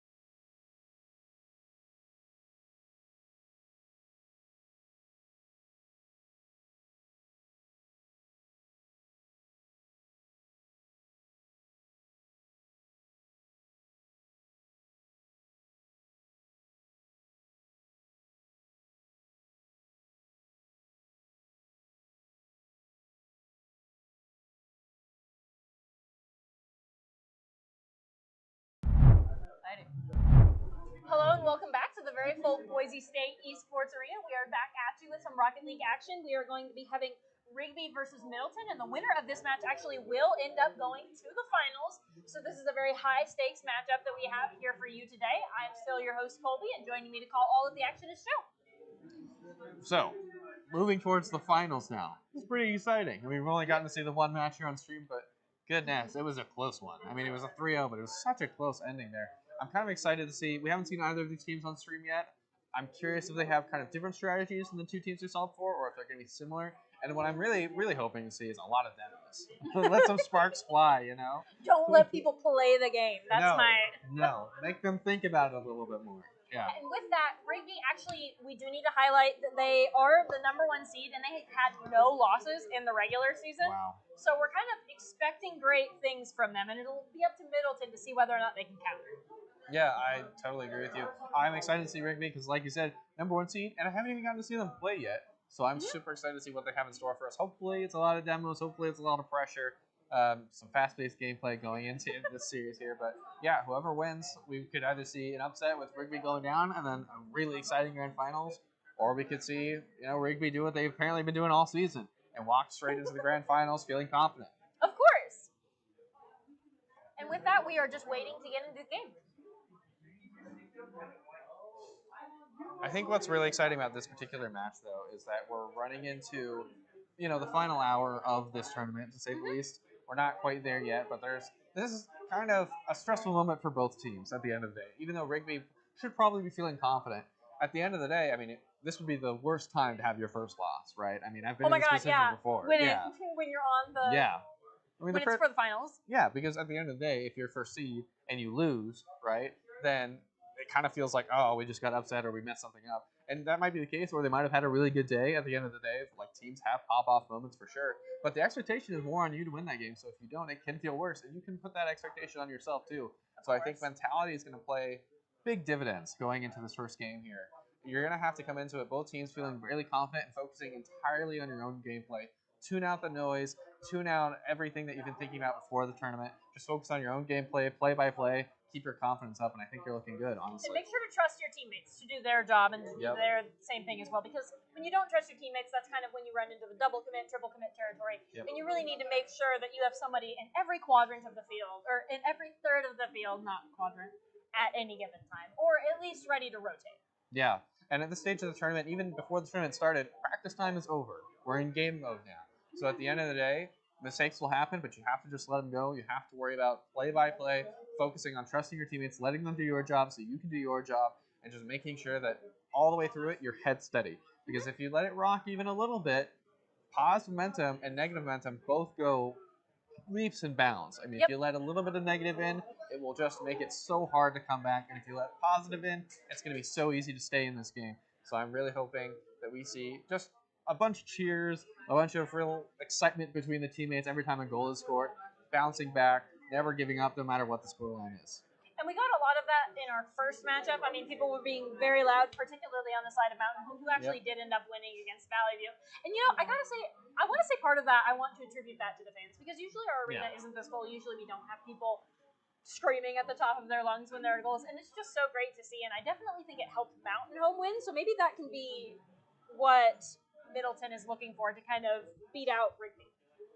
Yeah, I totally agree. I think the fans are honestly the best part of this tournament so far. Of course. Like you said, we've had tournaments here before. We've had all kinds of tournaments, bigger tournaments, smaller tournaments. And I think to see finally have a big group of here to cheer them on as well really changes the pace a little bit. I mean, we've got people from Idaho Army National Guard here. We've got friends and family and everyone a part of watching just their teams play, whether or not they play that game. Everyone coming, representing one school together. It's super cool to see everyone show up with all their merch and everything, and really excited to see kind of that glow continue into the grand finals. And with that, we're still waiting on Rigby versus Middleton to kind of see what we're going to do when we get into there. Do you have any advice that we haven't covered? I mean, obviously mentality, like I brought it before, but in terms of stuff we haven't go covered. Touch some grass. Be in some sunshine. That'll really help the mentality. Yeah. Here's what my advice is going to be. Drink water. Drink water. Lots You and heard it lots here, of water. folks. Get a water bottle. Yeah, at this stage in the tournament, having played so many just like this, at this stage of the tournament, you can get dehydrated really quickly because you're not thinking about it. You're thinking about your games. After your game, you're thinking about what just happened, and then you're thinking about the next game. You're not really worried about your own health at the end of the day, but you can start to feel the headache come on after looking at the screen for so long, not drinking enough water, getting a little dehydrated. So it is so important that you continue to just keep chugging the water, man. Keep going. You gotta keep your liquids up, otherwise it's gonna be really hard to keep your brain focused on the game specifically. That's what we're taking a break here for. That's what we do in Yep. between all of our breaks. We go out, touch Just some drink grass, water. drink some water. Yep.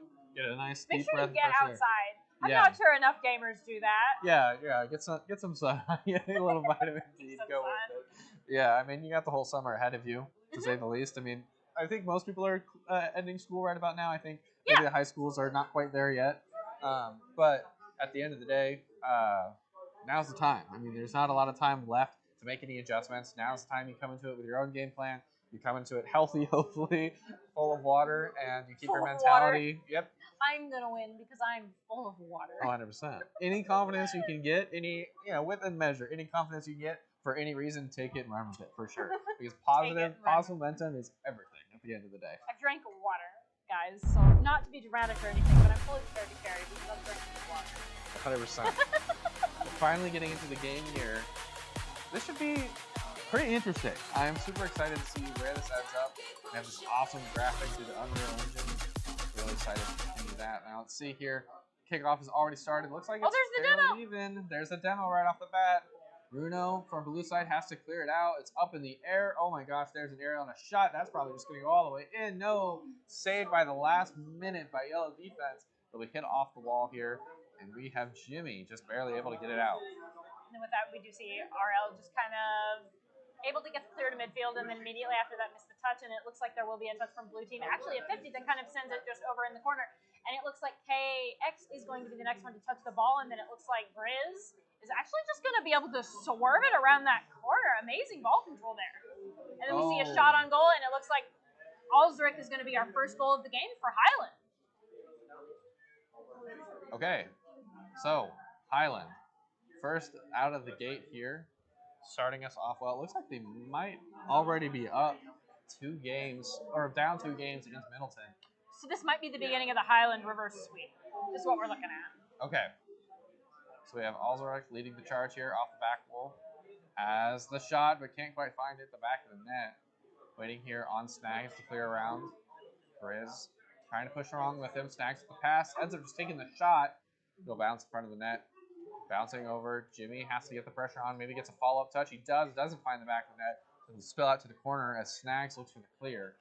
Just kind of playing loosely around the net right now. There is pressure, but nothing too scary yet for either team. And then we do see Runo get the next goal, and it looks like Middleton's going to tie this up. 3 minutes and 45 seconds remaining. We see KX kind of pop it up in the air. And then immediately after that, we see Grizz bounce it off of the backboard, and then Runo is the follow-up that Middleton is looking for. Oh, and it looks like actually this is Rigby and Middleton, and we are in game 1. Our graphic just updated there. And, okay, we're still in it. That shot. Middleton will come in again after all of that. Runo Middleton up 2.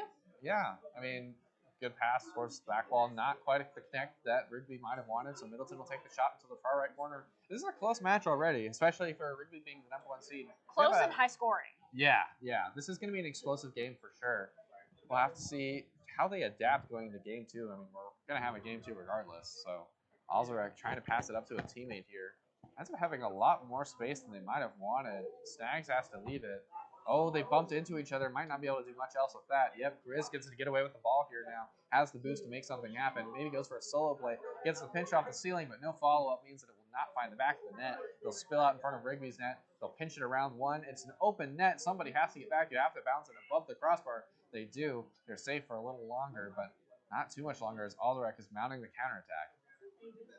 And with that, we do see it looks like Snags is going to be in possession of the ball. Now it's KX vying with Snags for the ball. We see the 50 kind of send it up into the air and then over into that corner. And then immediately after that, we see the shot on goal. But Crossy, best defender in the game, has most recorded saves to date. We see a little bit of backboard defense come out from KX on the side of Rigby. And then we see Snags at least get another shot there. But KX is just this defensive wall that the Trojans need right now. Jimmy's leading the charge past the midfield line, passes it over, Has to get it out mid. We can't quite do it. KX with the clear down, blocked by Snags. It'll spill out in the corner. Grizz has to touch it up, but can't do much else. Has to play it low back to himself. Oh, looks like Bruno will get in the way. Grizz setting up the shot off the back wall here. It's not quite getting past Jimmy. Spilling out to the corner. Stags is trying to set him up again, but it's just going to be a little too high. It's just not quite going to work. Rolls out into the corner. Jimmy has the clear, and now we have the counter attack from Rigby. It's hitting down. It's towards the net. Oh my and gosh. saved by the last minute by Bruno. Means that they're continuing to hold their lead a little bit longer. And we do see Snags currently in possession of the ball. Now it is Jimmy just kind of going to send it over into that corner. And then immediately after that, we see the ball popped up in the air. A little bit of aerial play for Grizz there. And then we see KX actually get a shot on goal. There's a little bit of a follow-up, but Snags is going to be able to save it in the end. Our scoreline is still 1-2 in favor of, actually 2-2. Right as I say that, Cash occurs. A minute and 39 seconds in this game, and both of these teams are tied. And it feels like KX, with all those alkalas, all the shots, all the saves, and the demo and the goal, it feels like KX is kind of like, all right, get in the backpack, friends, let's go. KX is definitely a force to be reckoned with right now, but Rigby is definitely probably thinking about adjustments already. 2-2 scoreline here with less than 2 minutes on the clock. Plenty of Rocket League left to play. Jimmy's trying to set something up, but can't quite do it. Has two defenders in the way. Grizz will get in the way. It'll bounce out mid. This is not great, but Snags is able to respond. It's just over to Jimmy, though. That's not good. Possession in favor of Rigby now. They take the shot, but they're not quite able to find it. It's a little bit wide. Misses the boost, misses the demo, misses the ball. So it'll spill out in the Middleton corner still. Not quite able to get past the strong front post defense. It's just hanging out in front of that net now. This is not what you want if you're Middleton, but they do get the clear in enough time because Middleton just didn't have anyone to respond to. 55 seconds remaining. We're getting in the final minute of the game. It looks like almost round one overtime between these two teams right now as that shot is going to go a little bit too far to the left. We see Grizz elevate to get the next touch and then put it down to Alzarek, who is going to actually Snags is the next one able to touch. This is just popcorning back and forth between these two teams right now as possession is kind of anybody's ball game as it looks like, KX is not going to be able to get the touch, but Snags is. 30 seconds remaining as we bounce it off of Rigby's backboard. And Middleton is looking to maybe score something. We see Snags rotating back for the pass, perhaps. Both touches are actually going to whiff. And then next it is Jimmick that's going to bounce it off of the backboard. And then, with no follow-up other than their own skill, going to break the tie. 3-2, 17 seconds remaining. No one quite on the back wall there to respond, so Jimmy just runs with it. Too slow of a response from Middleton will leave Rigby in a favorable position with 17 seconds left on the clock. That's plenty of time, obviously. But Middleton now starting to feel the heat a little bit. Oh, this is not good. This could be another one. Oh, it just bounces awkwardly. No one can do anything with it. Oh, but Middleton will not be able to make the save at the last minute anyway. Not the kickoff they wanted, to say the least. And so it looks like, I mean, I could cast or curse all I want, but scoring 2 goals in 11 seconds, it's kind of a difficult task. We might be looking at kind of a game 2 adjustment from Middleton now. They had a really close game. They started out pretty ahead. Feels like Rigby might have needed to find their stride kind of in the mid-game. I'm curious if that's something that's going to remain true going into game 2. They drank some water. They drank some water in the final 17 seconds, and they've been able to score 3 goals, putting us 5-2, 5 seconds remaining. Yeah, they definitely feel like they figured it out towards the end there. Maybe they had a little bit, they needed a little bit of a warm-up in the first few minutes, but they definitely have it figured out now. They feel very comfortable in their position. So we'll have to see what kind of adjustments Middleton is ready to make. They definitely have the offense to make this work in game 2, but they're going to have to get a little more creative if they're going to break through. Yes. I also want to say the defense in the final seconds kind of fell apart a little bit, and that's why those 3 goals were able to be scored in the final 17 seconds of the game. Yeah. So definitely just as we get into those 17 seconds and you're tied, it's not quite time to pull out your goalie and go 6-man on the field to go back to the hockey. Yeah, it feels like it all could have been a little bit stalled if they had a better response on that 3rd goal. Letting it hit off the backboard and spill out in front of the net is a very dangerous thing to do. If they had a better response there, they wouldn't have to give up so much defense in the last 17 seconds. And because they did that, they also gave up that 4th goal, and that kind of sealed the deal. The kickoff ended up being kind of rough, but at the end of the day, that is something you can control. So it's an adjustment that needs to be made in the next game as well. But they're not out of it. I mean, we're getting into it a little bit right now with Middleton, but Middleton had a really explosive start. And that kind of pressure that kind of pressure is huge. That's the kind of thing you need in order to make this happen going into game 2. And I think if you really need to mix it up that badly, go for demos. I mean, there was almost no. You've been wanting demos all day. No team right now should feel threatened right now by demos because nobody's threatening them. I think adding that to the mix is something that's going to make them think about it a little bit more and going to slow down their play. Even if it. Players be scared to play the game. 100%. You want them scared. You want them overthinking. You want to add things to their mental stacks, make them overthink. New round, new arena. We're going to see which team comes out on top here, and it looks like Grizz is at least going to win the first 50-50 for Middleton. And then immediately after that, we see Alsric just kind of bounce over, and then KJ is going to actually take it from Snags in a 50, sends the ball just flying in an unexpected direction. Middleton on the back foot right now, trying to set up a play to go out mid. Grizz has to get past one. He can't quite do it. KX with the challenge. Rolls towards the corner.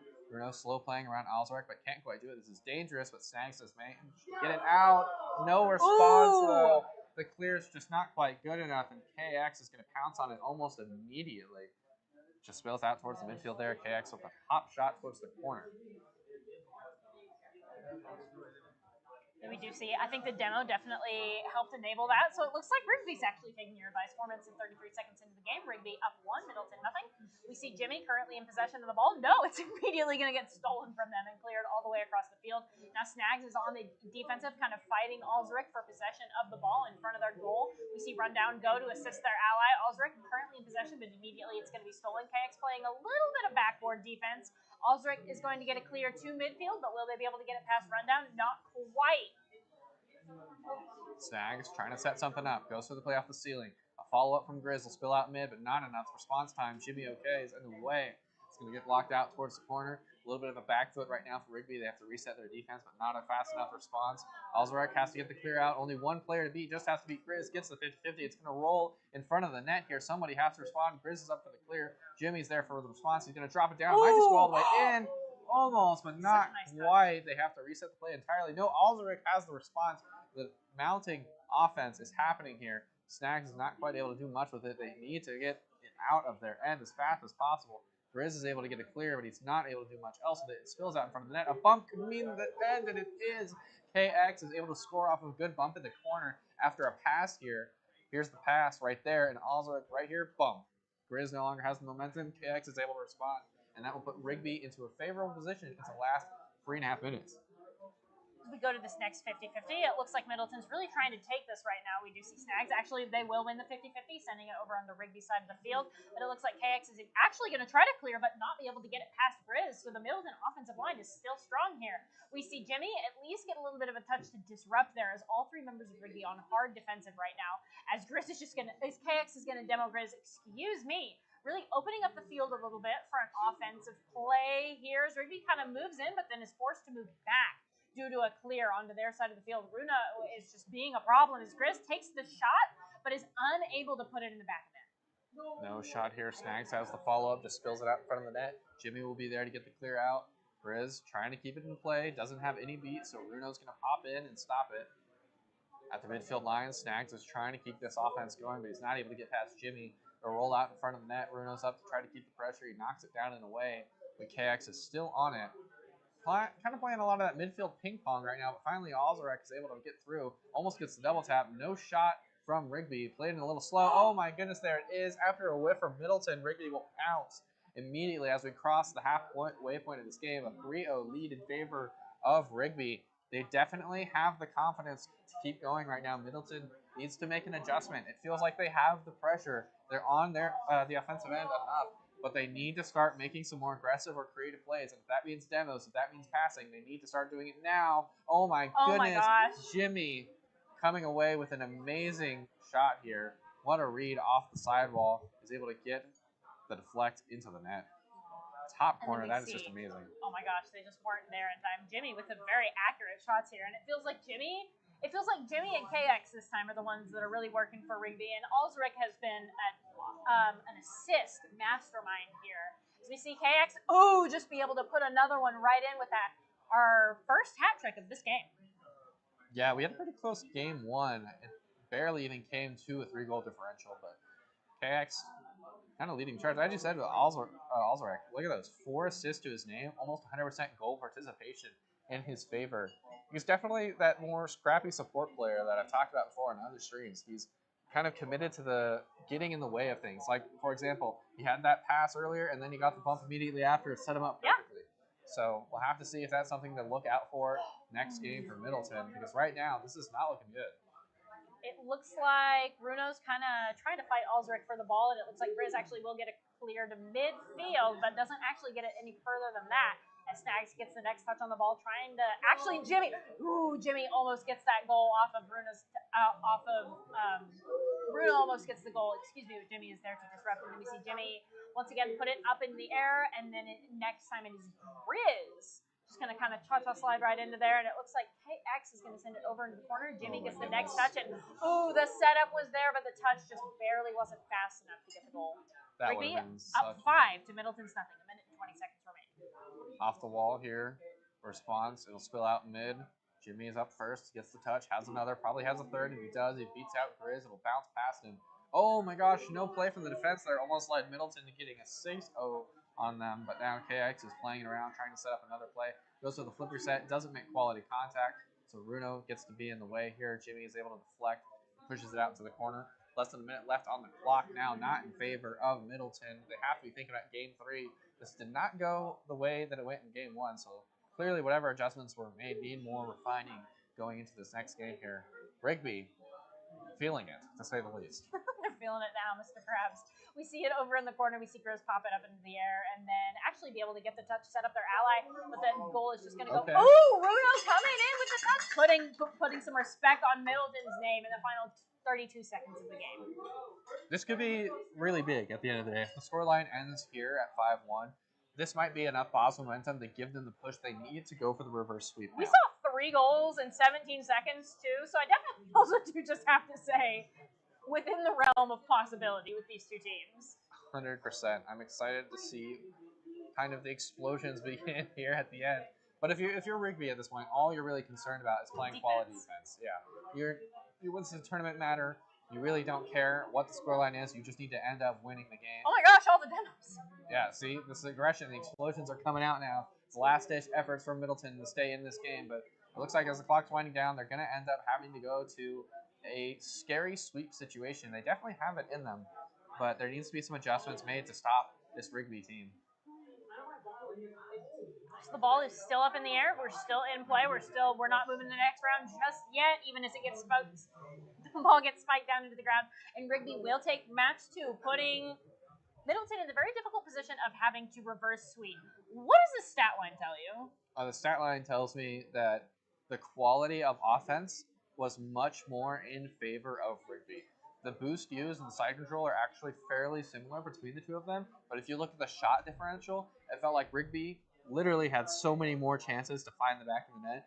And I think what needs to be adjusted there is you need to get more scrappy on the offensive end if you're Middleton. You need to force Rigby to be out of their comfort zone, because right now, #1 seed, about to sweep, going to the grand finals, they're feeling fine. That's not what you want. You want them questioning each other, you want them worried about demos, and you want them starting to kind of get in their own heads about it. And the only way to do that is to get in their face and force them to make mistakes. And at the end of the day, sometimes when you kind of are down that many goals at that point, it's not necessarily like the defensive plays that are going to be important, because, I mean, if you're down 5, I mean... Yeah, I mean, what are you going to do, right? Down 6 actually isn't a whole lot worse. Yeah. It's that time when you need to just go as hard aggressive as you possibly can. I totally agree. I hate to say the word just aggressive, but, you really just need to be in there. That's the back of the net challenge. Yeah, totally agree there. Let's see how this first kickoff goes. Oh, we're looking back at the stats again. Looks like, yeah, I mean, as I mentioned, the 73 to 27 is not great. Listen, you also 60-40 side control, so clearly Middleton is doing something right, but he's not able to get the amount of shots that Rigby has. That's where that aggression changes in KX. Play here.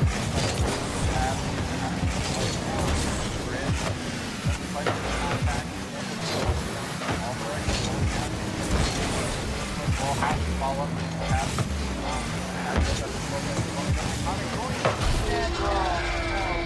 history of the bounce of the corners spelled fast in the first 30 seconds for Middleton. That's not out of the end. If they're going to get scored on at In all. the first 30 seconds, Yeah, it's like yeah, the best as time. early as possible. Like, yeah. Come back as necessary.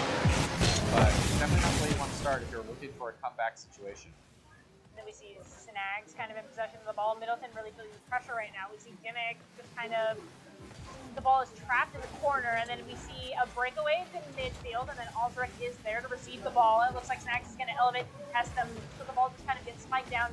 Once back in midfield where it first found itself, we can see Jimmy okay in possession of the ball. In. Oh, and it's just a shot. Rigby up to 4 minutes and 7 seconds remaining.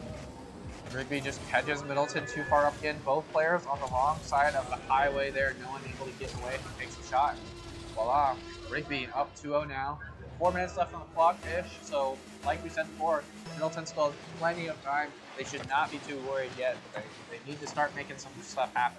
They need to turn this around. Grizz is here to answer your prayers there. So they kind of bounce it off the backboard. Snags is there. Oh, Oh my gosh, is there yes. finisher? Yep, Middleton scoring the first one of this round, putting us 2-1, 3 minutes and 57 seconds remaining. Yeah. It took all 3 members of Middleton to touch that ball to get it in. Middleton just committing as much as they can to find the back of the net there. They're still in this game. They still have plenty of energy left.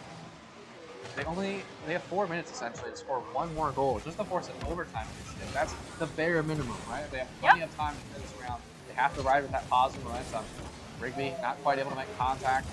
Now a fight on the wall. There is going to be when Grizz gets away with this one. He might have an open net, and he does. There it is. Grizz tying things Middleton up. ties it 3 up. minutes and 41 seconds remaining. Middleton's reverse sweep dreams are alive and well with Grizz. What a play there. He catches him off guard from a bump on the wall. Again, that creativity, bumping the player out of the way on the wall, puts some pressure, uses for a moment, and the rotation gets messed up. So now Middleton is able to put themselves back at that 0-0 scoreline. It's essentially as if they played Rocket League and nothing happened for like 2 minutes. And then we do see Runo currently in possession of the ball, trying to pass it over, and it looks like the Snags. Snags is able to bounce it off of the back wall. Man, this is dangerous as Rigby is just kind of circling like sharks on the Middleton goal line right now. Looks like Runo actually is going to be able to be the clear that they need, and now it is Rigby that must be on the defense. Oh, not a great touch there. This could be a shot, and it is. Jimmy is able to get the clear at the last moment. Grizz is in the way, just trying to stop him with the line. He can't stop Jimmy. Jimmy is running all the aggression right now. A pass over to the mid. Oh, there's no one there. Someone needs to block. Oh, the block is there, but it's not out of the way yet. Grizz is able to get it out at the last moment. It's going to roll around the horn here. Now slow playing. He doesn't have a lot of boost. Goes to the 50-50. He does tip it up, but Jimmy has the shot here. Bruno has to block it. He gets it out to the corner. Over to Snags. A great passing play will get them past the midfield line. Aldrich just has to slow it down. Oh, not a great touch from Snags. It means they're going to have to sit in the corner a little longer. Pass out mid, but KX is able to respond first. Probably has Jimmy to the side. He does. They're just playing it back to themselves to keep possession. But Grizz is able to cut in and say, hey, I want that play. I want to get involved. I want to find a third goal. With that, we do see Snags kind of bouncing it off of the sidewall there. Now that's right in front of the net there, and it looks like the touch will send it careening off to the side. We see Grizz once again trying to get it past these 3 Rigby defenders. 2-2, 2 minutes and 16 seconds remaining. We see Snags actually get it clear all the way over into Rigby's corner of the field, but it looks like KX is still there to defensively kind of take the ball and get it clear all the way back to midfield, and doing all of Grit's hard-earned progress. Yeah, we're kind of in that stage of the game right now. We're at the midfield ping pong. Oh, but they finally break through. This is going to be an opportunity. Off the back wall, gets the second touch, gets the second hat trick of this game. I mean, Jimmy, the hat trick. All 3 goals in his Jimmy. damn. Yeah, I mean, to say the least, he is done with this series. He is hard carrying right now. But, I mean. Oh my gosh, you are correct. Yeah, Jimmy is he's got like, everything. Jimmy's got the big comfortable backpack, adjusts their straps, and says, all right, pals, let's go. Yeah, for sure. He's not willing to go any further than 3 games here. Aldrich is passing it over to Jimmy. Maybe a wise decision at this point. He's going to go for the solo play. Gets it up past 1. This is an opportunity. Aldrich just hits it a little too high and wide. They're not able to pound on it yet. Middleton are tapped with finding 1 more to stay alive. Plenty of time to do it. More than enough time to even come out on top of this game. Jimmy is able to get the clear here. Might be an opportunity, but there's no response. Oh, there is. At the last minute, Aldrich is going to cut it and say, nope, we're going to go 4-2 again. Aldrich goes from being the assister to the goal scorer. Oh yeah, everyone gets involved with this Rigby team. I mean, we were hyping up Jimmy, but it's like, they're only in this position because all the other 2 players as well. I mean, they didn't start this way. So, this is definitely, oh, that's what we need. That's what we need. Ooh, what a nice hat trick for Grizz. man, this is just hat trick after. It feels like both of these teams kind of feed off of each other. When one team is successful, that really inspires the other team to really answer that. Rigby still up 1, 4-3, a minute and 24 seconds remaining to go to the next 50-50. Spill off to Grizz. Has the solo play opportunity. Doesn't have Jimmy beat. It'll go over to the wall.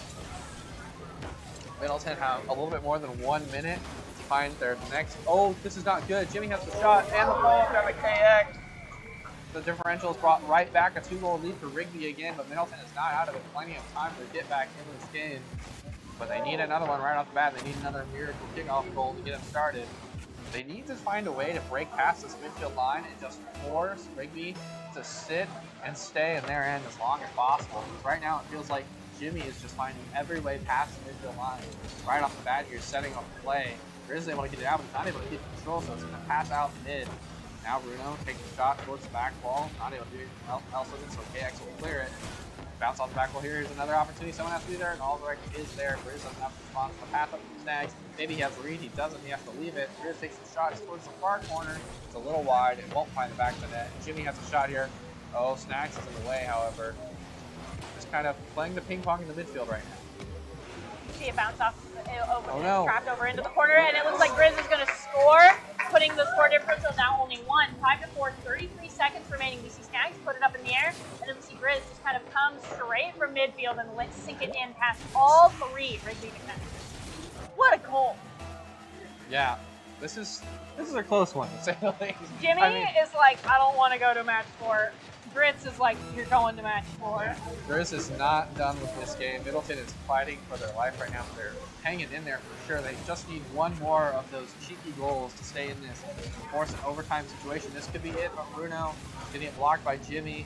Jimmy's not done. Snags putting it towards the corner. Can't do anything else with it. The bounce is awkward, so Grizz has to cut in, hits it over to KX. It's on the wrong side of the field for Middleton. They need to get across. They don't have a good touch there. Snags is able to get the dunk. On the right This is side an of the opportunity. field. He needs to get it mid. Pass out mid, but no one is up in the keep it air. in the air? A demo on the Bruno probably spells disaster. Grizz has to give it up, and he can't. Rigby will walk away with a 3-0 sweep, a well-fought 3-0 sweep, to say the least, and they will advance 50-50 into the total grand shots. finals. Wow. Look at the total shots, 50-50. Side control, 49-51. Boost use, 49-51. That was a much closer game. That was Rocket League in a nutshell. So Rigby with this makes it into the finals. Yep. But I think if Middleton kind of meets them in the finals after that, I think it's a different game because 50-50 on each goals is just kind of speaking to like micro plays and accuracy. And if Middleton can be that map 3 team when they fight Rigby again, if they fight Rigby again in the finals, I think we could see a different turnout. Yeah, I totally agree there. I'm excited to see kind of what's heading that direction, to be honest. Hopefully we get to see Middleton again soon. But yeah, I mean, there's not much to say. Rigby showed up. They came to play to show they were number 1 seed for a reason. Middleton put up a hell of a fight. Yeah. But at the end of the day, Rigby will walk away with that one. And with that, we're going to get into, before we get into our next matchup, we are going to go to a quick break.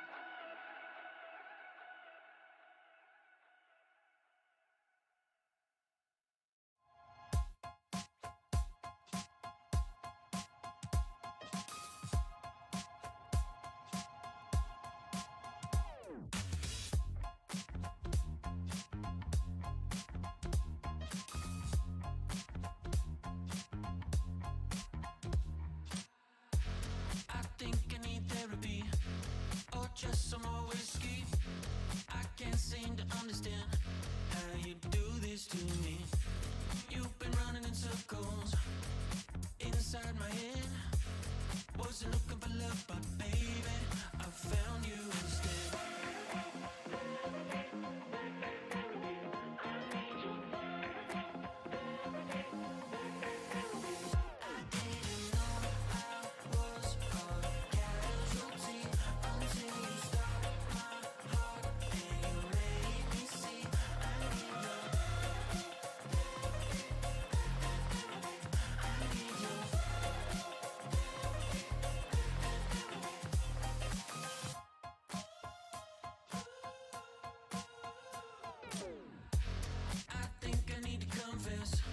Saw you in that red dress.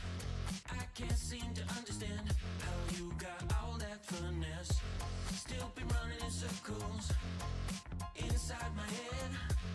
Wasn't looking for love, but baby, I found you instead.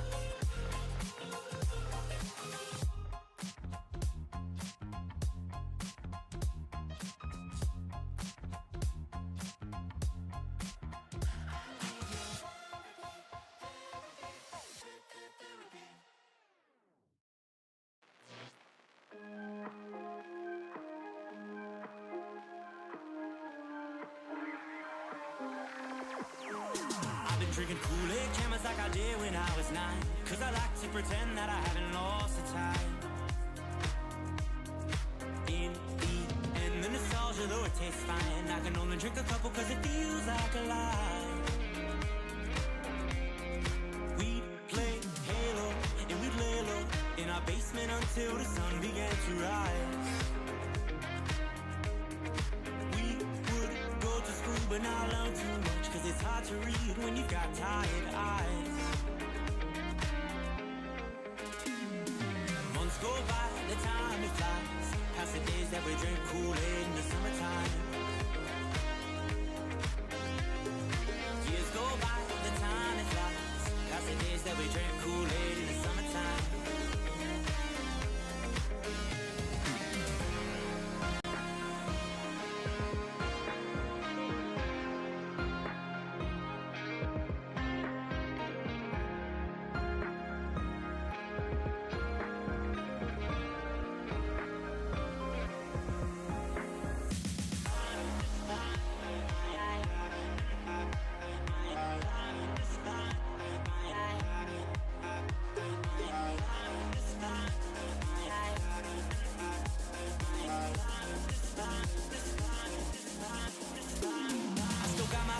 They've been with me for some time, and it's nice to know that they still by my side.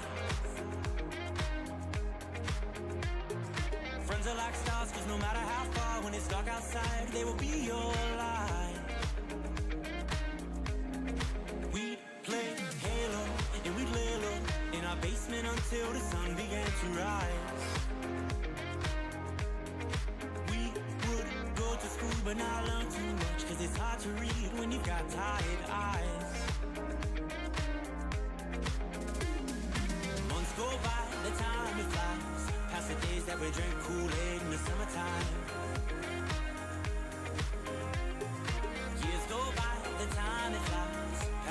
like we drank Kool-Aid in the summertime.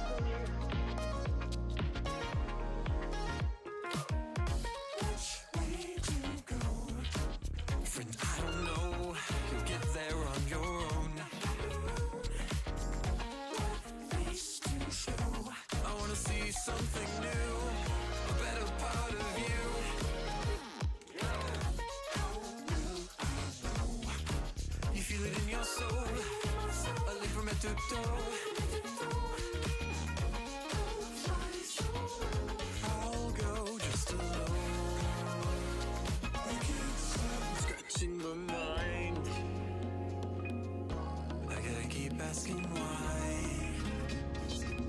Stop telling me all the time everything will be fine. I can't stop scratching my mind.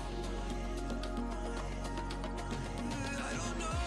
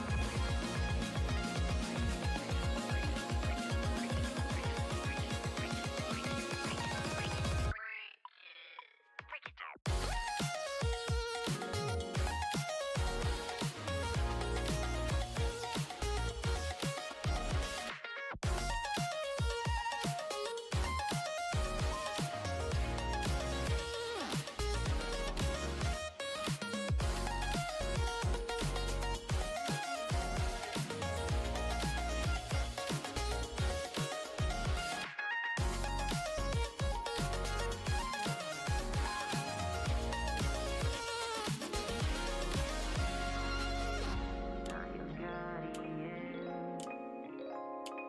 I can't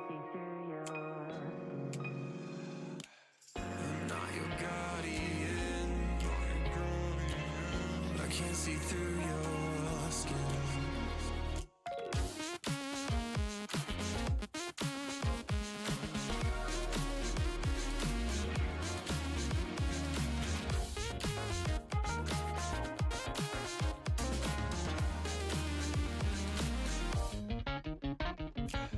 I'm not your guardian.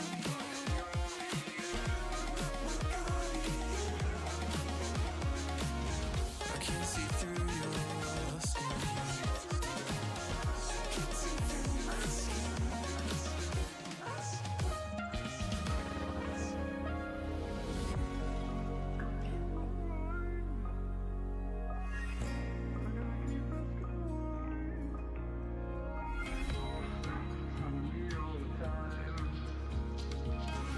Everything will be fine. Stop scratching my mind.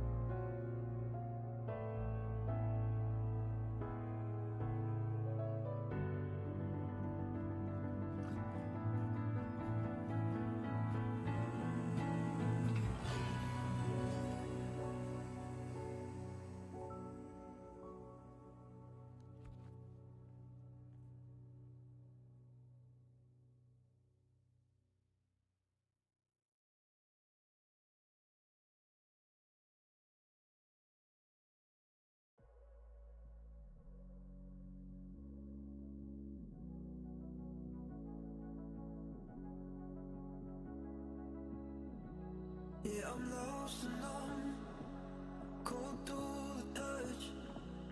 I pretend like I don't remember your name. Every masterpiece turns to blasphemy. When I close my eyes, yeah, I still see your face. We were the thunder and the lightning, burning fire that started from the spark. I would spend you just to watch you twirl. It was us against the world. You were the rain falling on my skin. Yeah, I was dying when you pulled me in. I was your rebel and you were my girl. It was us against the world.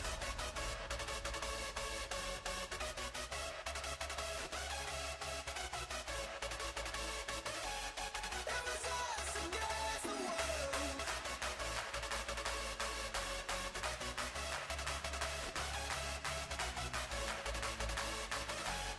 It was us against the world. I was your rebel and you were my girl. It was us against the world.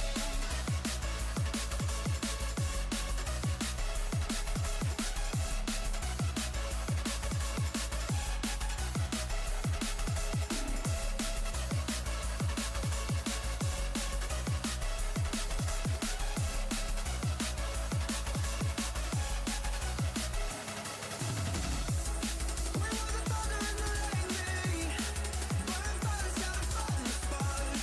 I would spend you just to watch you twirl. It was us against the world. You were the rain falling on my skin. Yeah, I was dying when you pulled me in. I was your rebel and you were my girl. It was us against the world.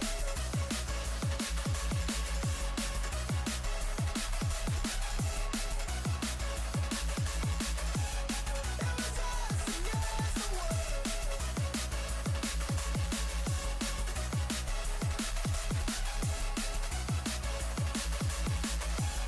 It was us against the world.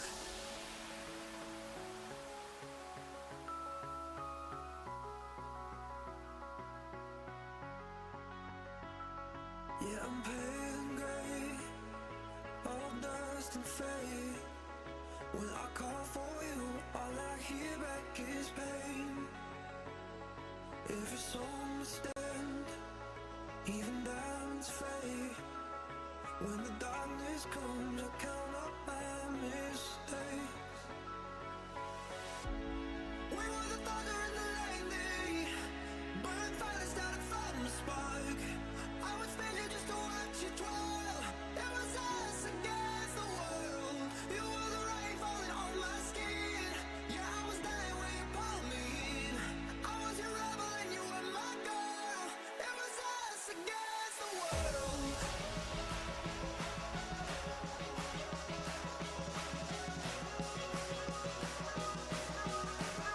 We were the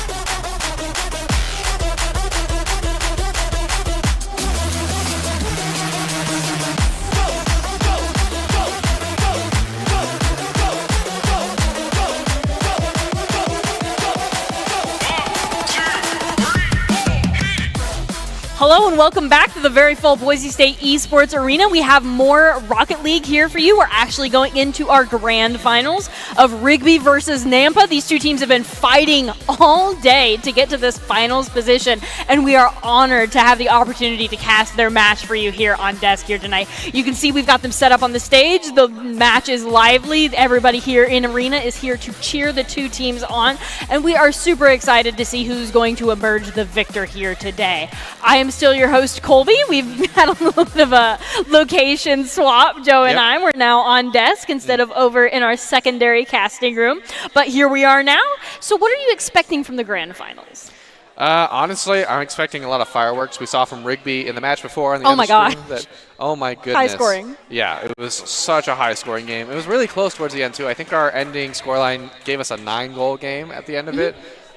So Rigby is definitely capable of some super aggressive plays. They did utilize a little bit of demos and bumps in the last few minutes of both games. But you've been wanting all day. Yeah, but it seems like where they're most comfortable is making those aerial plays, especially off the backboard. So what I'm expecting to see is a lot of that. What I'm not expecting to see is a lot of demos and bumps. But honestly, if they make that adjustment, yes, I'm super excited to see more demos and bumps, get more involved, and force them to make more mistakes. You're like, give me the CC. I want people to not be able to play the game, disrupt the rotations. Here we go. I crave violence on desk here. Be the nightmare fuel. Be the nightmare fuel.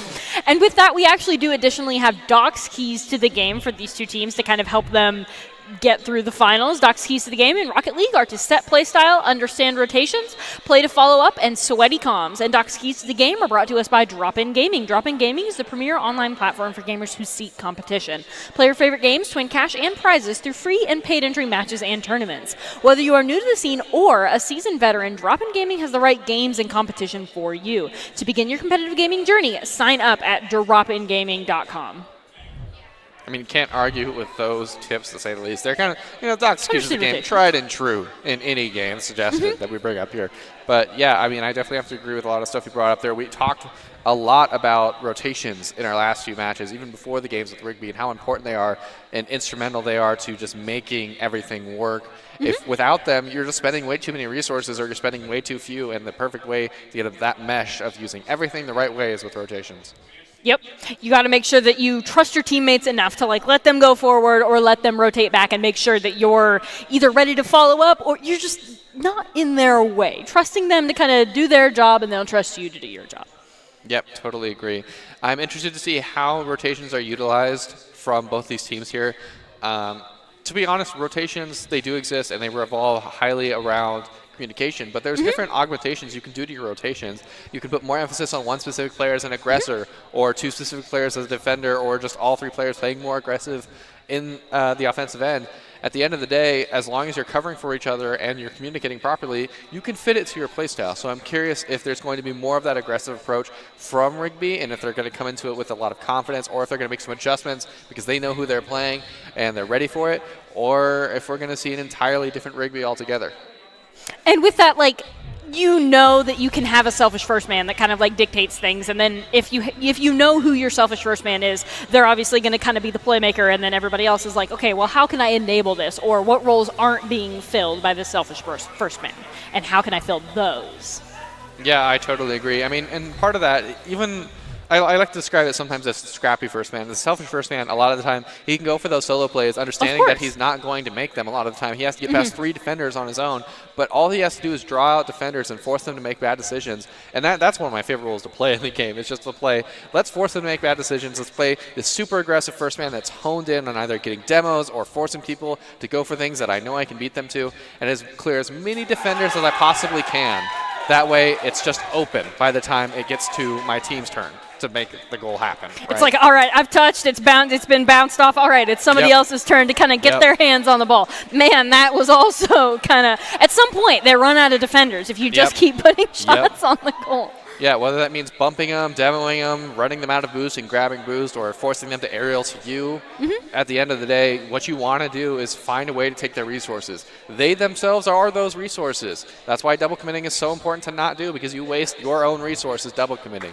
So at the end of the day, you want to force those kind of mistakes out of them. You want to force them to give up resources because they're on the back foot. If they run out of resources, you get free goals, and that's the synopsis of playing the aggressive first man. But the flip side of that is if Yes. you run out of all of your resources, having all 3 members commit to trying to touch this ball and trying to get it to go in, if they successfully defend against that, and while that's hard to do, we've seen teams do it, your net is empty because everybody on your team just was trying to put the goal in. And so in a lot of cases, you can kind of see the reward for a successful defense be an attempt at offense or a shot on goal or even a goal, depending on the accuracy of whoever's 100%. shooting the ball. And that's where that midfield is so important. Even from an aggression standpoint, the midfield is the core at the end of the day, because forcing your opponents into their back end to play their defensive end doesn't mean a whole lot if they still have a lot of access to boost and you're giving them time to rotate.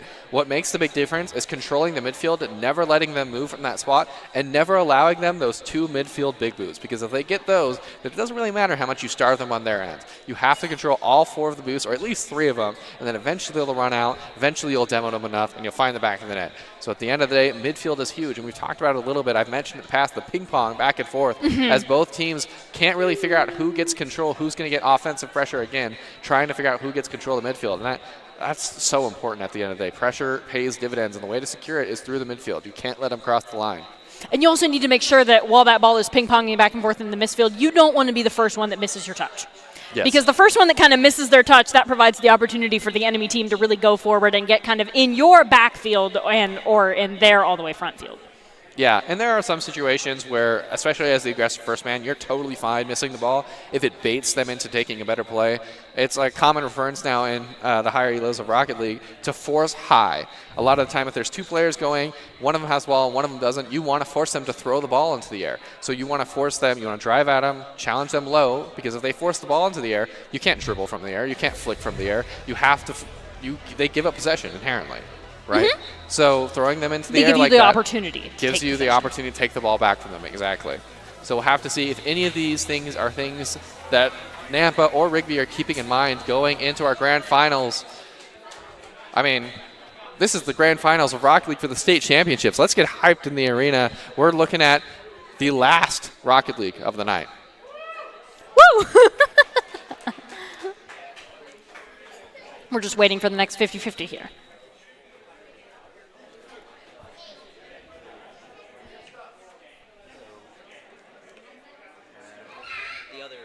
There is another Rocket League game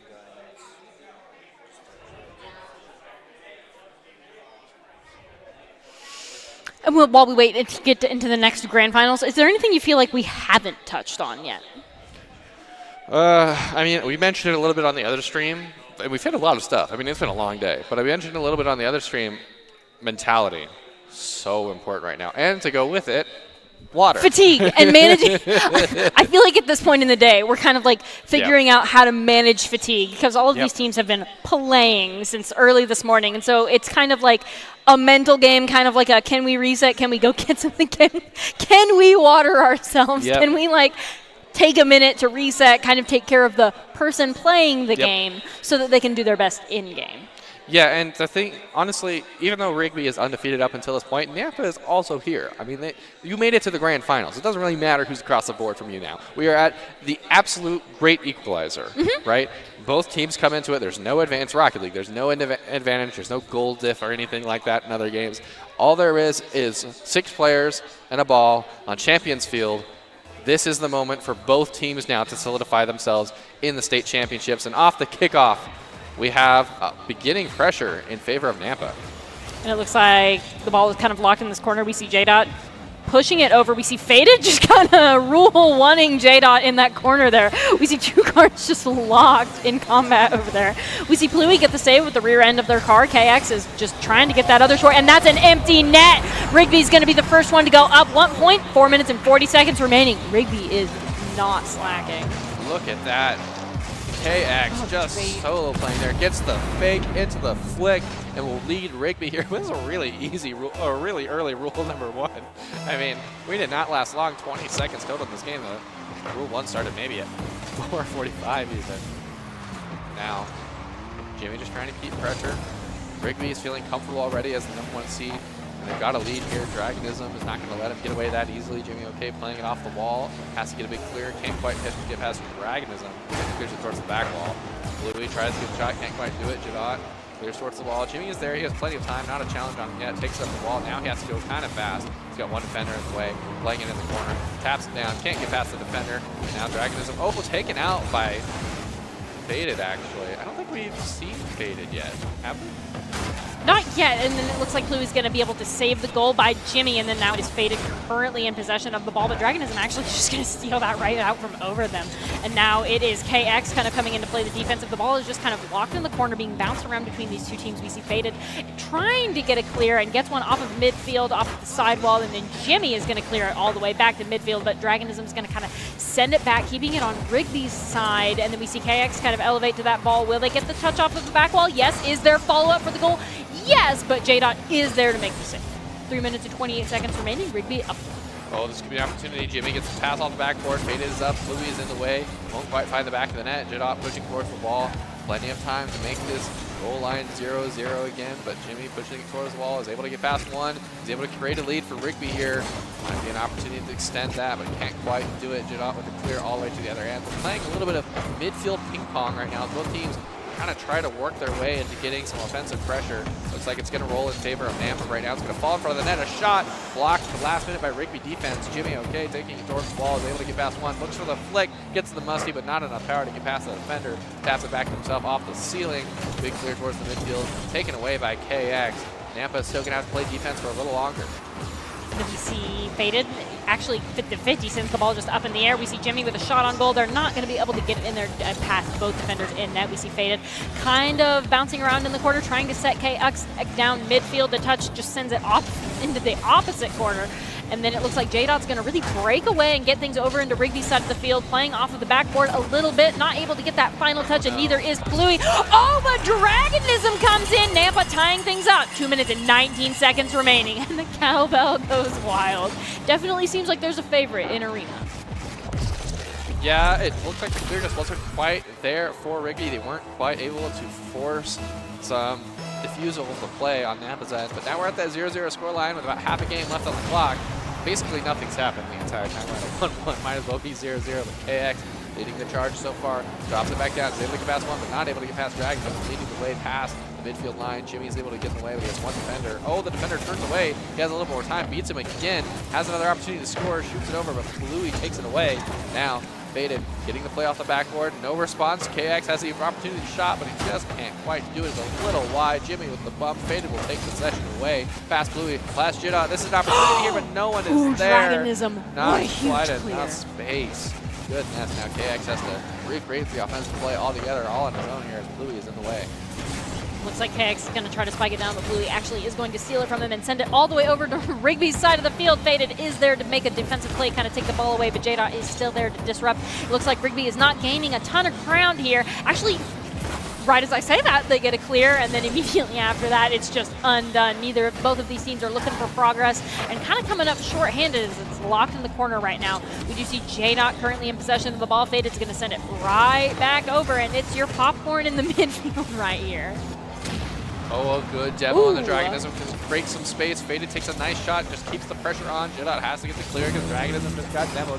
The bump out towards the midfield. Bluey's able to get there. The pinch off towards the wall. Jimmy's going to have first response here. He has plenty of time to do whatever he wants. He does have one player in the way. Oh, Dragonism doesn't make contact. Jimmy has the play. He does it go in? Vex is up. He puts it back down. KX is there, but he can't get the shot. It goes wide. That was something. We're less than a minute left on the clock now. Jimmy is able to get the pass back up.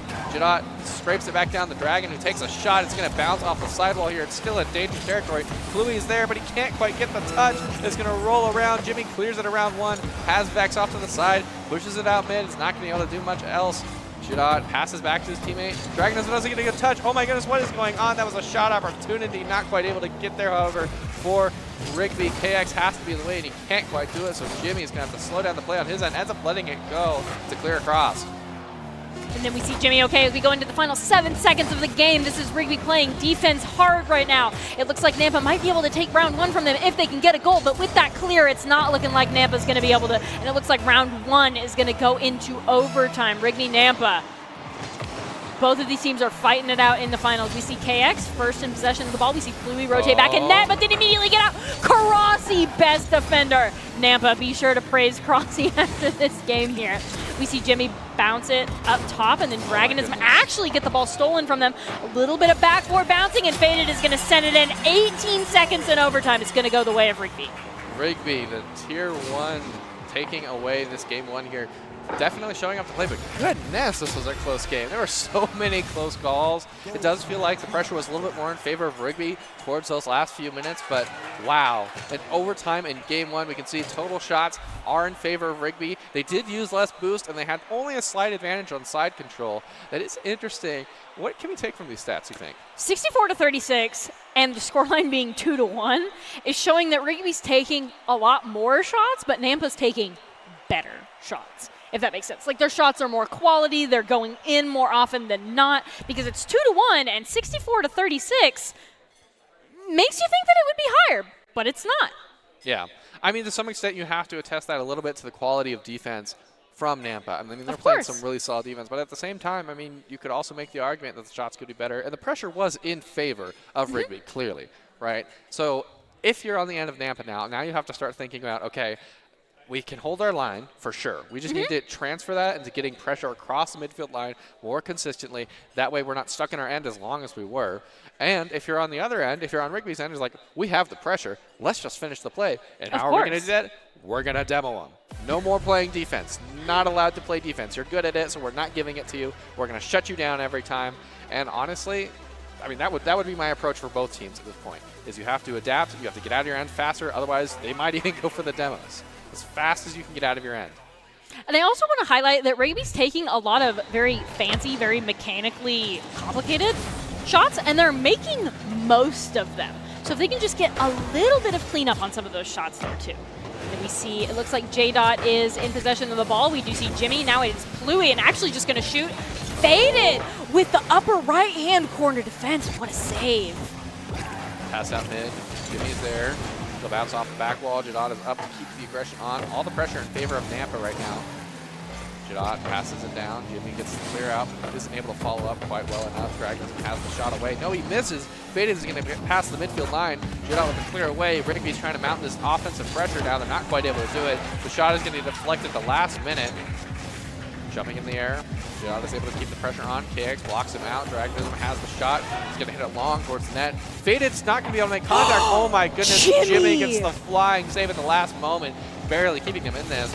Only 1 minute shaved off the clock now. Jimmy's just keeping pressure, but this is not good. This is a shot for Dragonism. KX almost got the bump. No, KX is there. He gets the flying save again. All the pressure in favor of Nampa right now. We've seen a complete switch from Game 1 in this first minute. J-Dot going for the shot. Can't quite do it. Oh my goodness. So many shots in such little time. Dragonism trying to be the block, but finally Rigby's able to get out of their end. Jimmy with the 50-50. He's going to spill out the KX. Has a little bit of time. A bump on the last defenders from Rigby, but can't quite do anything with it. The shot from J-Dot. Faded's able to clear away, but he's not able to follow up with the pressure again in favor of Nampa. Ooh, and Jimmy's actually might be able to switch that. There's only one defender in net. We do see J-Dot currently in possession of the ball. We see the ball bounce back to midfield. We see Faded Vex kind of send it back into that corner, and then Dragonism is going to try to get it clear, but KX is still really stopping it. Now it is Rigby, instead of on the hard defense, that they have the opportunity to really go in, but they're against 3 defenders in net. Oh, a shot opportunity, not able to make contact. KX with the shot blocked by Dragon. Playing it towards the wall. KX is going to look for a solo play. Not quite able to get the touches he wanted. It's just going to hang there. Jimmy is able to get it around the horn. Louis is there. Dragon with the shot is going to go a little bit wide. Faded has plenty of opportunities to take this slow, take it around 1. Can't get past the first defender. Now KX taking it towards the wall, flick it over to the side or take it up himself. Tries to take it up himself, it gets blocked by Dragon. Off the corner of the wall, Jimmy has to be in the way. He is. Faded, looking for the touch. Maybe the shot here, passes it over mid. Has to be an opportunity for KX. Actually, Jimmy takes it anyway. KX playing that third man role, waiting for his teammates to give him the go. Now, Blue with the clear. Offense is just kind of simmering down for Rigby. It doesn't feel like they're getting as long on the offensive end as they might want or they got earlier. Dragonism respawns, so does Pluie. Oh my goodness. Just kind of in time to make those defensive plays, but they definitely don't have a lot of boost to work with here. And it looks like neither does Rigby. Actually, right as Jimmy OK is going to go ahead and get that full 100, we do see Pluie kind of take it over to Rigby. 2 minutes and 6 seconds, and ooh, still no go on board. And I got to say, Rigby, your defense is putting in work. Put some respect on the Rigby defense name. Yeah, we haven't seen a lot of Rigby defense lately because they have been kind of rocking the offensive end. It is cool to see that they can hold their own on the defensive end as well, but someone has got to score. This game is so tight right now. Jidok up to get the clear. Trying again, but can't quite get past Jimmy. Jimmy is looking for the solo play past one. Can't get past the second. Blue is able to get the clear. This is not good. KX is there for the shot. Another shot. All 3 shots defended by Nampa's defense. They're hanging in there. Jadot with the pass over. Blocked by Faded off the wall. Jimmy is up to get the block, but can't quite do it. Jadot with the clear is going to put it towards the wall. Bluey with the shot from the corner. KX has to be up. He can't quite get it. A clear out from Jimmy. Oh my goodness. This is some scrappy defense from both teams, relying heavily on those half rotations here. Scrappy but successful. Oh yeah, to say the least. I mean, we're at a 0-0 scoreline with 4 minutes shaved off the clock. Successful defense is the name of the game. Is Dragonism going to be the first one to put it in? Not yet, as we go into the final minute of the game. We're going to see Faded kind of drop it down. No. KX, you got it! Not like this. Oh my goodness, what happened? Bluey with the bounce off the wall here. It's going to just slightly get, oh, Faded didn't quite make contact. KX had pushed up and just panicked. That's A-okay. I mean, it happens, especially after a long, stressful period without any goals going in, but they have 1 minute to turn it around. If anyone's going to be able to turn it around, it'll be Rigby, who's been on the offense all of the other games today. But they have a mountain ahead of them. Oh my goodness, almost another one in favor of Nampa. They're definitely putting in their work here. Dragonism off the wall, not able to do much else. Fade is able to get past one, can't get past the other. KX has to be the one to respond here. It has to be the big bang. He does. There has to be a response from Jimmy, and there is. It's pushed towards the wall. There has to be a shot here. Where's the shot? There it is. It's open, and we have Rigby bringing it back. They did it in 24 seconds. Plenty of time for this game to swing again. But goodness, this is turning into quite the last minute of this match. Game 2 is turning kind of into a crazy game, to be honest. Rigby's really fighting to stay alive here, scoring their next goal within 30 seconds. We see Pluie and Jimmy almost roll on each other. And then we see Dragonism currently in possession of the ball, looking to kind of skirt it around. KX, ooh, is able to get it past the first defender. Ooh, Dragons just sends it right through all 3 defenders. Dragonism, what a shot. It just looks like Jimmy might have put all his eggs in one basket there. Faded doesn't get the 50-50 right. The dunk will go right into the net. Just 19 one too many seconds. players on the wrong side of the highway there. 50-50 goes in favor of Jimmy, but at the end of the day, Jidok gets there first. Has another opportunity, takes a shot, and he gets it. And at this point, Nampa's looking like they're pretty much in control of game 2 here. Might be thinking about game 3. If I am in Rigby right now, I'm just thinking, hey, we go next round. we go next round. Let's get one more. Swing the positive momentum our direction. Nothing matters anymore. We'll get him in the next game. Plenty of Rocket League left to go. There it is. I mean, there it is. I mean there's honestly, the goal. he can There's still the goal. come back.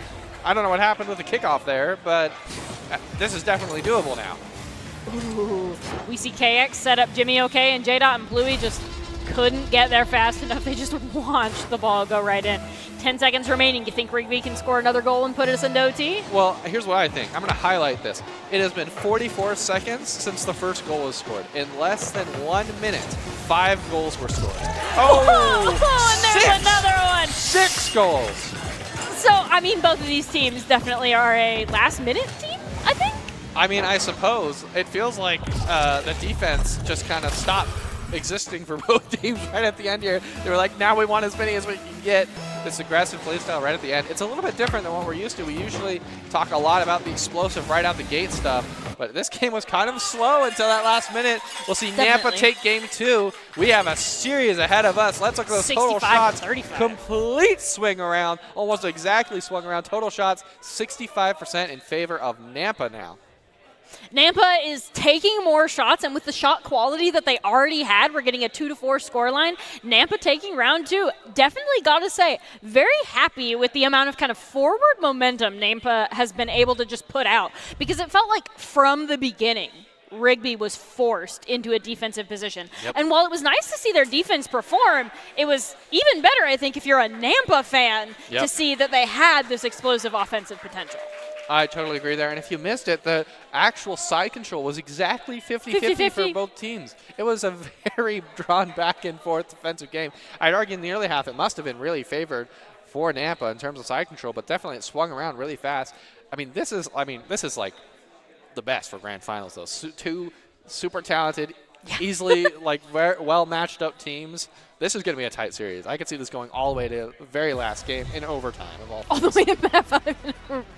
Only stressing us out over here is what it's going to do. All right, game 3. This is an opportunity for both teams to put themselves in a match point position now. Both teams have had the time to make adjustments. They've had the time to read both of the either team's adjustments. Now, stuff needs to happen. I mean, it's a best of 5, right? So realistically, we're actually pretty close to the finish line. We're going to see what people kind of put into practice there. We see a little bit of excitement on stage. People seem to have found the cameras and are very excited.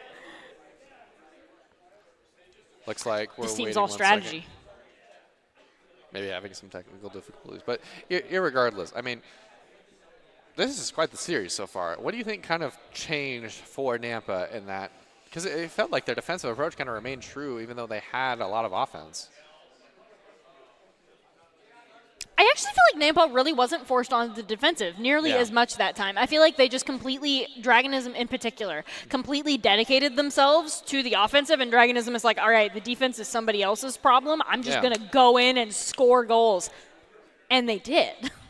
Yeah, it definitely felt like a lot of the time you had 2 players retreating for Nampa to cover the defensive line while you had Dragonism and sometimes other players, depending on the rotation, just kind of finding it within themselves to just be in the way for a second and just force them to kind of fight for the midfield possession instead of just freely giving it, which I'm a huge fan of, obviously.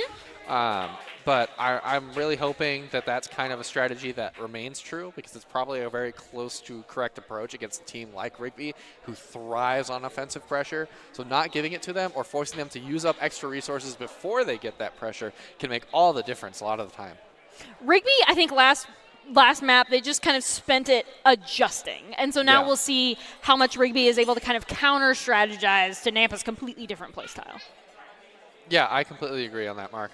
And honestly, if I'm in the position of Rigby right now, I'm not worried too much because I can't be worried too much. I mean, they're in grand finals, right? And you're a solid team, right? You're undefeated up until this point. So I think the thing to highlight is just remain confident and just think about a little bit more what we're doing, focusing on winning at the midfield because it's second nature what we do on the other line, right? It's second nature what we do on the defensive end. We just have to get in control of the midfield. So when we're in that midfield scenario, let's make sure we're looking for passes. Let's make sure we're calling out when we see someone challenging our teammate. Let's make sure we're communicating in a way that allows us to control every aspect of the midfield because if we can get that, we can control this giant bubble around the enemy defense. And then at that point, if you have control of the midfield and your own backfield, you're just kind of it's only a matter of time until you get a goal in if you have control of the rest of the field. 100%. That is exactly the scenario. And you know, it took us 4 minutes last time. But yeah, a while. So that actually brings up an interesting point, though, because it took 4 minutes for a first goal to be scored. That goal was scored for Nampa. They did come out on top of game 2. So if you're Nampa then, I mean, I've already talked about what you do if you're Rigby in this point going into game 3. If you're Nampa and you just came out of a win like that, a hot win, after playing kind of your game for a little while, what do you think you're thinking about? Like, how would you approach winning game 3 after that game 2 if you're Nampa? If you're Nampa, you're like, wow, we really were able to kind of catch Rigby on the back foot. We were really able to kind of make them uncomfortable. We were really able to win the round. So let's just do that again. I don't actually expect there to be a whole lot of strategic adjustments to Nampa's strategy because if it ain't broke, don't fix it. Absolutely. At this point in time, Nampa won 4-2. They don't have a whole lot of reason to fix anything that they're doing. Yeah, that totally makes sense. I would argue the same point if it ain't broke. At the end of the day, like, adjusting in Rocket League is not very easy because it is very fast-paced, and a lot of it relies on kind of playing the game on airplane mode where you kind of just let your hands and your brain do the thinking for you, where you're not terribly focused on making conscious decisions throughout the game. You're just kind of adapting as it goes to some extent. So I think at the end of the day, I think I would focus on what feels comfortable and focus on what worked last game and just keep going with that. Keep the communication up. That way you can coordinate if things do need to change. But other than that, I mean, keep playing your game if you're Nampa. At this point, the pressure is on Rigby. They're coming out of the loss. And should we revisit Doc's keys to the game as we go into this next match? Yeah, why not? Let's see what Doc says. So Doc's keys to the game, once again, in Rocket League are to set play style, Understand rotations, play to follow up, and sweaty comms. And Duck's keys to the game are brought to us by Drop-In Gaming. Drop-In Gaming is the premier online platform for gamers who seek competition. Play your favorite games to win cash and prizes through free and paid entry matches and tournaments. Whether you are new to the scene or a seasoned veteran, Drop-In Gaming has the right games and competition for you. To begin your competitive gaming journey, sign up at dropingaming.com. Yeah, I really like that first point. We've been talking about it a little bit without necessarily using those words, but that first point on Doc's keys to the game, set the play style. I mean, that's what we've been talking about here for a while. Looks like we might finally be getting into game 2. I can see the cars on the field. Oh, we're still figuring stuff out. Irregardless, setting the play style, right? I mean, it's so important. Even if it's not necessarily something new and inventive, it's more so just deciding before you get into a game how you want to play that game. Because if you end up trying to change things mid-game, or there's kind of a misconception on the plan exactly, then it's going to be a lot harder to make the communication work once you're in that moment. With that, we're just kind of waiting to get into game, seeing how Doc's keys to the game will kind of play into all of this and make sure. I think both of these teams need to make sure that they're just kind of mentally resetting. We're kind of giving them a little bit of a time to take a break, get everything figured out. Maybe touch some grass. I mean, I harp on it a lot as a joke, but also I do think it's very important, especially this many games into the day. Yeah, and I mean, as long as you got time, might as well, right? Of course. Yeah. I mean, maybe we can get like one of those potted plants of grass to just like walk around, just like, here, get your touch, get your touch. Here, everybody, good luck touch. You need a refill. Oh, and here we go. Finally, game 3.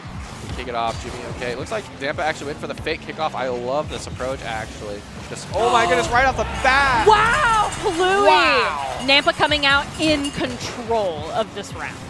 Yeah, this was actually, I love this strategy after that, especially just off of a win. You go for the fake kickoff play just to further put in the point that you want to remain in control of this game and that you feel in charge.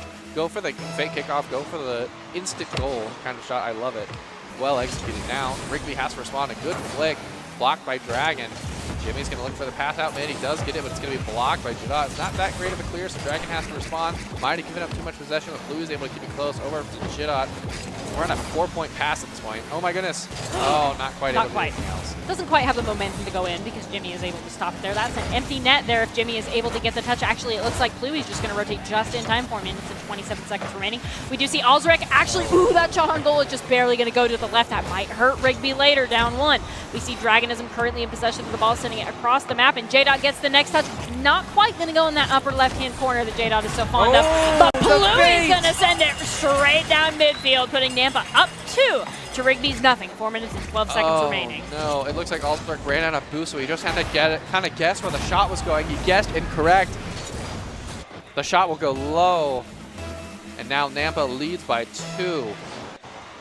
Yeah, I mean, scored what, 6 goals in the final minute of the game last? But it's flipped, right? High-scoring game. All of that aggression and that kind of momentum that was proposed in the last few minutes of that Nampa game, or that last game where Nampa won, kind of feels like it's remaining true in the first few minutes here. Nampa still has a hold of that momentum. They're still snowballing down the mountain.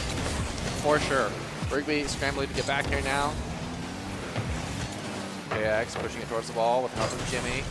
It's off the wall. Dragon has the opportunity to go for a solo play. Just goes for the shot instead. XK or KX playing off the ball and a shot. Oh my goodness. What a save. 50-50. And then Dragonism actually is able to save the ball next. It looks like KX is perfectly set up but misses the touch, but Alzrek is actually not going to be able to get it out of this corner just yet as it just goes up into the air. Alzrek currently in possession of the ball, passing it to Jimmy, but Dragonism is just in the way, stopping all of the goals as the ball bounces right in front of net. And then we see Pluie just kind of taking it down midfield. Alzrek actually is going to get the bounce a little bit too far to the left, gets the second touch there. Is there any follow-up? It looks like Pluie's actually going to be the next one to take possession of the ball, sending it right over Jimmy. Yeah, it feels like Rigby offense may be stumbling a little bit. They've had a lot of opportunities to put solid shots, maybe goals in the back of the net here, but they have not had the shot quality to make it happen. Might need to relocate here a little bit, rethink what's going on. Maybe a reset. Dragon's trying to push it out, pass out mid. Jimmy is able to get the 50-50 to keep pressure on. Rigby's got side control. Pitches it out mid, not able to do much else. Jadot has the read, but can't quite make contact. KX pushing it down, gets bumped. A good clear from Fluey, blocked by Jimmy. He's up to get the second touch, might get a third. He does. Maybe has the shot out mid, but can't quite get around it. Ran out of boost just in time. Now Fluey with the clear away. KX towards the wall. Dragon ends up leaving it. This is not good. Oh my goodness, KX could have just gone, but he waited slow. Takes the shot, and they do find the back of the net. They find Nampa defense scrambling, a rare moment here, but all the same. Definitely could have been pounced on a little bit faster by KX there, but he does end up getting there anyways. They find the back of the net, and they're still alive in this game. They only need one more to tie it up and force an overtime situation. Maybe that momentum for Rigby is all they need to swing back around now and force a really scary game 3. It looks like Aldrich actually is going to be the next one to touch with that bicycle kick there. And then immediately after that, we see Jimmy just kind of pass it right over Bluey. Can they get it past Dragonism? Not quite, as Dragonism is in possession of the ball, but can't get it past KX as we get it clear all the way into the back corner of the field there, where Bluey once again takes possession and is kind of passing the ball back and forth to Dragonism. And it looks like they're setting up for a play down midfield, but Jimmy is just going to get in the way of that, send it over into the corner, and then take possession for themselves. As Dragonism actually gets it clear, but we're just kind of ping-pong back and forth in the midfield. Nobody has control of midfield just yet. Bounce off the backboard. Dragon has a shot here. He takes the bouncing shot, blocked by Jimmy. What a save. It's going to be reflected. Bluey's up to block Jimmy, but he can't quite do it. Jadot playing last defensive line here, hits it towards the wall to buy a little more time. Aldrich off the wall. Can't make contact where Jadot's going to roll in front of the net, but Bluey has the clear away over to Jadot, beat by Aldrich. Now, waiting it out. Aldrich with the pass out mid, blocked. It's just hanging around Lampa's net right now, but not really threatening positions yet. Aldrich with the demo. Oh my gosh, two defenders for Nampa dead, but kind of staggered, so they're not dead at the same time here. Finally, they're both back up. Bluey trying to create something, but can't quite get past. Now, Dragonism can't push past one, has to get past KX, can't quite do it. Rigby's defense, definitely, or offense I should say, definitely holding on right now. Oh, this is a shot, but he can't quite do it. Dragonism gets it out.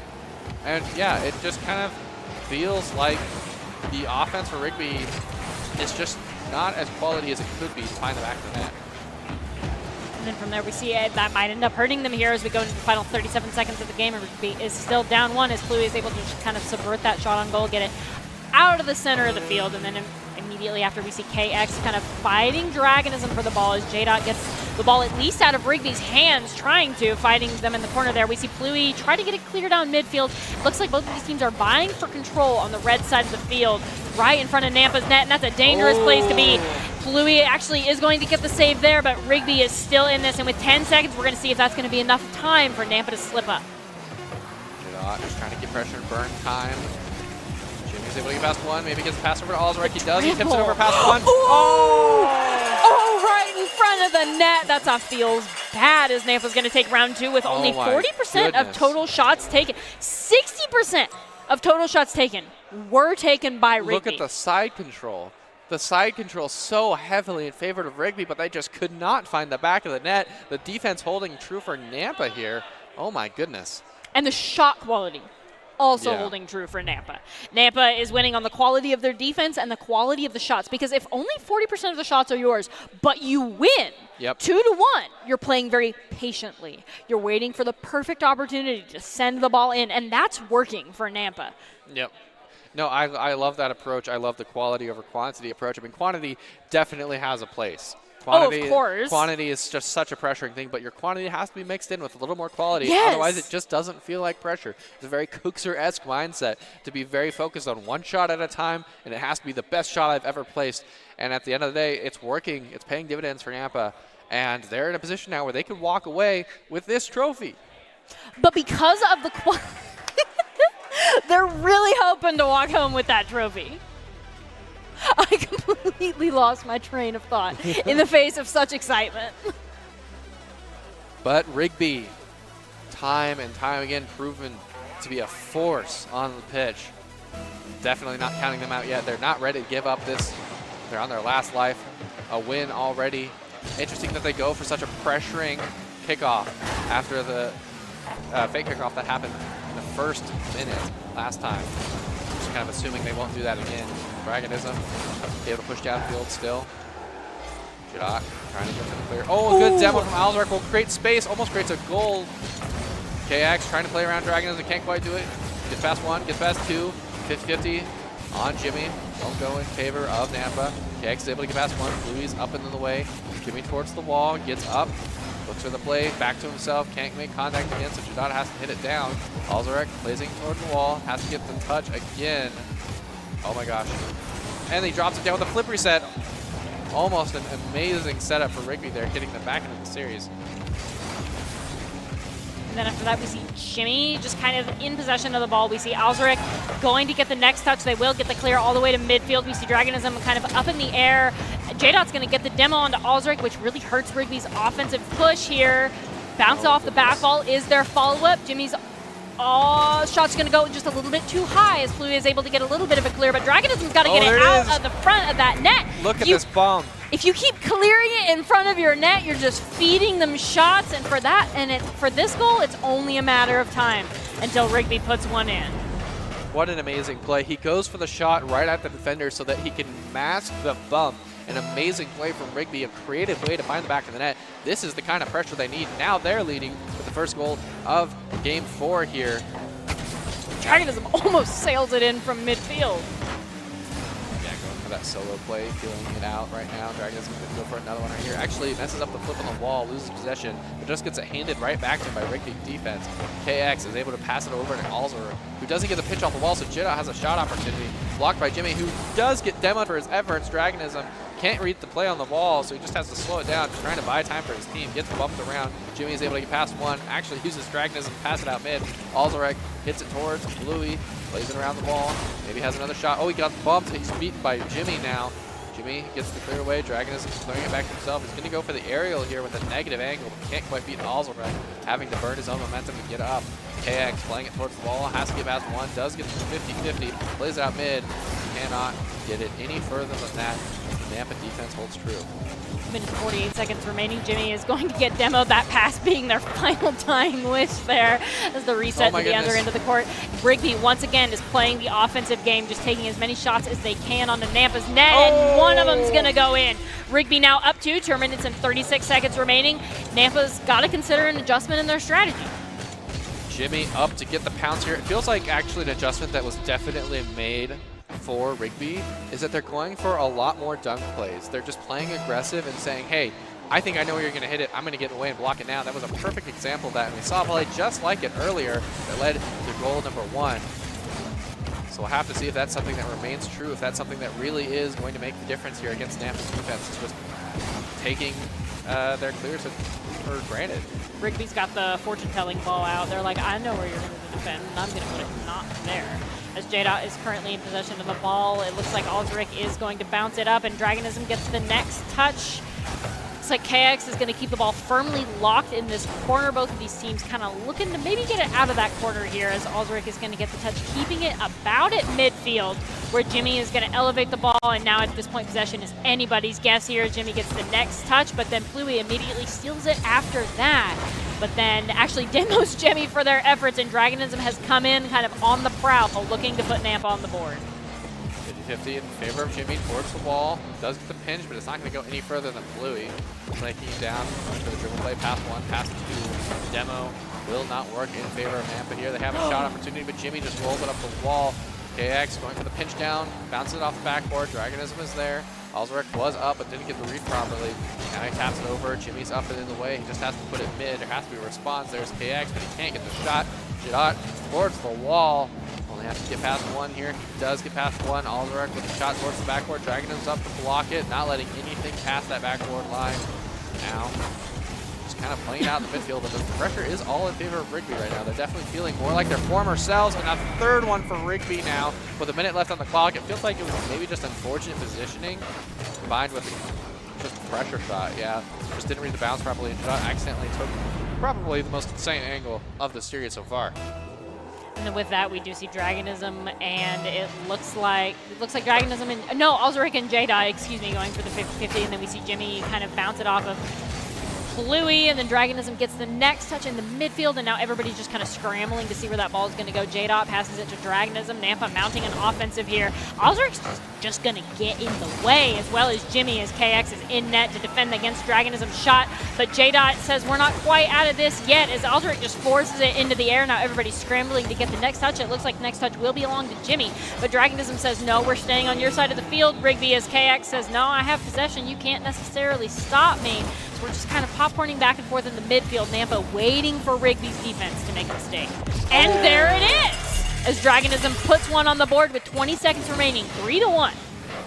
Still so much time left in this game. I mean, it's 20 seconds, but it's so much time. We've seen how many goals these teams score in the last 30 seconds of a game. We could be here for easily 4 or 5 more goals. We'll have to see what happens. Almost able to get past one, able to get it past another, but Dragonism gets the first touch. He's looking for the solo play. He's looking for a heroic moment. He's able to get past one, able to get past two! Dragonism keeps it alive! I mean, I was just saying that, right? There's plenty of time for this to swing. Dragonism's able to catch the defense off guard here. They were expecting their teammate in the air to make contact. He did not, and that will lead to another goal. 13 seconds to score one so that Nampa can force an overtime initiative. I think 3 that's extra more seconds. than possible. Looks like Bluey's going to send it up in the air. 9 as we kind of go down, and it looks like Aldrich is going to make the shot. And with that 5-2, that might be it this round for Nampa. Is that not 4-2? It looks like they just maybe went for another fake kickoff there, but it did not quite work as intended. They didn't get the touch that they wanted, and so it'll just spell disaster at the end of the day. It was a very, very good effort from Nampa, but they're going to have to take this to Game 5. And as I predicted, we're heading to a Game 5. And you know, the last thing on the bingo card is the overtime now. Yeah, we kind of always thought that it was going to go to Game 5. 31-69. Look at the total shots on that one. Oh my gosh. It felt like Rigby put Nampa in the position where they just kind of had them all locked in their final third of the field, and they're just at that point just taking shots in front of Nampa's goal, and Nampa's like, well, it felt like there were points where Nampa was forced into the position of, even when we clear, we can't clear it far enough because they're just all out in front of the goal. Yeah, I think what that's going to come down to is now Nampa has to make an adjustment where they're not just hurling the ball to clear it every time. They have to work together. They have to go for flicks. They have to go for dribbles. They have to mix it up. Because at this point, if Rigby's got your midfield defense kind of locked down, then you're in trouble. And even if that doesn't necessarily look like fancy plays that are super nice to look at, even if that just looks like what was going on in Game 3, where we had Dragonism just in the way constantly on every little play, so be it. But at this point, in the way is valuable. Yeah, I mean, at this point, this is essentially the final game of the season. This is your last chance to come away. So let's see what they got in store for us. I have literally no idea who can come out with this win at this point. Expecting big things from both teams. We're expecting overtime. Oh yeah. Gonna put that out there. Yeah. Bluey leads the way. Oh, that's not a good touch. That's not good. But Dragonism will swing into the last one to save it. Playing it off the wall here. He's able to get past another. Takes the shot. KX is there though. Is going to just deflect it away. Alzarek is going to go for it, but he is beat by Jidot. Does force Jidot to jump and doesn't get that great of a touch, but Bluey put it off the sidewall. Jimmy's able to clear it away, playing it back towards himself. Is able to get past another. Good bump. Might create some space here for Jimmy. Just needs to get past one more. It's going to spill up mid, but Nampa will have the defense in the way. Alzarek putting it towards mid. Is able to get 50-50. Bluey lead off towards the ball. They have plenty of time. KX is going to push it off again, and a shot down. Will work. Lower Jimmy right-hand corner. lead. Rigby's coming alive, our first goal. We see KX pop it up into the air, and then we just see the shot into that bottom left-hand corner. Corner shots are always hard to defend against here. Rigby really putting it where it hurts to Nampa here. 4 minutes and 23 seconds remaining. Still plenty of time for them to come back here. They got to shut down this Rigby offense. They can't let Rigby do what they want with the ball like that. Alzarek is up. Pass out mid. Jimmy doesn't have that good of an aerial. This could be disastrous. Oh, goodness. Double commit there. Rigby is able to get out of it, but they have to waste a lot of boost to do it. Dragonism looks like he's going for the back pass. Jidot is up to take the shot. Jimmy is in the way, but he can't do a whole lot. He just has to bounce it off the backboard. Dragonism with the shot, but it's a little too wide. Puts it down into the corner. Then we wait. Alzarek tries to get past the midfield line. The dribble play gets past one. Doesn't get past the second. KX is there to take the shot. Oh my gosh! Oh my gosh! The The pinball! lucky bump off of the Bluey. Gonna put pinball! Nampa on the board. 3 minutes and 45 seconds remaining. The goal from midfield. Bluey's just casually driving along here. That's unfortunate. And Alzeric was in the wrong place at the wrong time. I mean, if you're Rigby, you can't really worry about that at the end of the day. There's not a whole lot you can do in that situation. There's no way you could have planned for that. Just an unfortunate bump. Yeah, for sure. KX leading the charge here, might have another shot. It's going to roll out in front of the net, and Jimmy is there. They regain. Jimmy making up for it. Nothing to worry about if you're Rigby. You're like, all right, we got it back. We didn't get that stolen from. Hold on. Just like, last goal didn't happen. Yeah. Jimmy puts it in the net one more time. Jimmy, it really feels like has become a standout scorer in these 2 minutes and 30 seconds that we've seen so far of map 5. Yeah, I totally agree with you. I mean, he's been standout all day, to be honest. I mean, he had a couple really good pop-off games over on the other screen, and he's looking to make this one just the same. Blue is able to deflect here, though. Only one defender back for Rigby's. Could be disastrous. They did give enough time to get back, however. Alzeric is up to challenge Dragonism. Jadot has the next response. He's going to hit it mid over to Dragonism. He doesn't have that great of a touch. KX looking for the play around one. Does get it. It's going to roll off towards the corner. Jimmy with the bounce out mid. Jadot playing it towards the net. Oh my gosh, McKenzie bounces it right back to Jadot, just giving them extra steps in the goal to tie the game up. This is such a close game. If we go to overtime, I might get gray hairs, honestly. This is so intense. Every little challenge, you have no idea which way it's going. Now, a scoreless goal line here at 3 minutes 0-0 on with the clock. complications. Yeah, I mean, yeah, as Artie would say, it's complicated at this point. So Bluey pushing towards the ball, looking to make it a little bit less complicated for us, but Jimmy will block him. Blocking again, Jimmy is just in the way. A good pass here, but it's going to be blocked by Alzeric. It's going to land in front of the net. The 50-50 is not in favor. Bluey cleared The it! touch just barely isn't there. No. That's okay, they still have more opportunities. That was just so unfortunate. Another unfortunate situation. Both teams stretching themselves thin, trying to find any foothold here. Dragon isn't able to get the 50-50. It's going to bounce in front of the net. Bluey's up. He just has to put it down. He puts it high. Jimmy OK is going to get the shot away from his own net. KX leading downfield is able to get another tap. It's going to roll out in front of the midline.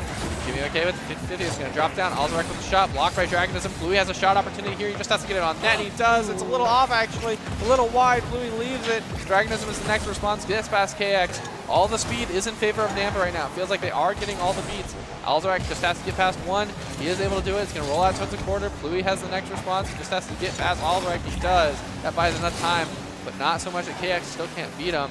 Maybe demos looking to be happening here as Jadot gets the clear out, but doesn't get a good enough clear. Alzeric just hits it towards the net. Dragonism misses, and then the demo, that will create the space. Rigby will find a third goal here now. They find the lead again. Oh my goodness, the demo was huge though. The demo created space, yep. Yeah, this goal doesn't happen without the demo. No, it definitely does not happen without the demo there. And now, with 1:50 left, I mean, goodness, I still don't know what's going on. I mean, Nampa has come back from so many worse situations. They have to still be feeling confident. Jimmy is looking for the play here. Passes it out mid. Can't do much else with it. It's going to hit towards the wall. Dragons are playing off the wall with a pinch. It's a good attempt here. It's going to roll out in front of the net. Not able to do much else with it. Blue leads from Jadot, who's got a clear bumps his own teammate by accident. Playing it off the wall. It's going to roll out in front of mid. Dragons passes the shot. Can't do much else with it. He's beat here by Alzeric, who doesn't make any contact. Dragonism just takes the shot. It's going to bounce off the backboard. He takes the shot again and just can't find the back of the net. The quality of shots is just not quite there. Jadot is in the way. Oh, Jimmy doesn't get demoed by Jadot. It creates a lot of space now for Rigby. They're going to get a lot of extra angles here. Now Dragonism is able to get the pinch out. Standing in his end now. The offensive end in favor of Nampa. We see KX with the ball up on high ground. Will anybody elevate to answer? No. As we go into the final minute, Dragonism currently in possession of the ball. Currently has dominant side control. Going to send it mid, but immediately after that, Alzeric is just going to pop it through main. Jimmy currently in possession of the ball. The ball is currently locked in between these two teams in the corner here. We see Bluey pass it to Alzeric. Alzeric looking for a goal, trying to send it main. We see KX miss the touch. Bluey's going to put it a little bit closer to net. A little bit of a back pass there, putting it in the corner. But luckily, they are not punished for it. The ball is kind of safe in this corner relatively, as Dragonism is going to get clear to midfield. And then the clear passed into enemy corners. And then we see Jadot waiting for Jimmy to drop the ball, but Jimmy, unfortunately for Nampa, doesn't do that. 20 seconds remaining. Nampa's desperately looking for this goal on Rigby right now. Jadot passes down to Dragonism. Ooh, Jimmy gets in the Jimmy. way.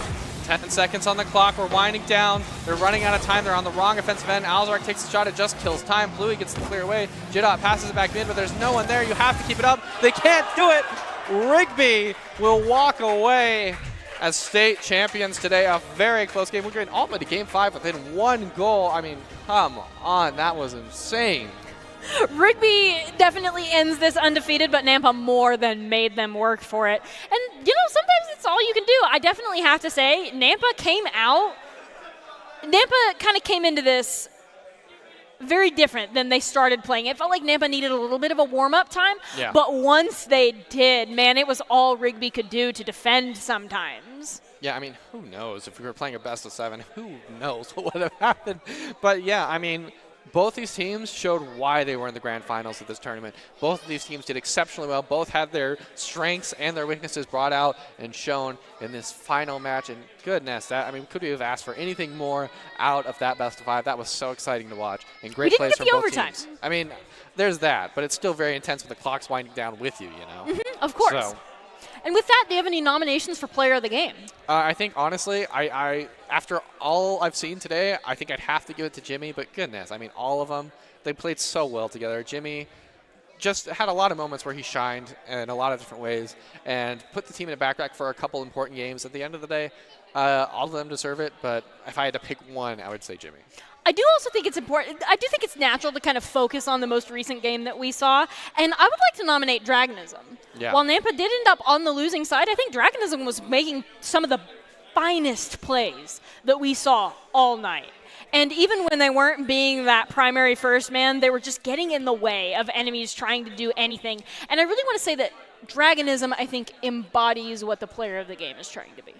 Yeah, I totally agree there. Honestly, Dragonism showed up, came to play today, as did all of his teammates, but a lot of those really clutch moments did come down to some exceptional plays from Dragonism, whether or not they came to fruition. So at the end of the day, yeah, I mean, I can't argue with that. All 6 of the players just played so well. I mean, they're in the grand finals of the state championship. They all deserve a player of the game. I mean, but I mean, let's just see what we have in store for us, I suppose, with player of the game. Looks like it is going to go to Dragonism. It's Dragonism, and the player of the game is brought to you by Idaho Central Credit Union, who believes a great player makes a team more successful, just like Idaho Central's helping members achieve financial success. Dragonism is the very well-deserved Idaho Central Credit Union player of the game. If you can't win the trophy, might as well win some glory for yourself. Put some respect on Nampa's name, particularly Dragonism in particular. You gave us an awesome show for the grand finals. Yeah, shout out to all 6 of these players making it as far as they did. Super impressive gameplay from everyone. What a great night we've had. And yeah, I mean, Dragonism was gold tonight.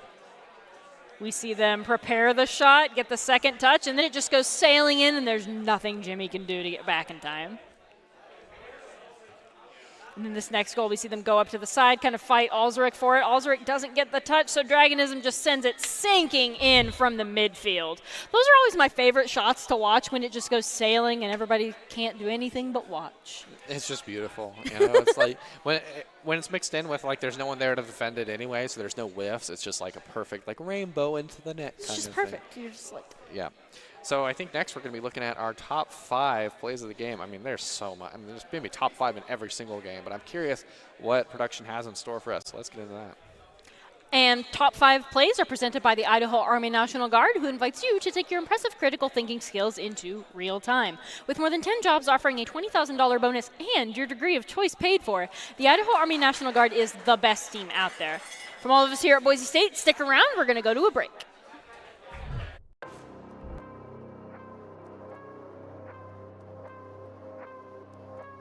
I'm going to be the first one to put it in. Not yet, as we go into the final minute of the game. We're going to see Faded kind of drop it down. No. KX, you got it! Not like this. Oh my goodness, what happened? Louis with the bounce off the wall here. It's going to just slightly fade. Oh, Faded didn't quite make contact. KX had pushed up, and just a few players on the wrong side of the highway there. 50-50 goes in favor of Jimmy, but at the end of the day, Jedi gets there first. Has another opportunity, takes a shot, and he gets it! And at this point, Nampa's looking like they're pretty much in control of game 2 here. Might be thinking about game 3. Push here, bounce off the back ball is their follow-up. Jimmy's Oh, shot's going to go just a little bit too high as Fluey is able to get a little bit of a clear, but Dragonism's got to get there it it out is. of the front of that net. Look at You- this bomb. If you keep clearing it in front of your net, you're just feeding them shots, and for that, for this goal, it's only a matter of time until this being their final dying wish there as the reset Oh my to the other goodness. end of the court. Rigby, once again, is playing the offensive game, just taking as many shots as they can onto Nampa's net, and one of them's going to go in. Rigby now up 2 minutes and 36 seconds remaining. Nampa's got to consider an adjustment in their strategy. Jimmy up to get the pounce here. It feels like initiative. I think 3 that's extra more seconds. than possible.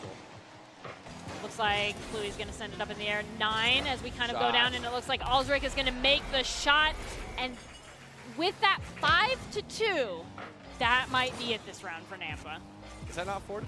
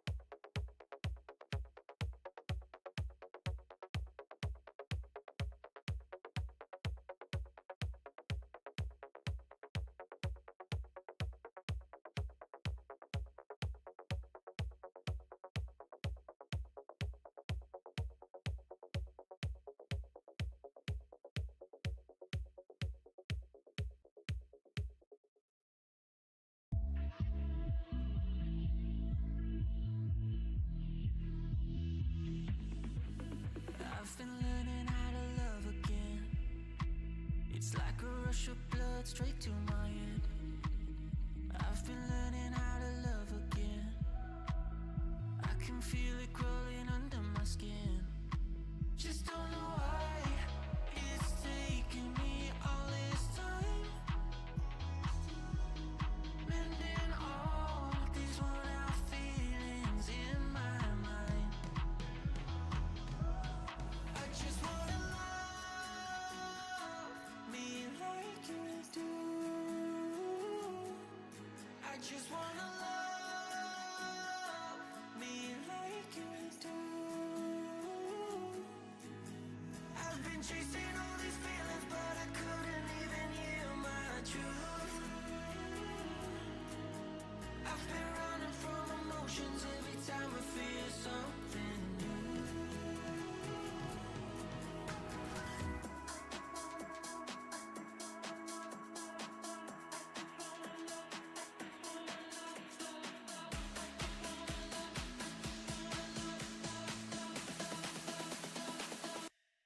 I just wanna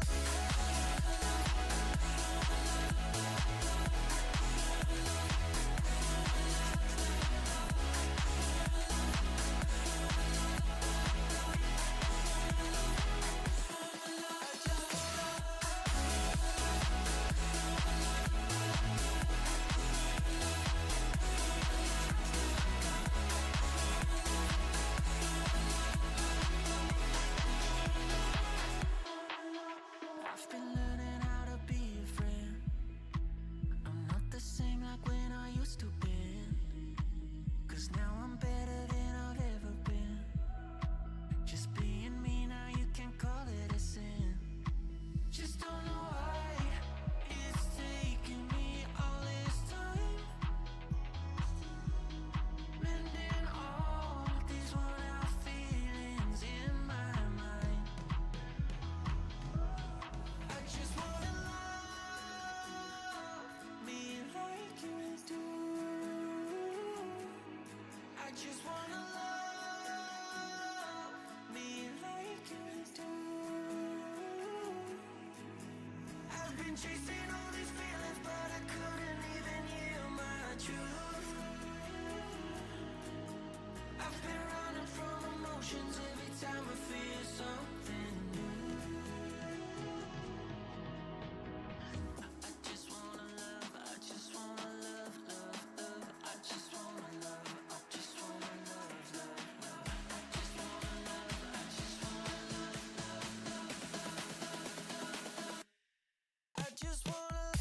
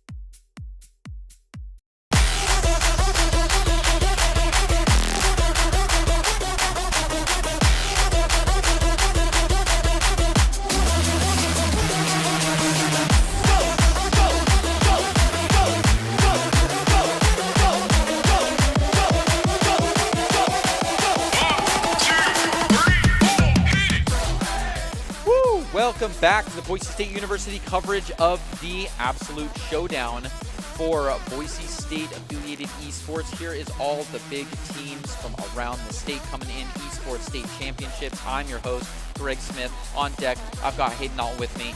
We're going to do a big coverage of the semifinals in Valorant as we move back and forth between Valorant and Rocket League. Covering for you guys today, it is going to be Boise High facing off against one more opponent before we go into the big finals. So I'm excited. We just saw Boise High play a lot of other teams too, and I guess we're lucky that we chose them as they've been riding straight on through. Don't know how you feeling about things. Yeah, they've been holding on here and just showing like a consistent level of play, as well as adapting to all these other teams and their different play styles. But they aren't the only ones that have been playing. We've had a lot of plays, the entire bracket going on in the back rooms. It's a shame we can't cover it all for you. Guess you got to be here in person. This is what's been going on. Shelly has also been riding the waves against Highland and Twin Falls as Blackfoot, Highland, Wood River, and Bishop Kelly all play off in a secondary bracket. And we're going to see the winners of that one play the winners of this game after. But right now, it is Shelly v. Boise, a big high school face-off in Valorant, the 5v5 tactical shooter. And let's talk about that. Here it is. Doc's keys to the game for you in Valorant are to focus angles and flank, know that win condition, count cards and call abilities, and of course, click those heads. This is all brought to you by Drop In Gaming. Drop In Gaming is a premier online platform for gamers who seek competition. Play your favorite games to win cash and prizes through free and paid entry matches and tournaments. Whether you're new to the scene or a seasoned veteran, Drop In Gaming is the right games and competition for you. To begin your competitive journey, go ahead and sign up at dropingaming.com. So here it is. There's Doc letting you know all the keys to the game that you may need to win. We are ready to see the lineups and the maps. They're going to be starting out on Lotus, which we got to see a little bit of that already today. It was a fun one. Yeah. Got to see one map of Lotus. We've already seen a bit of Haven, a bit of Ascent, kind of the ones that we had predicted we might see. Yeah, going into Lotus, I think one thing is just kind of seeing how Boise State's played this already and kind of seeing, do they keep that same strategy or do they have to mix it up to work around these different teams? Because we saw, I'm trying to remember from earlier, it's been a long day. Boise High and Valley View and BK. Yeah. I think it was Valley View. They would just kind of cluster together on this. BK would. Oh, BK, yes. Yep. And that just gave so much pressure to Boise High to go and kind of roam and get lots of map control, and we'll have to see if it changes in these. Yeah, we've definitely seen an aggressive positioning coming out from Boise on this 3-site setup, but we're going to see if a different team or a different roster means that they play differently here on Lotus. A fun map, I think, and the dynamicy of the map is exciting too because it's so new that, and I always love to see these exploits pop up or interesting setups and see what they can do with it, but it's Breezy, Steel, AJ17, and Cause back online. Yeah, pretty much got. Was Steel in last time or is? No, that's been a switch out. Okay, so we'll have to see how that kind of changes the dynamic here, as we don't have. I believe. I'm trying to remember the other player's name. Oh, Yeah. So they'll be playing off against Invasion, Thirst Point, Cooker, Purple, and Pop-Tart. And so far, it's not a crazy roster. Like, we saw a bit of this. I mean, Steel is looking a little bit fast-paced, and we love to see that against Breach. The two of them working together have a lot of good synergy. Breezy, as well, is choosing the Chamber, which, new Chamber, we've talked about. There's a little bit of nerfs coming out with that one, but still has that high mobility and will be jumping around a lot. So it should be a fast-paced round here. Yeah, we still, like, Chamber is a lot more, like, they're still a duelist, but they're almost like a defensive duelist.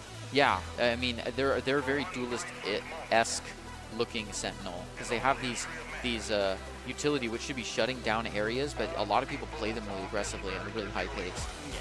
Yeah, their utility is gun. Yeah. So, I mean, with all the nerfs to their weaponry now, it's kind of a little more less lenient. You got to really hit those shots with how expensive each bullet is on the Headhunter and how many ult points the Tour de Force uses now.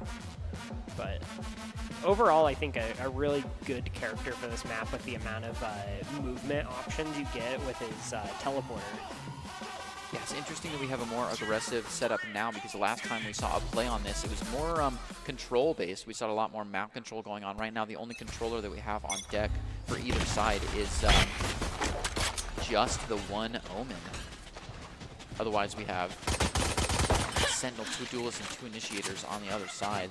Thirst point, going to take one really fast. Getting capped on 3. Not quite a collateral, though, but he is going to get it. Pop-Tart's going to turn around and take him for it. Bringing us to a 3v4. There's some players on the desk. Some really good patience there by Breezy, just unfortunately not able to hit all the shots they needed to. Spike planted. Spike's already down very quick. We're seeing high-paced games in this pistol round. Steel taking down Frag Cooker here. Got Buzzy with a Sheriff. Steel with a Ghost. 2 decent weapons for this situation, especially with how low some of their opponents are right now. Still trying to play through the wall for a few of them here, but he just can't quite find it. Still looking for more. He is going to find him a Buzzy to take Pop-Tart and Invasion and take back. Still just down a 1v2, but the health is so low on both sides. Yeah, it's they're really burning just down to the clock here. Too much time, and they get it. Attackers can take the first one, and people are excited. Yep, in the first round, going over to Shelly here. Already great showing, because most likely winning round 2 here. Just, you know, the rifle submachine gun advantage. It'll be a tough ask to take that away for this next round. But just really good patience with that spike plant and just holding it off. They had a lot of breach utility left. Just were able to keep them away from it, and took so long that even if they won the gunfight, it wouldn't have mattered. Shelly High with the first point, moving up into some better gun round. But Boise still feeling high-paced. Is going to be straight onto them. But look at this absolute lowdown. Fry able to hold his own, getting a little bit of support up from Thirst, but Breezy comes through with a very melee shot by the Headhunter. Fry again, another one, and Breezy holding this corner.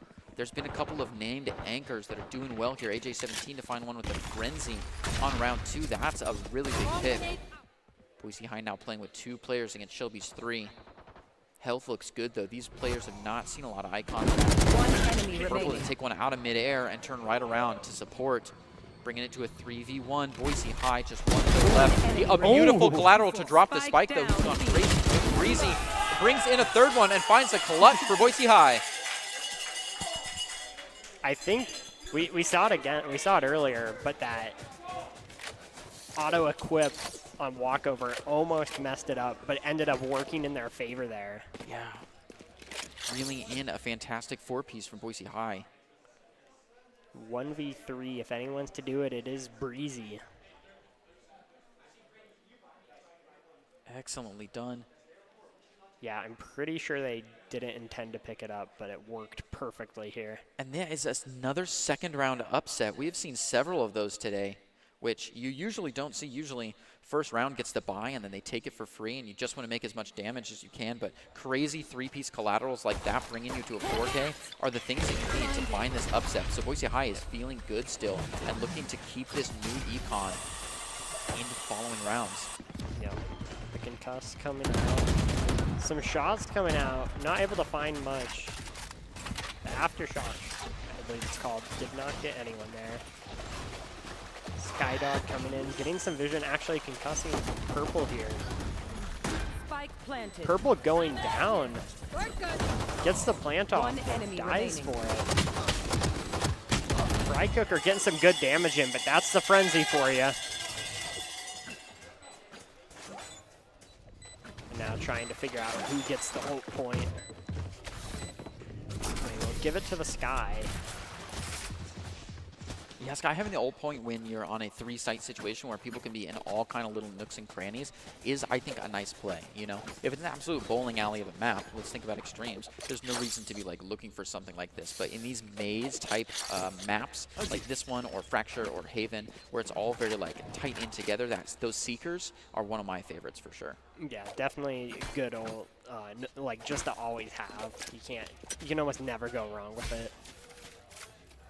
See here, back to everyone having rifles, I believe. So it should be even around. Shelly looking for a crazy streamline, looking to upset that utility that came in. Instead of playing back foot and letting it pass, they just full force in, right? When it comes down to fight or flight, this is a fighting game, and we see that both from Shelly and from Boise High. This is a high energy map, just like we expected, but more so than already playing boxes, just being safe, looking to charge right on ahead as AJ17 passes through the waterfalls here. The aftershock threat comes through, but he dodges. Attacker Killjoy already bringing up the coverage on C-Site.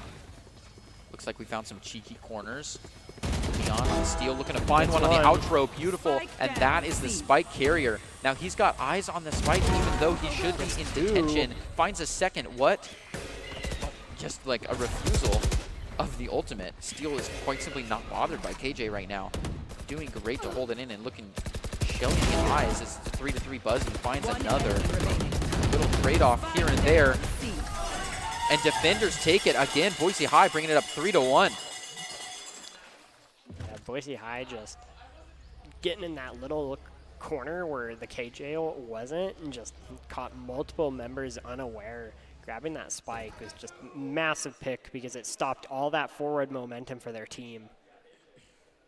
Yeah, that second one was massive. And then just pincer the last few members as they kind of get pushed in by the different crowd control. So we see a forcing buy coming out from Shelly and Boise High on a full buy. Boise would love to keep this snowball rolling, and Shelly is willing to just do some damage and move up to the next one. Buzzy with laser eyes. Can't quite find one through the walls there, but knows that they might be waiting. Shelly playing nice and slow now, dialing it back a bit, hoping Boise High will rip on themselves. But it looks like both teams have kind of registered in. Get out of my way! The jet knives coming out here, that orb giving them just enough points. Oh, the spray control is so close. Buzzy escapes with nothing else but the hair on his head, as Pop-Tart just couldn't quite hold it together. He looks for a re-hit, but the flash is solid. Yep, no, managed to actually get out with just a few points of HP left. Oh, the utility goes crazy and absolutely blows the area up. No one gets through. A pause there while the rest of Boise High comes rolling around. A heal is already coming out from the sky. Spike planted. Invasion taking Breezy down with one well-placed knife. Pause from above, looking to find something. Almost got caught with util out. Instead lets one go by. But now they've got location and they find him. Fry Cooker Invasion in purple to shut it down. Shelly ringing in .2 on a Thrifty. You can hear the hype as they manage to pick that round up. The hype is real. Yeah, such a close game so far. Literally, I think it's been every other round. Yeah, Boise High on that big win right there. Oh, never mind. 1-3-1. Okay. Still, Almost. 3-2. Except for that defuse, yeah. Just been... which is a close one because everything else has been elimination. Yeah. But look at this buy round, though, because Boise High just had a big buy round. So going down to 3 sidearms and 2 AKs is a little bit... Yeah. You got... you do have the Tour de Force, which is an op, essentially. It's true. It's a much more satisfying sounding op as well. So he's going to be picking up one of the longest sight lines on this map, just holding from the perch. Location does get revealed once or twice, so he's going to be zapping back to the earlier location. Buzzy pops a hole out of the wall, gets some extra movement, and Breezy. Going to pick up their translocators here. And they just kind of back up and kind of get ready to reposition if they need to. Both teams need to gather some intel here, as right now they don't really have an idea where each other are. Cover going up. That'll kind of reveal positioning. Oh, sends the... Somehow doesn't die to that? Yeah, that was interesting, but Thirst did definitely find at least one. Steel with the ult out, looking to zap some people in. But it's not going to find very much. Pop-Tart already coming around for the plant, and with beautiful crosshair placement, Invasion's going to find 2 of them. 2. That's a good angle position. After you take the fight, move so that they can't pre-fire. He does great with that one. Breezy looking to find somebody amidst the flash. He can't get it. And Shelly to bring in .3 against Boise High. And now it's a tied game, 3-3. Yeah, off to a decent start. It's still been fairly high pace. It feels like not much time has passed. And on to a full buy. Yep, full buy for both sides here, but look at the econ on the side of Shelly. Definitely a more taxing full buy for one team. Yeah, On the side of Boise High, though, we do have both the Rolling Thunder and the Seekers, which are just, especially paired up together, just amazing ultimates, because just the amount of coverage they carry is so good for pushing a site. Cause taking down Invasion here, but dying immediately after. Steal getting a double, but Toasty picking up a double right back, just back and forth. Players going down left and right. No one made it through that doorway. And we kind of didn't see a theme of that. The Seeker's coming out for the one player, and Pop-Tart actually does pick up the kill. Very low, but very low with a Vandal. That is not impossible. On the other side of the house, while we have this 1v1 going on, intense though as it is, Blackfoot just lost a game against Bishop Kelly. Bishop Kelly is 1 up now at 13-8. They'll be moving on to map 2. Back to Boise High v Shelly. The one are playing a little bit of a ring around the rosy here in the deep part of the map. Shelly would love a chance to grab the spike, but he's just got to pay attention. Oh, Breezy too quick with it, finds it. Bringing Boise High up to .3. Yeah. Such a close match as well. The Seekers did get burned, though, for this, as well as most members on both sides and the plant going down. Not the worst round to lose, certainly, with the way Shelly's econ is at the moment. Should just be another full buy.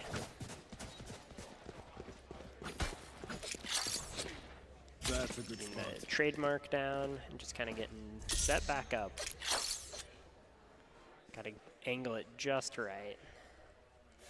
Yeah, sure enough, as you said, Shelly losing this round is not devastating in the econ, and we see another full gun round come out. Save for 1 or 2 players on Boise High, which are barely scraping it together. I'm surprised we didn't get a little partner buy going on there, but nowhere to run. The Sova ult coming out. A very early Sova ult. And I can't see where, yeah. Not able to pick anything up. Standing ahead. I think a little damage? No. Doesn't look like it. The intimidation ult is what people know. 180 on that flash, brilliantly done by Invasion. Purple. Surviving. Come running in. Oh, and the call goes out. All of the utility is being dumped right now onto C-Site. Yeah, we see AJ trying to just kind of stay in the back, just outside, but seeing what they can get away with. Invasion does bring down Breezy, though, here. Bringing it back to a 4v4. Good info coming out. Ooh, Purple picks up 1, but goes down immediately. 3 members. Take 1 more. Pushing the site, but realizing that not much going on site. Yeah, look at this ult difference as well. The spike is already there, and Boise High owns it, but as soon as they tap it, Shelly has to be there immediately. Sure enough, Fry Cooker, no problems, takes 2 of them. Brilliantly done. That's attacker's 1. That's another point for Shelly, bringing it to a 4-4. Yeah, Fry Cooker on the amazing flank there. Catches 2 of them off guard. Good trigger discipline as well, just to stop, take the 1 pick, and then swing.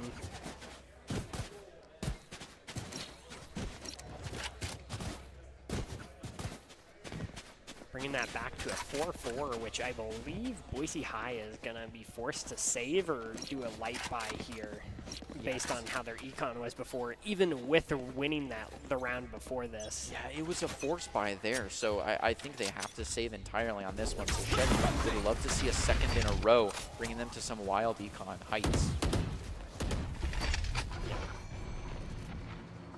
Pop flashes going out. You see Fast Lane coming out as well as the Sova drone. And these concusses too. Neon finally goes down. Steel being taken by Purple. Invasion barely surviving with their life as they come around through the cloudburst, and Toasted is going to be taking care of that aggressor.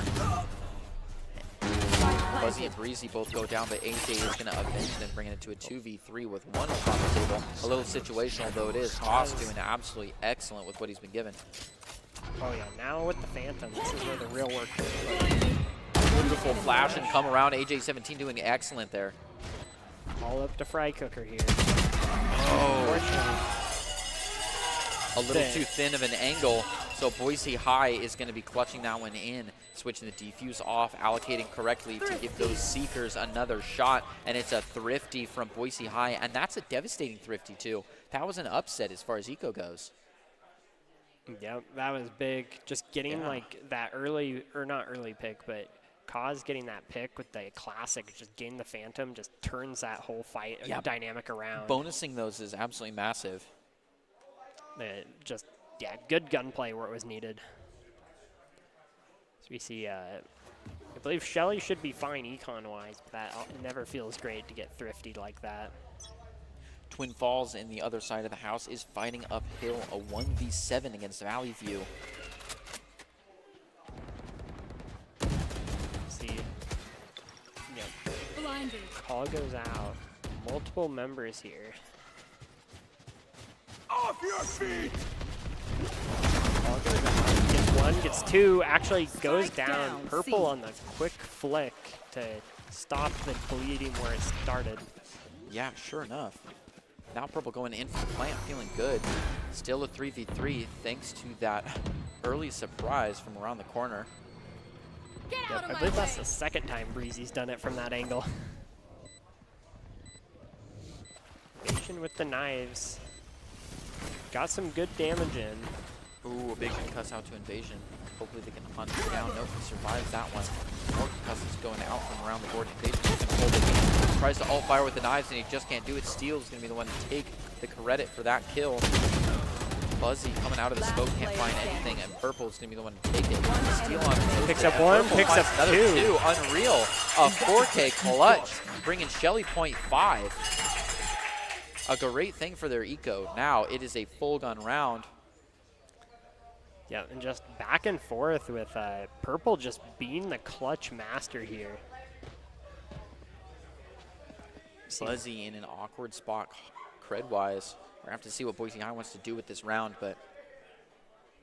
Yeah, this right click here is so unfortunate, but that's just kind of how that right click works, where it's just, it's an all or nothing play when you do that. It is, and it's scary too, because he wants to stay in the corner the most he can so that they have to get super close to him when he alt fires, but you don't want to alt fire and have most of it go into the wall, because that's low pen. So he's got to back out a little bit too. Jumping right into this, we already got 3 kills coming out on the board. Shelly's going absolutely crazy, and they're hunting with the Seekers, looking for one more. Yeah, questionable Seekers here with multiple members. Oh man, Haste Fry out. He just could not choose between both targets. He can't go down. The damage. He just can't do it. Oh, and the Headhunter almost found it, but Invasion was going to cut him off before he had a chance, and Shelly, so close to a flawless, is going to run 2 points in a row, bringing it to a 6v5. It's just neck and neck, but I'm still not tired. They are keeping it high energy and doing well. That's the excitement of the map. Yeah, just so much variety on this map. It's like the two sites are like, especially like just aesthetically, are just completely different.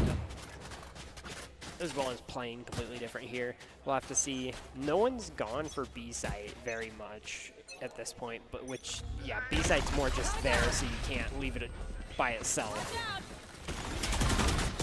Good concusses coming out. Cause Guardian, seeing if they can put in some work. Another concuss down here. You should run. Killjoy will coming out inside of Shelly. Bring down Fry Cooker here. Still a 5v4 Purple going in for the plant with this many people on board. It's a little bit stressful. Boise High is kind of surrounding them. Third Point's able to back up. Sentry coming in. Taking down AJ. We see Breezy with Tour de Force here. Could possibly put some good work in here. Gain one of those kills and getting that slow field could be massive for how narrow these hallways are. This is the first shot. Takes some damage, but doesn't go down. It's enough of a distraction, but playing this close, straight right into another player. Toasted is going to take him out, and the bomb timer is just way too low. It was hard to jump the gap and find their way over to the spike. Now even more difficult with the timer as it is. Gets in for a tap just to bait a peek, and sure enough, it comes out. Purple is going to take it, bringing it to a 7-5. 7-5, and they will go into swapping sides here. Got another critical pistol round here to set the momentum of this match. Yeah, it is. And if Shelly can take this one, they might find themselves in a 9-6 situation, moving very close to double digits. Yeah. We've already seen a few instances of 10-5 scores. In fact, we recently have one right now. Wood River holding the 5. Yeah. In a different, yeah. We mentioned before in the other ones how important these pistol rounds are. This one, obviously, they're all important, but this one not quite as much because there's not these teams have been so close in score here that before it's like 3-9. It's like every round is going to matter. And while these do. While it really does matter, yeah, you have the room to try something new and really try to get something that you don't deserve out of it. 1 for 1 here with Boise High's smoke agent down. No more Omen clouds. It's going to be a lot more difficult to push. Shelly trapped in the center. Gets concussed, goes around. Unfortunately not able to get more than the one shot there. Will get healed up by the sky. Boise High managing to get the plant down.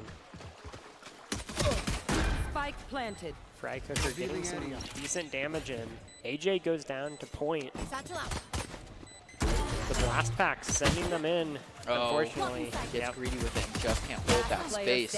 Buzzy just the same, has people on either side. And Boise High is going to find the pistol round. Yeah, should see some SMGs and assault rifles coming out here. A few bulldogs, some specters. Gonna be a pretty uphill battle for Shelly this round. We've seen it happen though. Boise High sitting in a good position here. Tie things back up.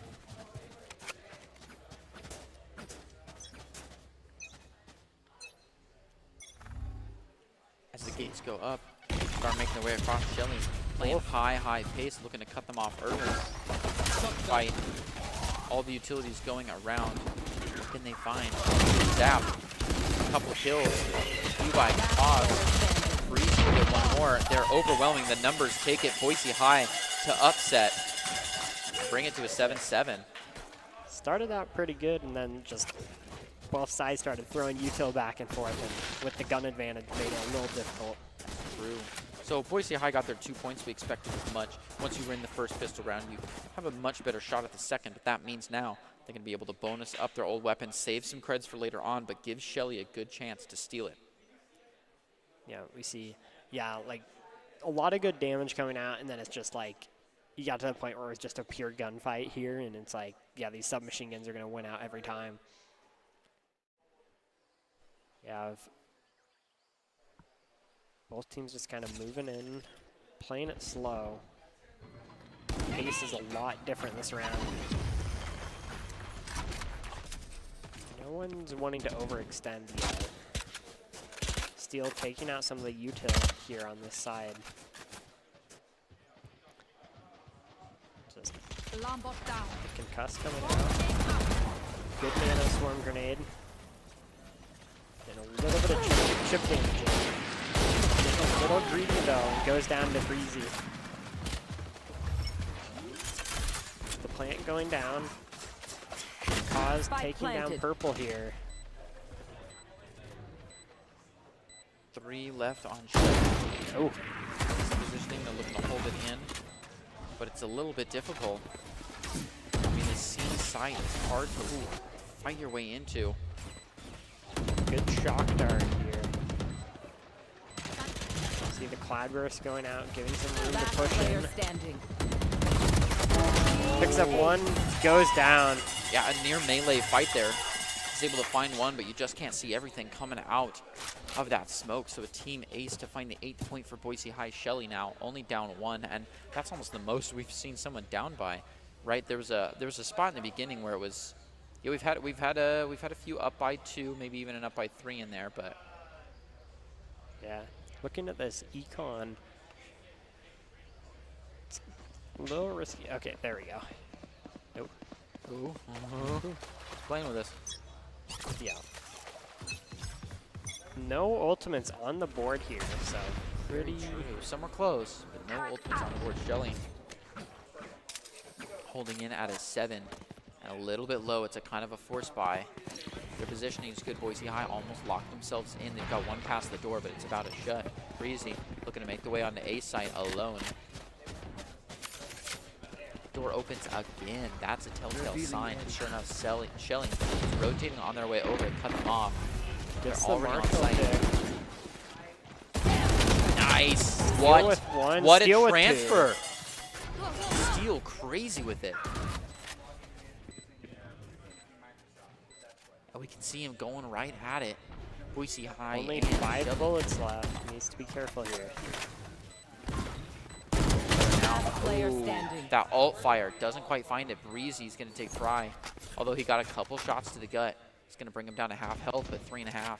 These crazy numbers for one. From a distance. Ooh, gets one. That's good, but Steele, who had an absolutely ridiculous pre-fire and spray transfer and totally shut down a duo. That's 4 consecutive rounds from Boise High. They've been killing it from the half. Shelly's got to find something to pull together here. Yeah, looking at this buy, it's a little rough, but having these guns on the board, there is a lot of potential here. They just need to stop this Boise High offense, as they've just been so strong at pushing these sites and just taking a lot of ground very quickly. Invasion looking for it, seeing what they can find. Nope.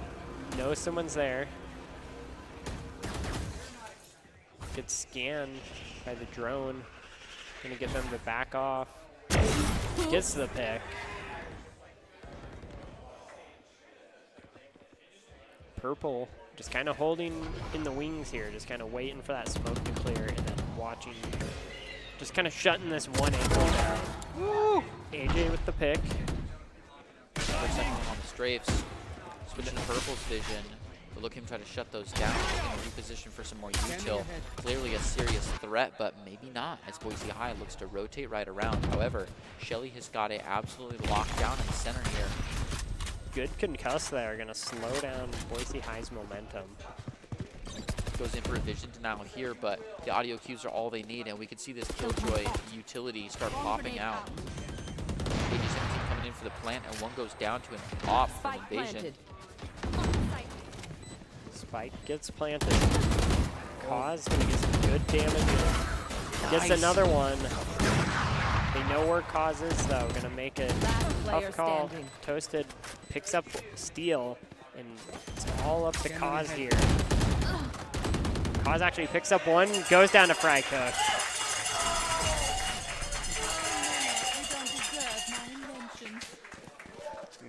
Shelly will be able to pick this up, actually get the operator back too, which is huge.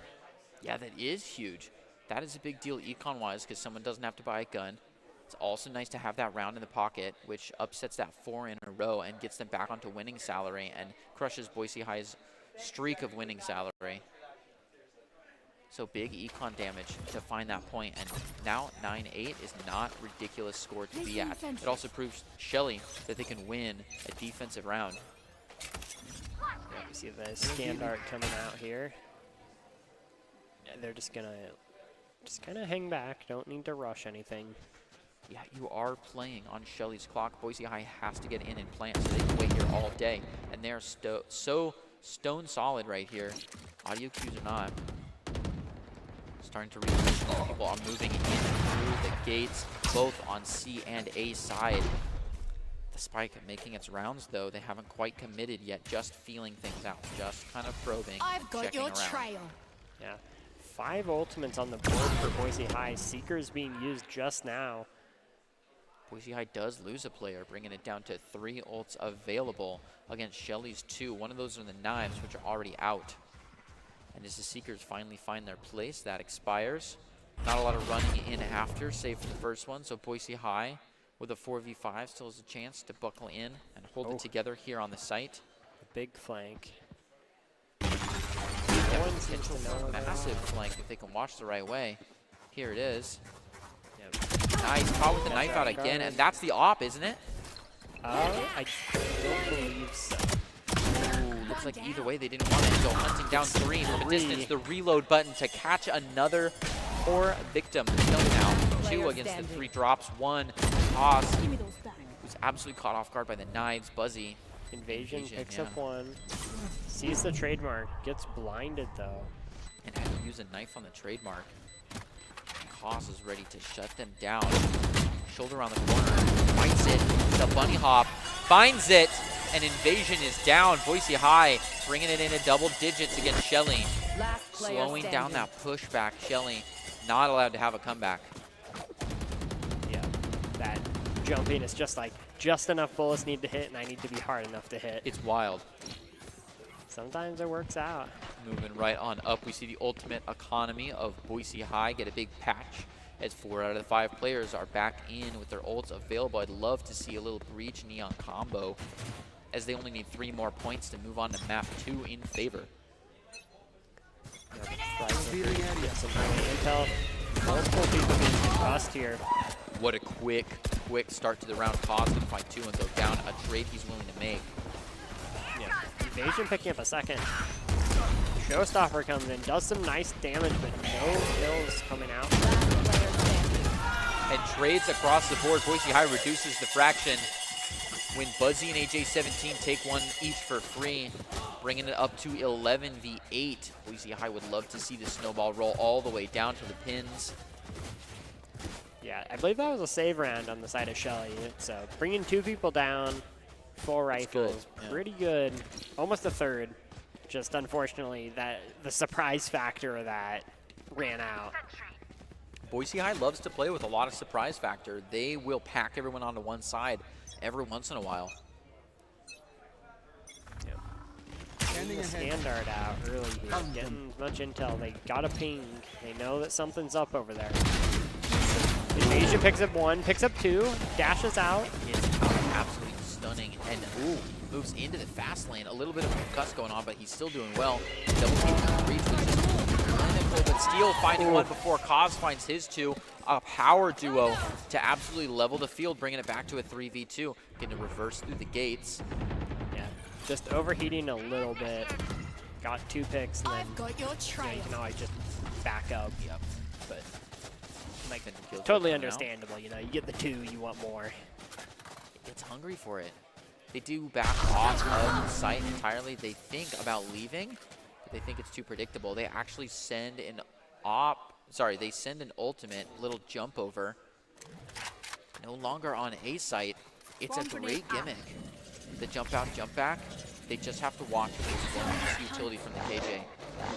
Sure enough, the Trailblazer goes in to check things first. They get the go-ahead before Trailblazer's even done. They come riding into the sunset.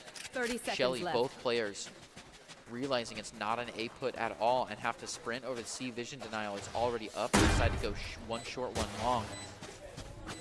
Yep, and then being able to hold from all the way back here. It's such a strong plant site if you can manage to get it. Paint shells coming out. Clearing out that backside as best they can. Double blast pack. Now just got... They have control of site. They just need to get enough room out of here that they can get this defuse off. Steel takes down 1. Thirst picks up another, and Steel takes them down in return. Bringing us to 12-8. Boise High 12, Shelly 8. Match point in favor of Boise High as they hold on to that last one excellently well. And a mean ult fake with the Omen, which I love to see. They're such a gimmicky player, and it always is so fun to watch those plays really take some ground. Yeah. Yeah, that's such a strong spot to plant because, like, it just, there's no choice but to push it, and it's such a difficult spot. Freiko using the drone, trying to get some early intel. Sees them at the very end. Has the Ares. Standing ahead. Could get some good work in here if they're allowed to.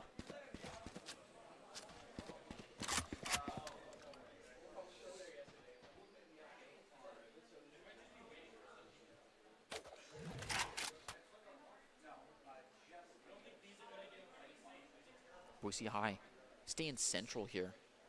split up just a little bit, just kind of prodding around, making sure Shelly doesn't get any kind of upset here to run with it.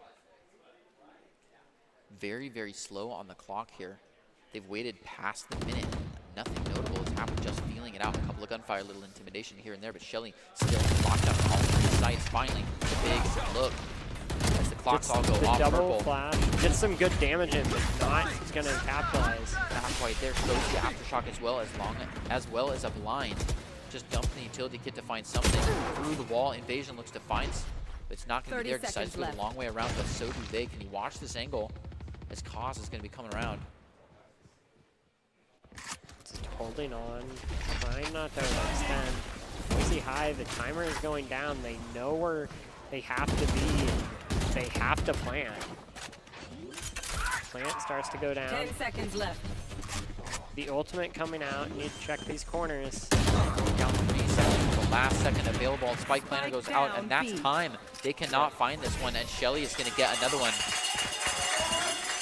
The hype in the stadium is unreal. It has been so intense, there's almost nothing to say sometimes. Shelly bringing it up to 9 points, just one more, and they're back in the double digits. Boise High, though, is still at match point. It's going to hold on to it until overtime, if there is one.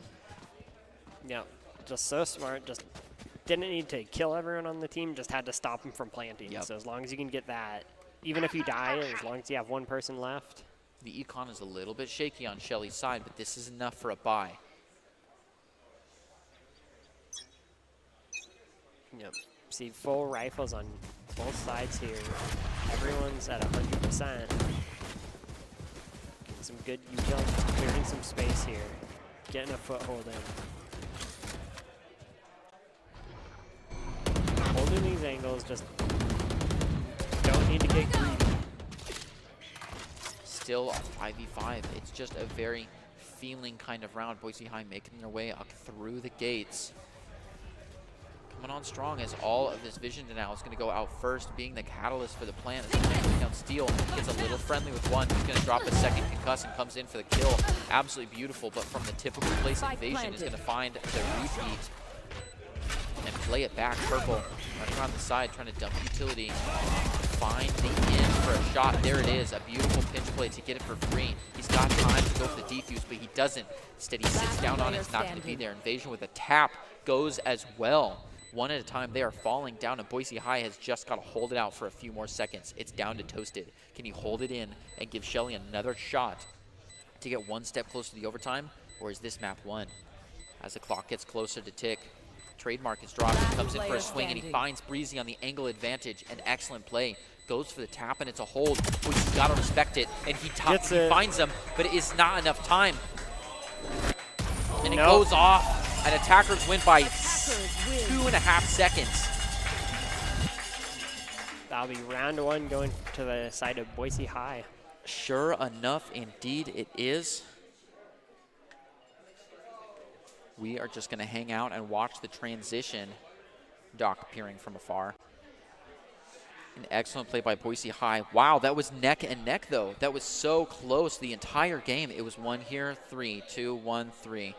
So back and forth, and I thought for sure either team could take it at any time, and we've seen some wild overtimes today. I mean, we saw 5 overtime and 3 overtime, and we've seen, luckily we haven't had any Swift plays go on all day. Those have been clean ends to the best of 2. We are on a best of 2 map situation, because 1 is just not enough. I mean, we've seen some crazy upsets in the second map, and we've seen some things come down to a Swift play where it really mattered. I mean, even the teams on deck here, the teams on the stage, Shelly just had a crazy game where they won the first one, and then they lost by a 13-7, so not a very far game, and then took it in the Swift. So it's not over till it's over, and we got to stay tuned. And this one has been close on its own. So.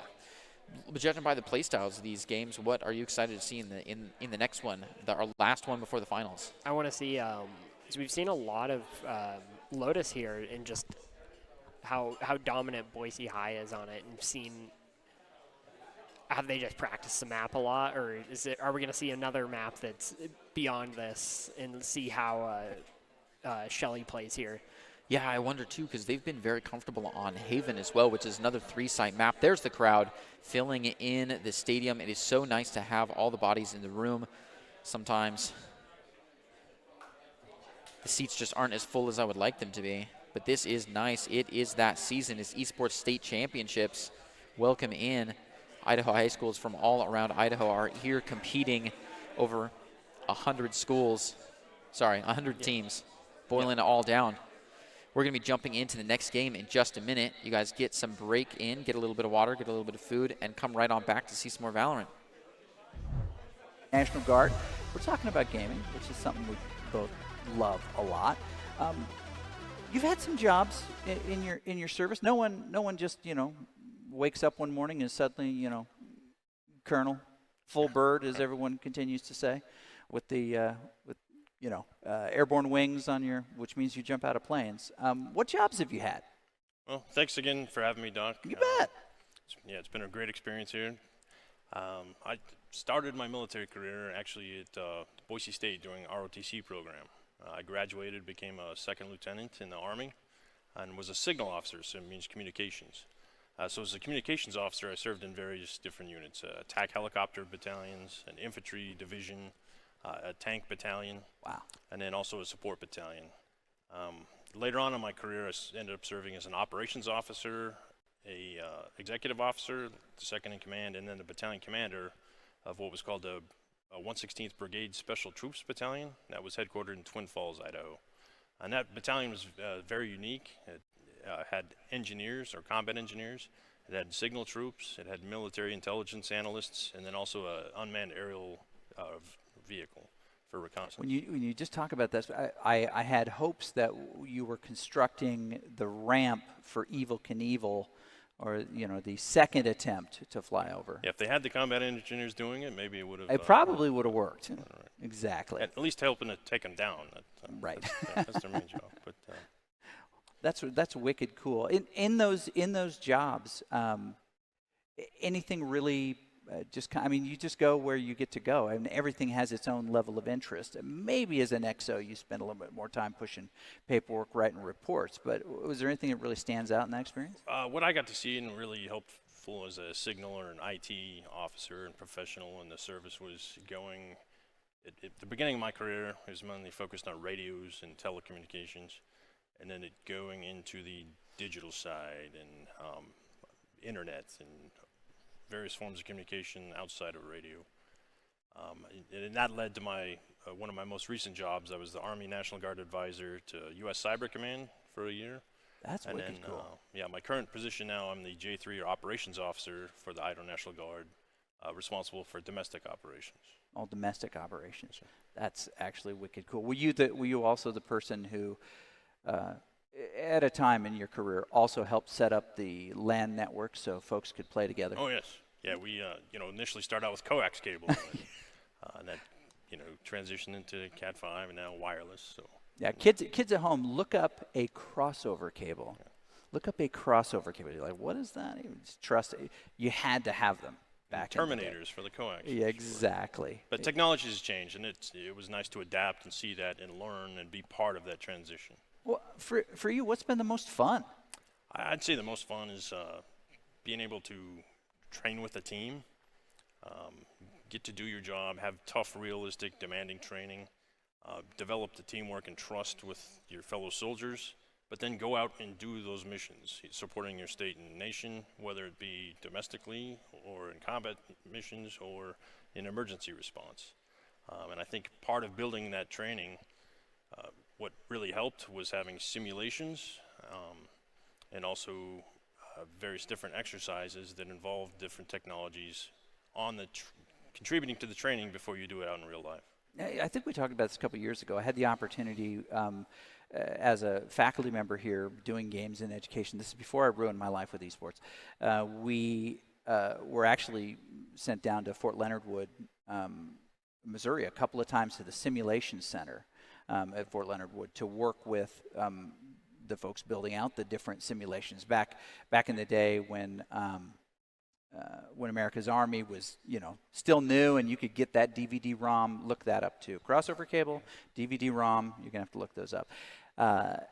And just the ability to rapidly repeat scenarios to lock in. I mean, the whole America's Army game was built around it wasn't really, I mean, there was a combat component to it, but it was really a military culture component. It was about qualifications on different things so you could unlock those and use them.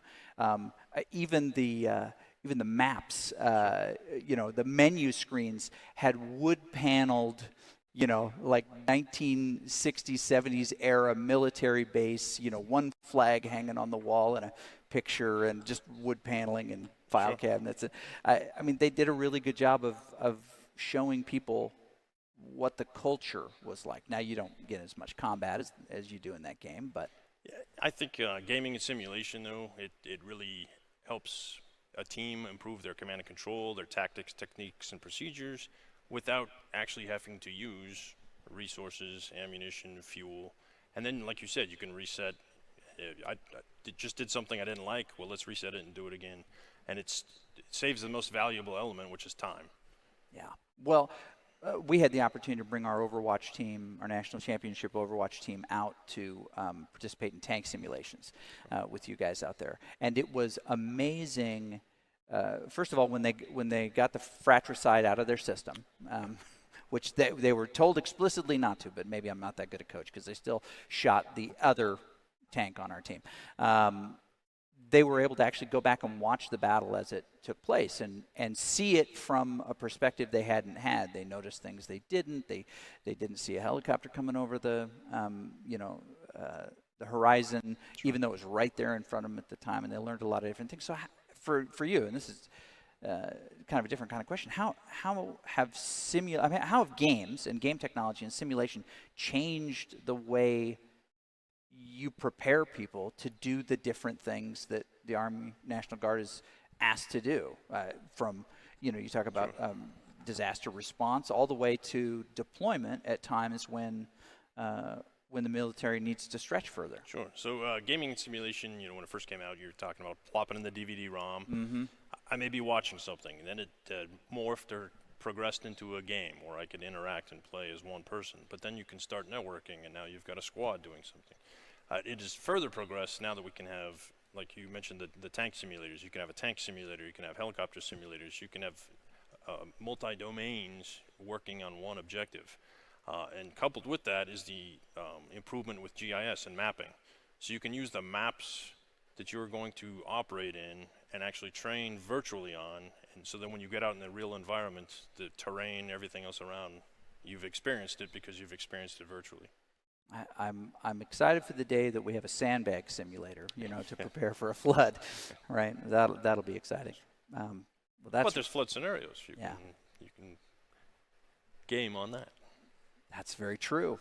And how you would respond. Any other big, I guess most fun moment? You get to work with some pretty cool people, which is pretty amazing. And you get to live in the community that you serve, which I'm sure is quite a bit different than being deployed and serving with people that, but you're all not of that area. True. Yeah. So I would, I guess, reset the question. For people who are like, that actually sounds interesting to me. What are some of the big takeaways from a career? I wanted to do this ever since I was a child. I don't know what I want to be when I grow up. Right. And I love it. I love being around soldiers. I love being in the Army and the Idaho Army National Guard. I only have to leave home when I need to, and just love it. It's pretty dang cool. Well, okay. Well, thank you so much. Thanks, we appreciate everything you do for the students of Idaho and the gamers in this, and excited that you're with us. So thanks again for everybody for tuning in, and let's get back to the gaming.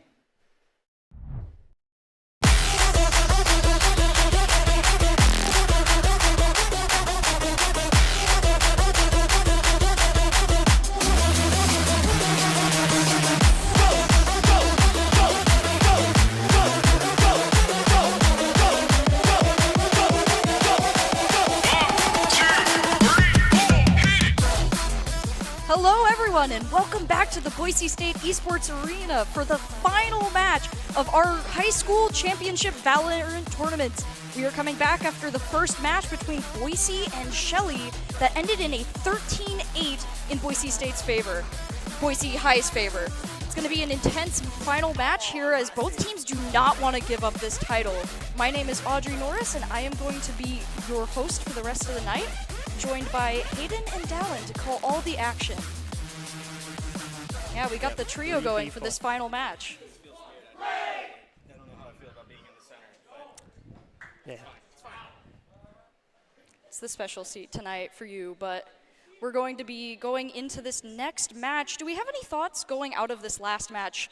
After all, we saw, you know, Boise State did actually have a pretty tough opponent in Shelley in this last area, going quite a few rounds against them compared to like some of the other opponents they faced tonight. Yeah, I think one of the big things I mentioned to Greg before break was we've seen Boise High on Lotus and how they play on it, and they do such a good job of just like executing their plays on it. You can tell they've practiced it a lot, and I just kind of want to see can they hold that same standard on other maps. Like we've seen Haven, and I think we've seen Ascent with them as well, where they've played really well, but like we haven't seen Icebox, we haven't seen Fracture, and just how that works, and if they can keep that same level of coordination on those maps. Yeah, I think knowing your maps is one of the interesting things about Valorant compared to other like certain competitive games is knowing your lineups and knowing where you got to be and how you set up is very important. And I've seen a lot of unfortunate games and like on a really strong start because you know a map and then just really struggling because of another one. Yeah. Yep.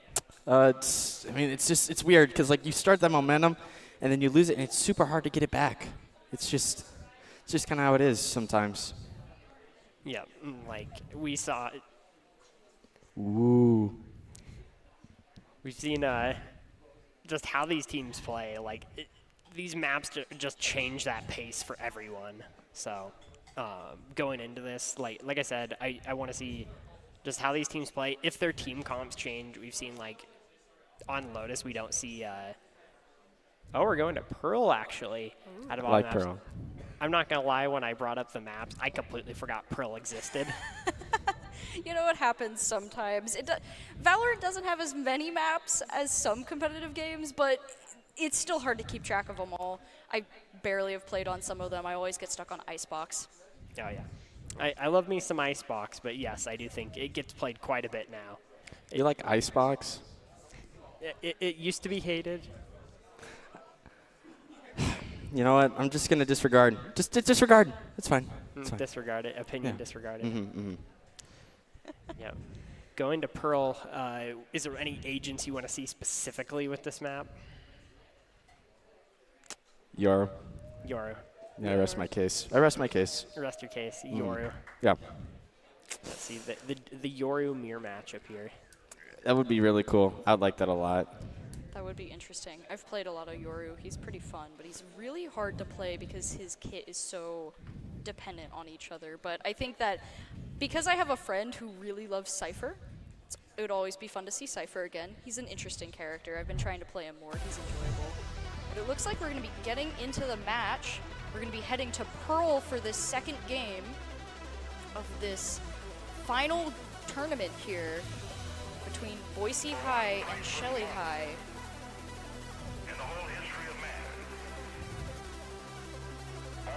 Yeah, going into this. Such a cool map, just like the aesthetic here. I love the underwater city vibes. It's giving me a lot of Counter-Strike vibes here. It's like a mix of, I almost want to say Inferno and Cash, if anyone's played those maps. But it just has that very familiar vibe to those, and I feel like it plays similar to both of them. As we see the lineup here, we see not a double Yoru one, but we got the double Cypher. I'm very happy about that. There we are. I called it. I got to make my call, get up here and make my first call and get it right. So I'm very happy about that. Looks like we're also going to be seeing some KO, some Jet, some Omen. Pretty standard from what we've been seeing so far going into all of this. So this will be an interesting lineup, I think. Oh. Yeah, we see pretty similar mirror matchup overall. Yeah, we have just small differences, like we have the Fade instead of the Sova, and then I believe Omen to Viper for the smoke operators here. So yeah, just small things, but both of them are relatively the same comp. You just have like slightly different variations in the role, especially kind of as the rosters have been growing. Like you get a lot of agents that kind of do the same thing. They do it differently, but so yeah.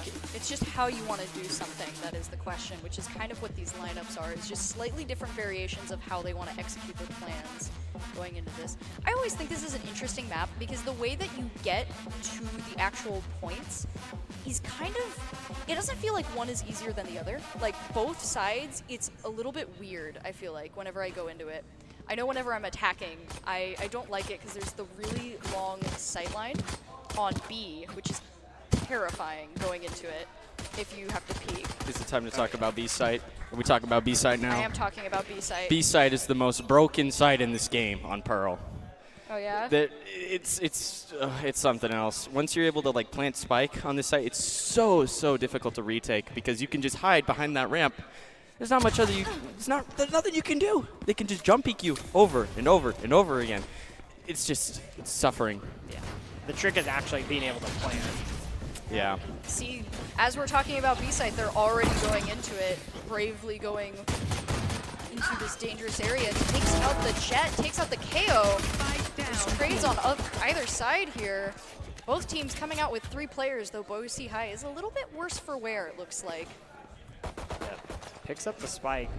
Not going to be able to get the plant down. Just kind of, both teams waiting this out.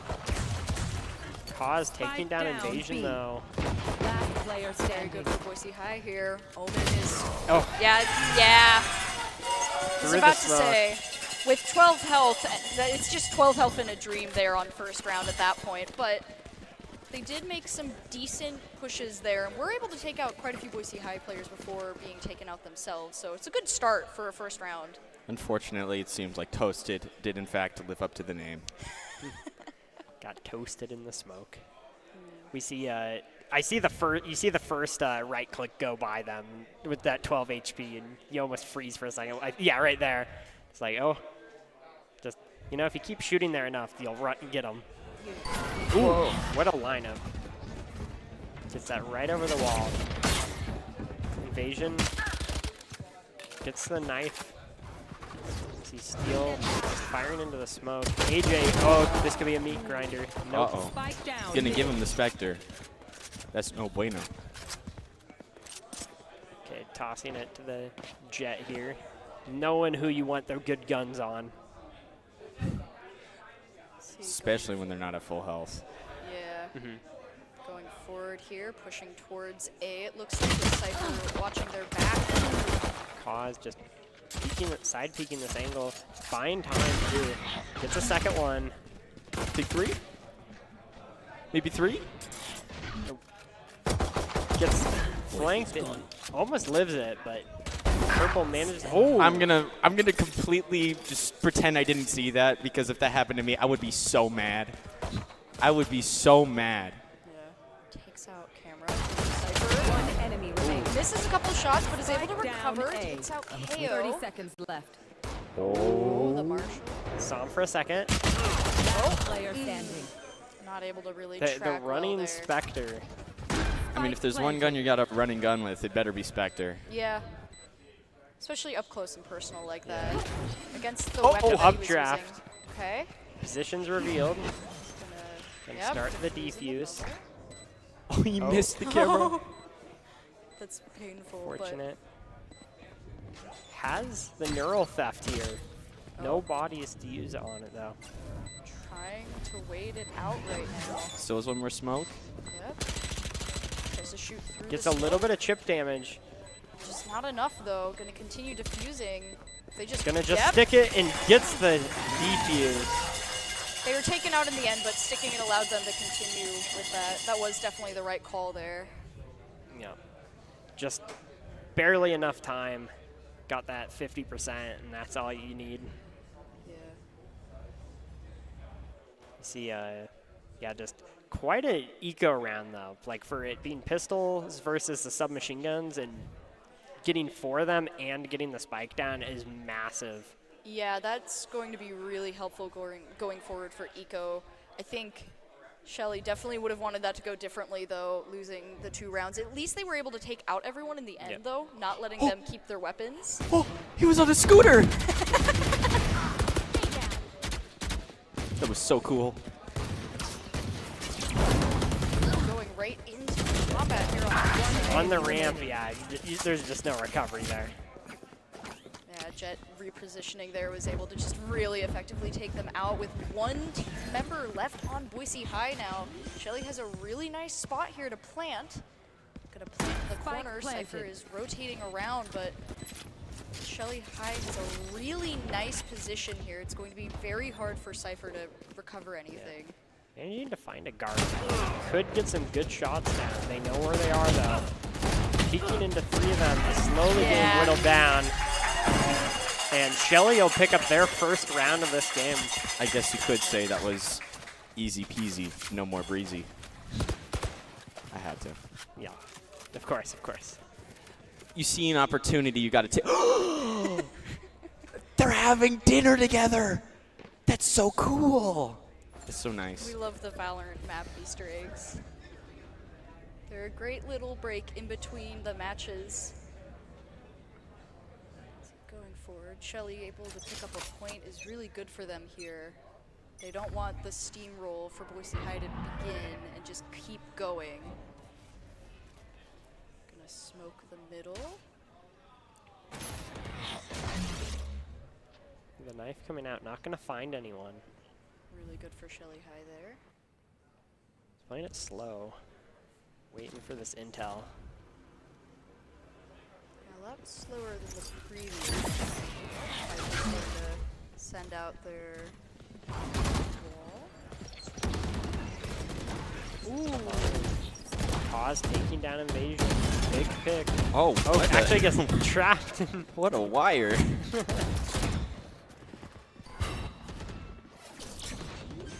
Breezy just hiding here. Are they gonna? She's gonna sit there and plan. You know, sometimes Gets the ping. Fires through the wall and picks them up. Don't worry. Plant goes down, but they don't have full control of the site. They're all trapped. Whoa! 1 HP wonder. Oh. okay, but it is 1-1 though. If anyone's gonna stall this out, Oh! there we go. And this is why I wanted to see Cypher. Yeah. Is Cypher a pretty big staple on this map? This is like the only map that I will occasionally play Cypher on, so. Okay. I There's like a lot playing of good Cypher on angles it. for his traps. Oh yeah, this whole like area right here, it makes people so mad, but it's also so funny because what do? You just shoot them back? You can't. You don't know where they are, but they know where you are. It's very funny. Yeah. That triple there. Yeah, that was a very good one there. Tie it up with Boise High here. New locations revealed on Omen. Just gonna run away here. Probably smart. Oh, Don't wanna it's a waste shot. the They know they have the op. Needs to get out of there because it's very worthwhile to trade multiple people for that. Yeah, you don't want them to keep the op. If you get the op. Let's try it. Oh. You just got to get out of there. Get out. Oh. Pop gets tarted. Wait, tart gets popped. I had one job. They do get the plant though. Ooh, During all the chaos. One tap. So now they just need to hold on. Ooh. Buzzy Jet with the player Marshall, standing. double kill with the Marshall. See, Boise High now has that op in their possession. Thirst gonna pick up 2 though. He's gonna go down to the op. 6 HP though. Jet and just Boise High in general hanging on like with a little bit just there, but they are able to take the round. Trying to keep the advantage here, 3-2 in their favor right now. Yep, going into this just very back and forth so far. As we've seen kind of with last game as well, where it's just very back and forth rounds, barely squeaking by each time, both teams. This time, Boise High does have that op, and let's see what they can do with it. Alright, oh, going I'm to watching go this. right out with the ult. I'm watching. You'll get him next time, Jed.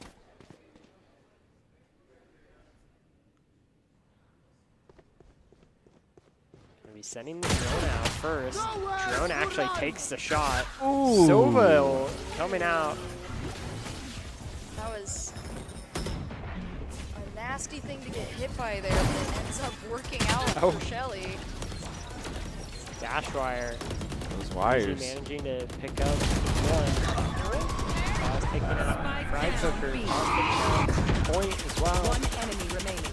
Paul's taking out a third. The one player now needs to back off a little bit here. Oh, Cause is looking for the 4K. Yeah, they have control of Spike, so all they have to do is just keep the pressure on and push Omen back here. I mean, hypothetically, he could take 2 and then ult. He could. Oh, jumps up. Wow. Cause with the 4K. Just single-handedly taking that round. Just Leaving. looking at this, ooh. We see High starting to gain a little bit more of a lead again. Yep. It's definitely going to benefit their dash ego wire going there. forward. Yeah, that was that was sad. I'm sure that Jet was not happy with the outcome there, not really getting to use a lot of their knives. See it, yeah, just Cause just through the smoke, picking up multiple members. See it. This is my second. It's just standing there, menacing. What's he doing at that diner? You'll never know. I want to find out. Look at those wires. I know. I swear, each round it's different too. You can never like just pre-fire them. You can't let yourself get predictable with those wires, because then once you do, It's the hard part about being a Cypher player. true. How I gotta many come wire up. setups can you get that are effective? to Ooh, use nice 12 takeout. different lineups. Neural Theft coming out, gonna ping enemy positions. They found the one. I just love how Cypher just doesn't wear his hat after the ult goes through. It just looks so strange. 20% harder to hit. As I say that, Cause Okay. doesn't care. Cause was like, I'll prove that wrong. Let me pick up the operator real quick and become even scarier than I was before. Planted. 3v3. Cause a third. Now. Oh! Neo. Barely missing that. See, this is the part I was talking about, is trying to get this defuse here, because, like, what do you do? What do you do when they just jump over the ramp over and over again? Oh, All they right. do that. Seems I have been proven wrong. Boise High My taking bad. another round. 5-2. They've gained a 3-round lead here. They're going to want to carry that forward as long as they can. We're getting close to the swap. Yeah, moving in here.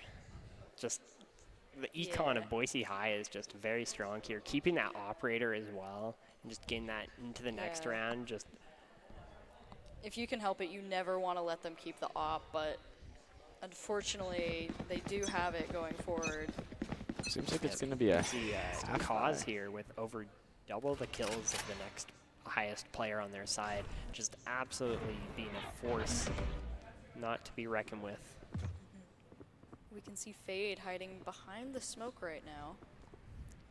Gonna decide to back off a little bit. Shelly's going to be pushing A. Shots going out, goes down to Cause. Cause was not having that today. Poison's off. Toxin screen down. Picks out the camera. Shelly High getting picked off by Steel over there. And Fade hasn't moved an inch. Because Fade knows it's only a matter of time. Before her prey. Dun, dun, dun, Oh. dun, Oh, never mind. Unfortunately for Fade, she was not the predator in that case. She was the prey. 30 seconds left. Looks like the smoke's gonna go out. Steel is just going to fire through it, but not really gonna connect with anything. Buzzy barely missing the shot. Yep, they're pushing B site now. Buzzy's looking for the opening. Ooh, Spike Easy was trying picks to be up one. Down B. 12 seconds left. 10 seconds left. Ooh, not a lot of Shelly players nearby Yep. to pick up that spike. One enemy Yep. remaining. Yep, no time left. Just gonna have to try. Yeah. Buzzy picks up the other, bringing it even further into Boise High's favor here. I love that katana. It's so cool. I can't spin like that with my hand, but if I could, I would. Yeah. You'd have a katana like that? I wish I had a katana. I got like a toy plastic one. It was like 7 years old. I still have it. Close enough, right? Basically. Close enough, Thank yeah. you, thank you. Yeah, we got 6-2 Where are here. Still waiting. Marked one. AJ throwing out some intel. Not going to find anything though. Flashbang moving in. AJ goes down off of it. Just holding the angle. Not going to find anything though. You know something's up. Cypher just waiting there patiently. Yep, just shoot that wall. You got it. I do the same thing. I appreciate Cypher pushing B site right now on his own here. The rest of his team on A. Gonna fire through, but not gonna find anyone. Spike going down on A side. Want to watch out. Cypher's behind Boise High. If they don't try to look back, oh, Cost looking. A little bit of damage done. One suppressed. Does lock Boise High in though, which is good. They know that they have to be careful because they've got enemies on both sides of them. Cost is going to activate her ultimate and go for the defuse. Yep, they're gonna fire through, but they're not gonna find them. Wow. Just like that, Boise High will take another round.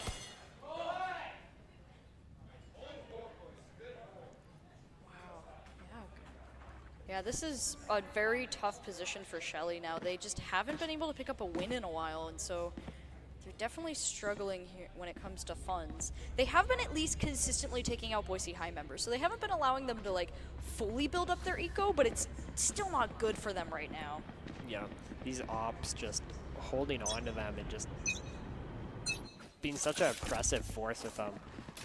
We need to see Shelly kind of put out that same pressure with the op. Invasion is making an investment on this op here. Op versus op. It might be what they need. Hoping to pick up something over there, but not really able to find anyone. Everyone just kind of chilling on site here. No one has any intel, so not really trying to push anywhere they don't need to and possibly get picked.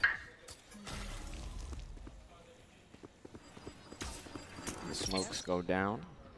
Scan dart comes out, teleports in, goes down immediately, unfortunately. Cost was able to pick up. Gets it. What? Hits him through the door. Okay, he's super low though. I would have. Yeah, that Jet is living on a dream right now. Whoa! All right. Cause just drops Invasion here. You see cause, I see KOS. Knock out something. Something. The point is the first that two. still works. Yeah. Knock out something and somebody knock out somebody. And so many good kills from that guy. Steal here on the KO, picking up a kill, and Thirst bringing it back with the KO, showing the power KO has. Shelly with only one player remaining, not able to take it back, giving Boise High another round, 8-2 now. 6-round difference here. Once again, Boise High has quite the advantage with the eco value just going forward. We can just see, yeah, that shot was insane. Yep. Jeez, that shot. Koss did not think in that moment. Koss just did, and it worked out really well in their favor. Yeah. Oh, Cypher line. Getting the pixel setups. Write that down. Get out of my way! Oh, it's so hard. Oh, pixel you could see it for a second. And then Koss walked through it. Oh, invasion going to try. Here we go again. Okay. Nope. Not gonna find anything. No one really holding that angle. Ooh, 30 health on Fuzzy there. Got hit from down B. Shots going out. Not gonna find anything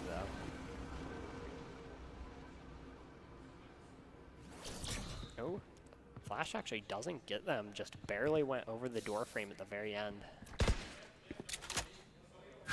AJ gets scanned, but able to get rid of the pings. Slight push down Art. I'd say slight, but 3 people's a lot. Yeah, we see just both teams at a standoff right now. Very close to each other, but not committing just yet. Steel brings invasion 30 seconds down. left. Only 30 seconds. Yep. All. Toasted Pop-Tart brings Steel down through the barrier there. 14 seconds. They have to commit. 10 seconds left. Goes down, and that'll be Spike Spike, and down A. that'll be the round. 3 seconds left. All Shelly can do is just try to recover the last 2 players. Pop-Tart picking up 1 extra kill at the very end, at Last least. round before the switch. That will help out Shelly a little bit there. Yeah, last round before the swap. All bets are off now. Whatever eco you have, you want to use, which is not going to be great for Shelly right now, since Boise High has just had such a massive lead for the past 6 rounds now, about.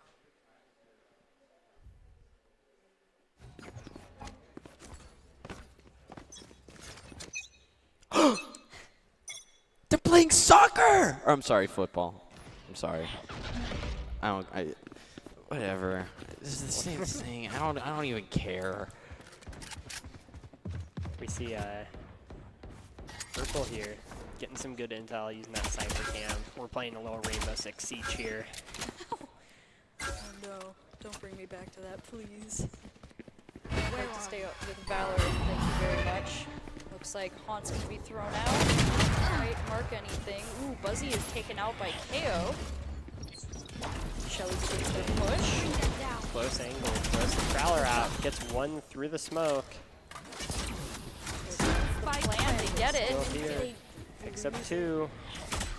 KO just sitting in the corner right now, waiting for his opportunity. Somehow able to live and back out of there. I appreciate KO just sitting here right now. It's the One best he enemy can remaining. do. Unfortunately, he's taken out. Ultimate goes back towards Cypher. They begin to defuse. Cypher really just doesn't have a lot of options here, so Shooting has through to the back smoke. off. Whoa. Breezy will pick up the kill, ending the half at 10-2. That's a nasty spot to be starting the half, but it might be an opportunity here for Shelly. With the reset on Eco, they might be able to take some rounds. We saw at the beginning, they did manage to pick up a few while resources were low, so this might be what they need to turn it around. Yep, and this could just be a case of playing one attack better than defense. Oh, you didn't hear? 10-2 is the new 9-3. Oh It's no. the new curse. Don't say it. Don't do it. So, I mean, same as Shelly Chance. would not be complaining. Saying there's a chance.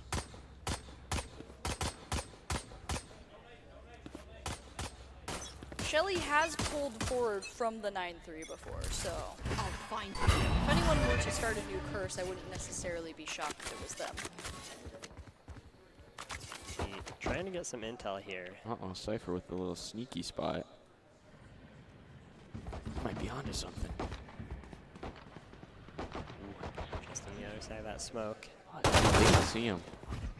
Frenzy here. Wow. Bringing down Buzzy. Just narrowly missing the Cypher. The dash.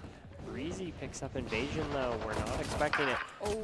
Unfortunately, for point, the smoke fades with 2 opponents. Not ready yet.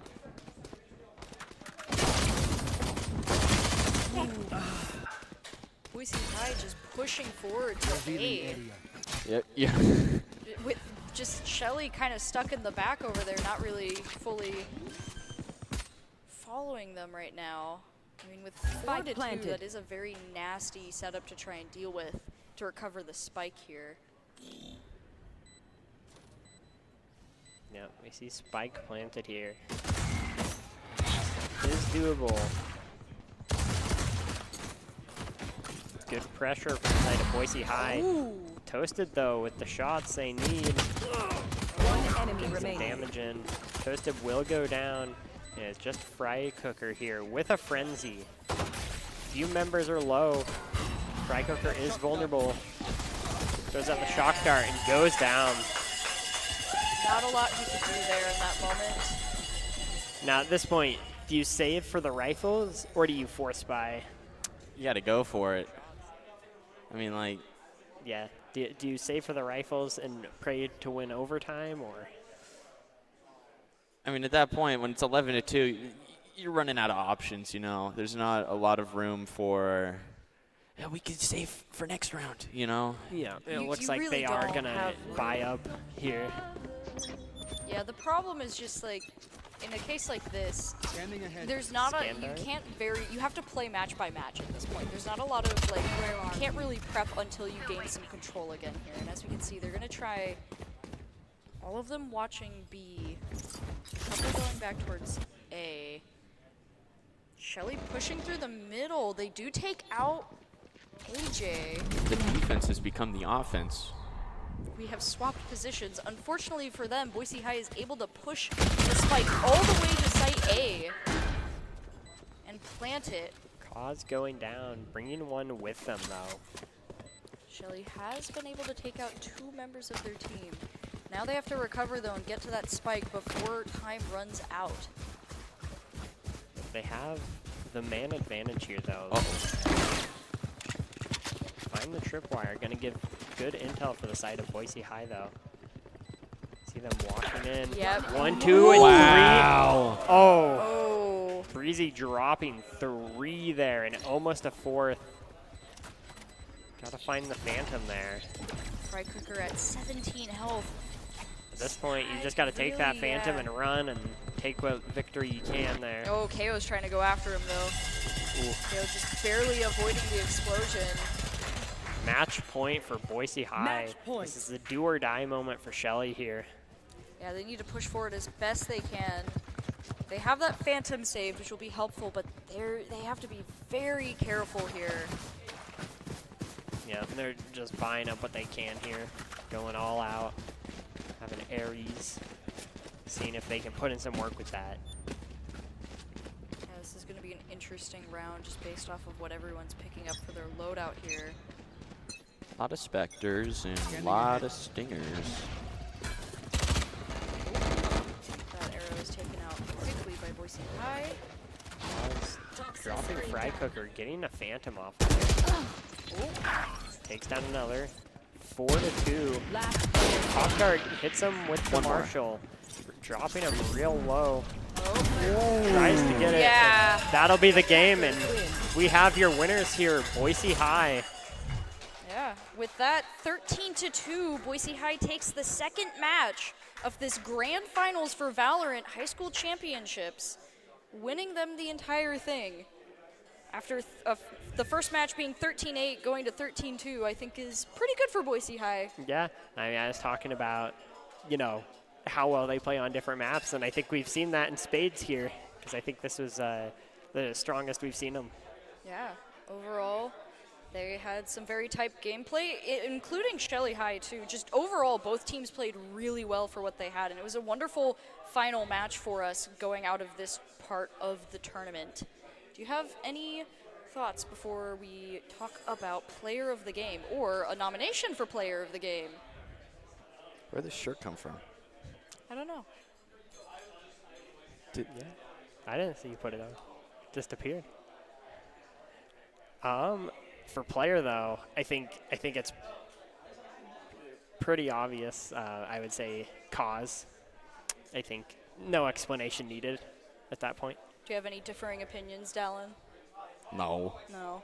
So the table nomination will be cause for the player of the game then, because I think I am one to agree. There was just too many really nice shots there from cause and good moments. I mean, they had one of the highest counts overall. What? And it looks like, though, it's So going to be go to going Steel. to Steel, who was on, in the second match was on KO, but in this Yeah. match was Steel on the Neon, excuse me.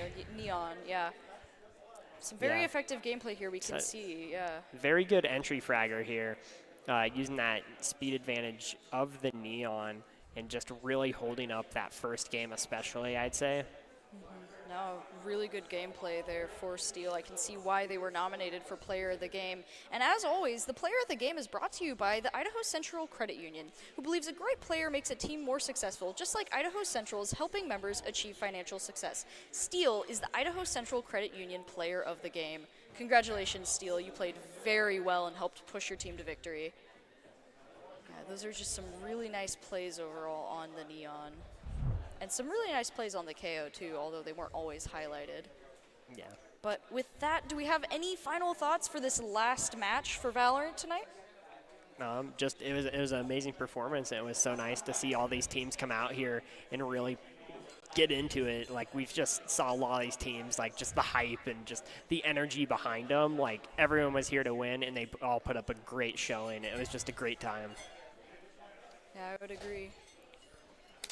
Kill on sight. Because that's what he did. KOS, kill on sight. I win. You've been thinking about that all game. You've been trying to figure it out. I think That's the that's a really good final thought to leave us on as we go into the top 5 plays of the game for this match. The top 5 plays of the game are sponsored by the Idaho Army National Guard, who is a proud supporter of Boise State Esports. Top plays are presented by the Idaho Army National Guard, who invites you to take your impressive critical thinking skills into real time. With more than 10 jobs offering a $20K bonus and your degree of choice paid for, the Idaho Army National Guard is the best team out there. Reach out on Twitch at iGuard Gaming. Enjoy the rest of your night. Congratulations to all of our Valorant players, and have a good night.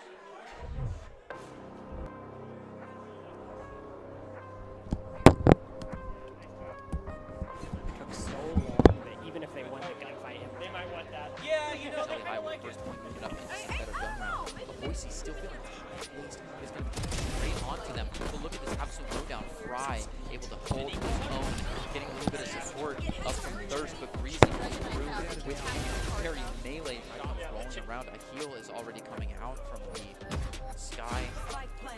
Invasion taking Breezy down with a well-placed knife. Pause from above, looking to find something. Almost got caught with Util out. Instead, let's go by. But now they've got location and they find him. Fry Cooker Invasion in purple to shut it down. Nasty thing to get hit by there. Ends up working out for Shelly. Dash wire. Wires. Managing to pick up That's picking up Fry Cooker. Point as well. One enemy remaining. Pause taking out a third. Breezy just hiding. Are they gonna? Just gonna sit there and plan. You know, sometimes Gets the ping. Fires through the wall and picks him up. Plant goes down, but they don't have full control of the site. They're all flat. oh, they have to recover though and get to that spike before time runs out. They have the man advantage here, though. Find the tripwire. Going to give good intel for the side of Boise High, though. See them walking in. Yep. 1, 2, and 3. Oh,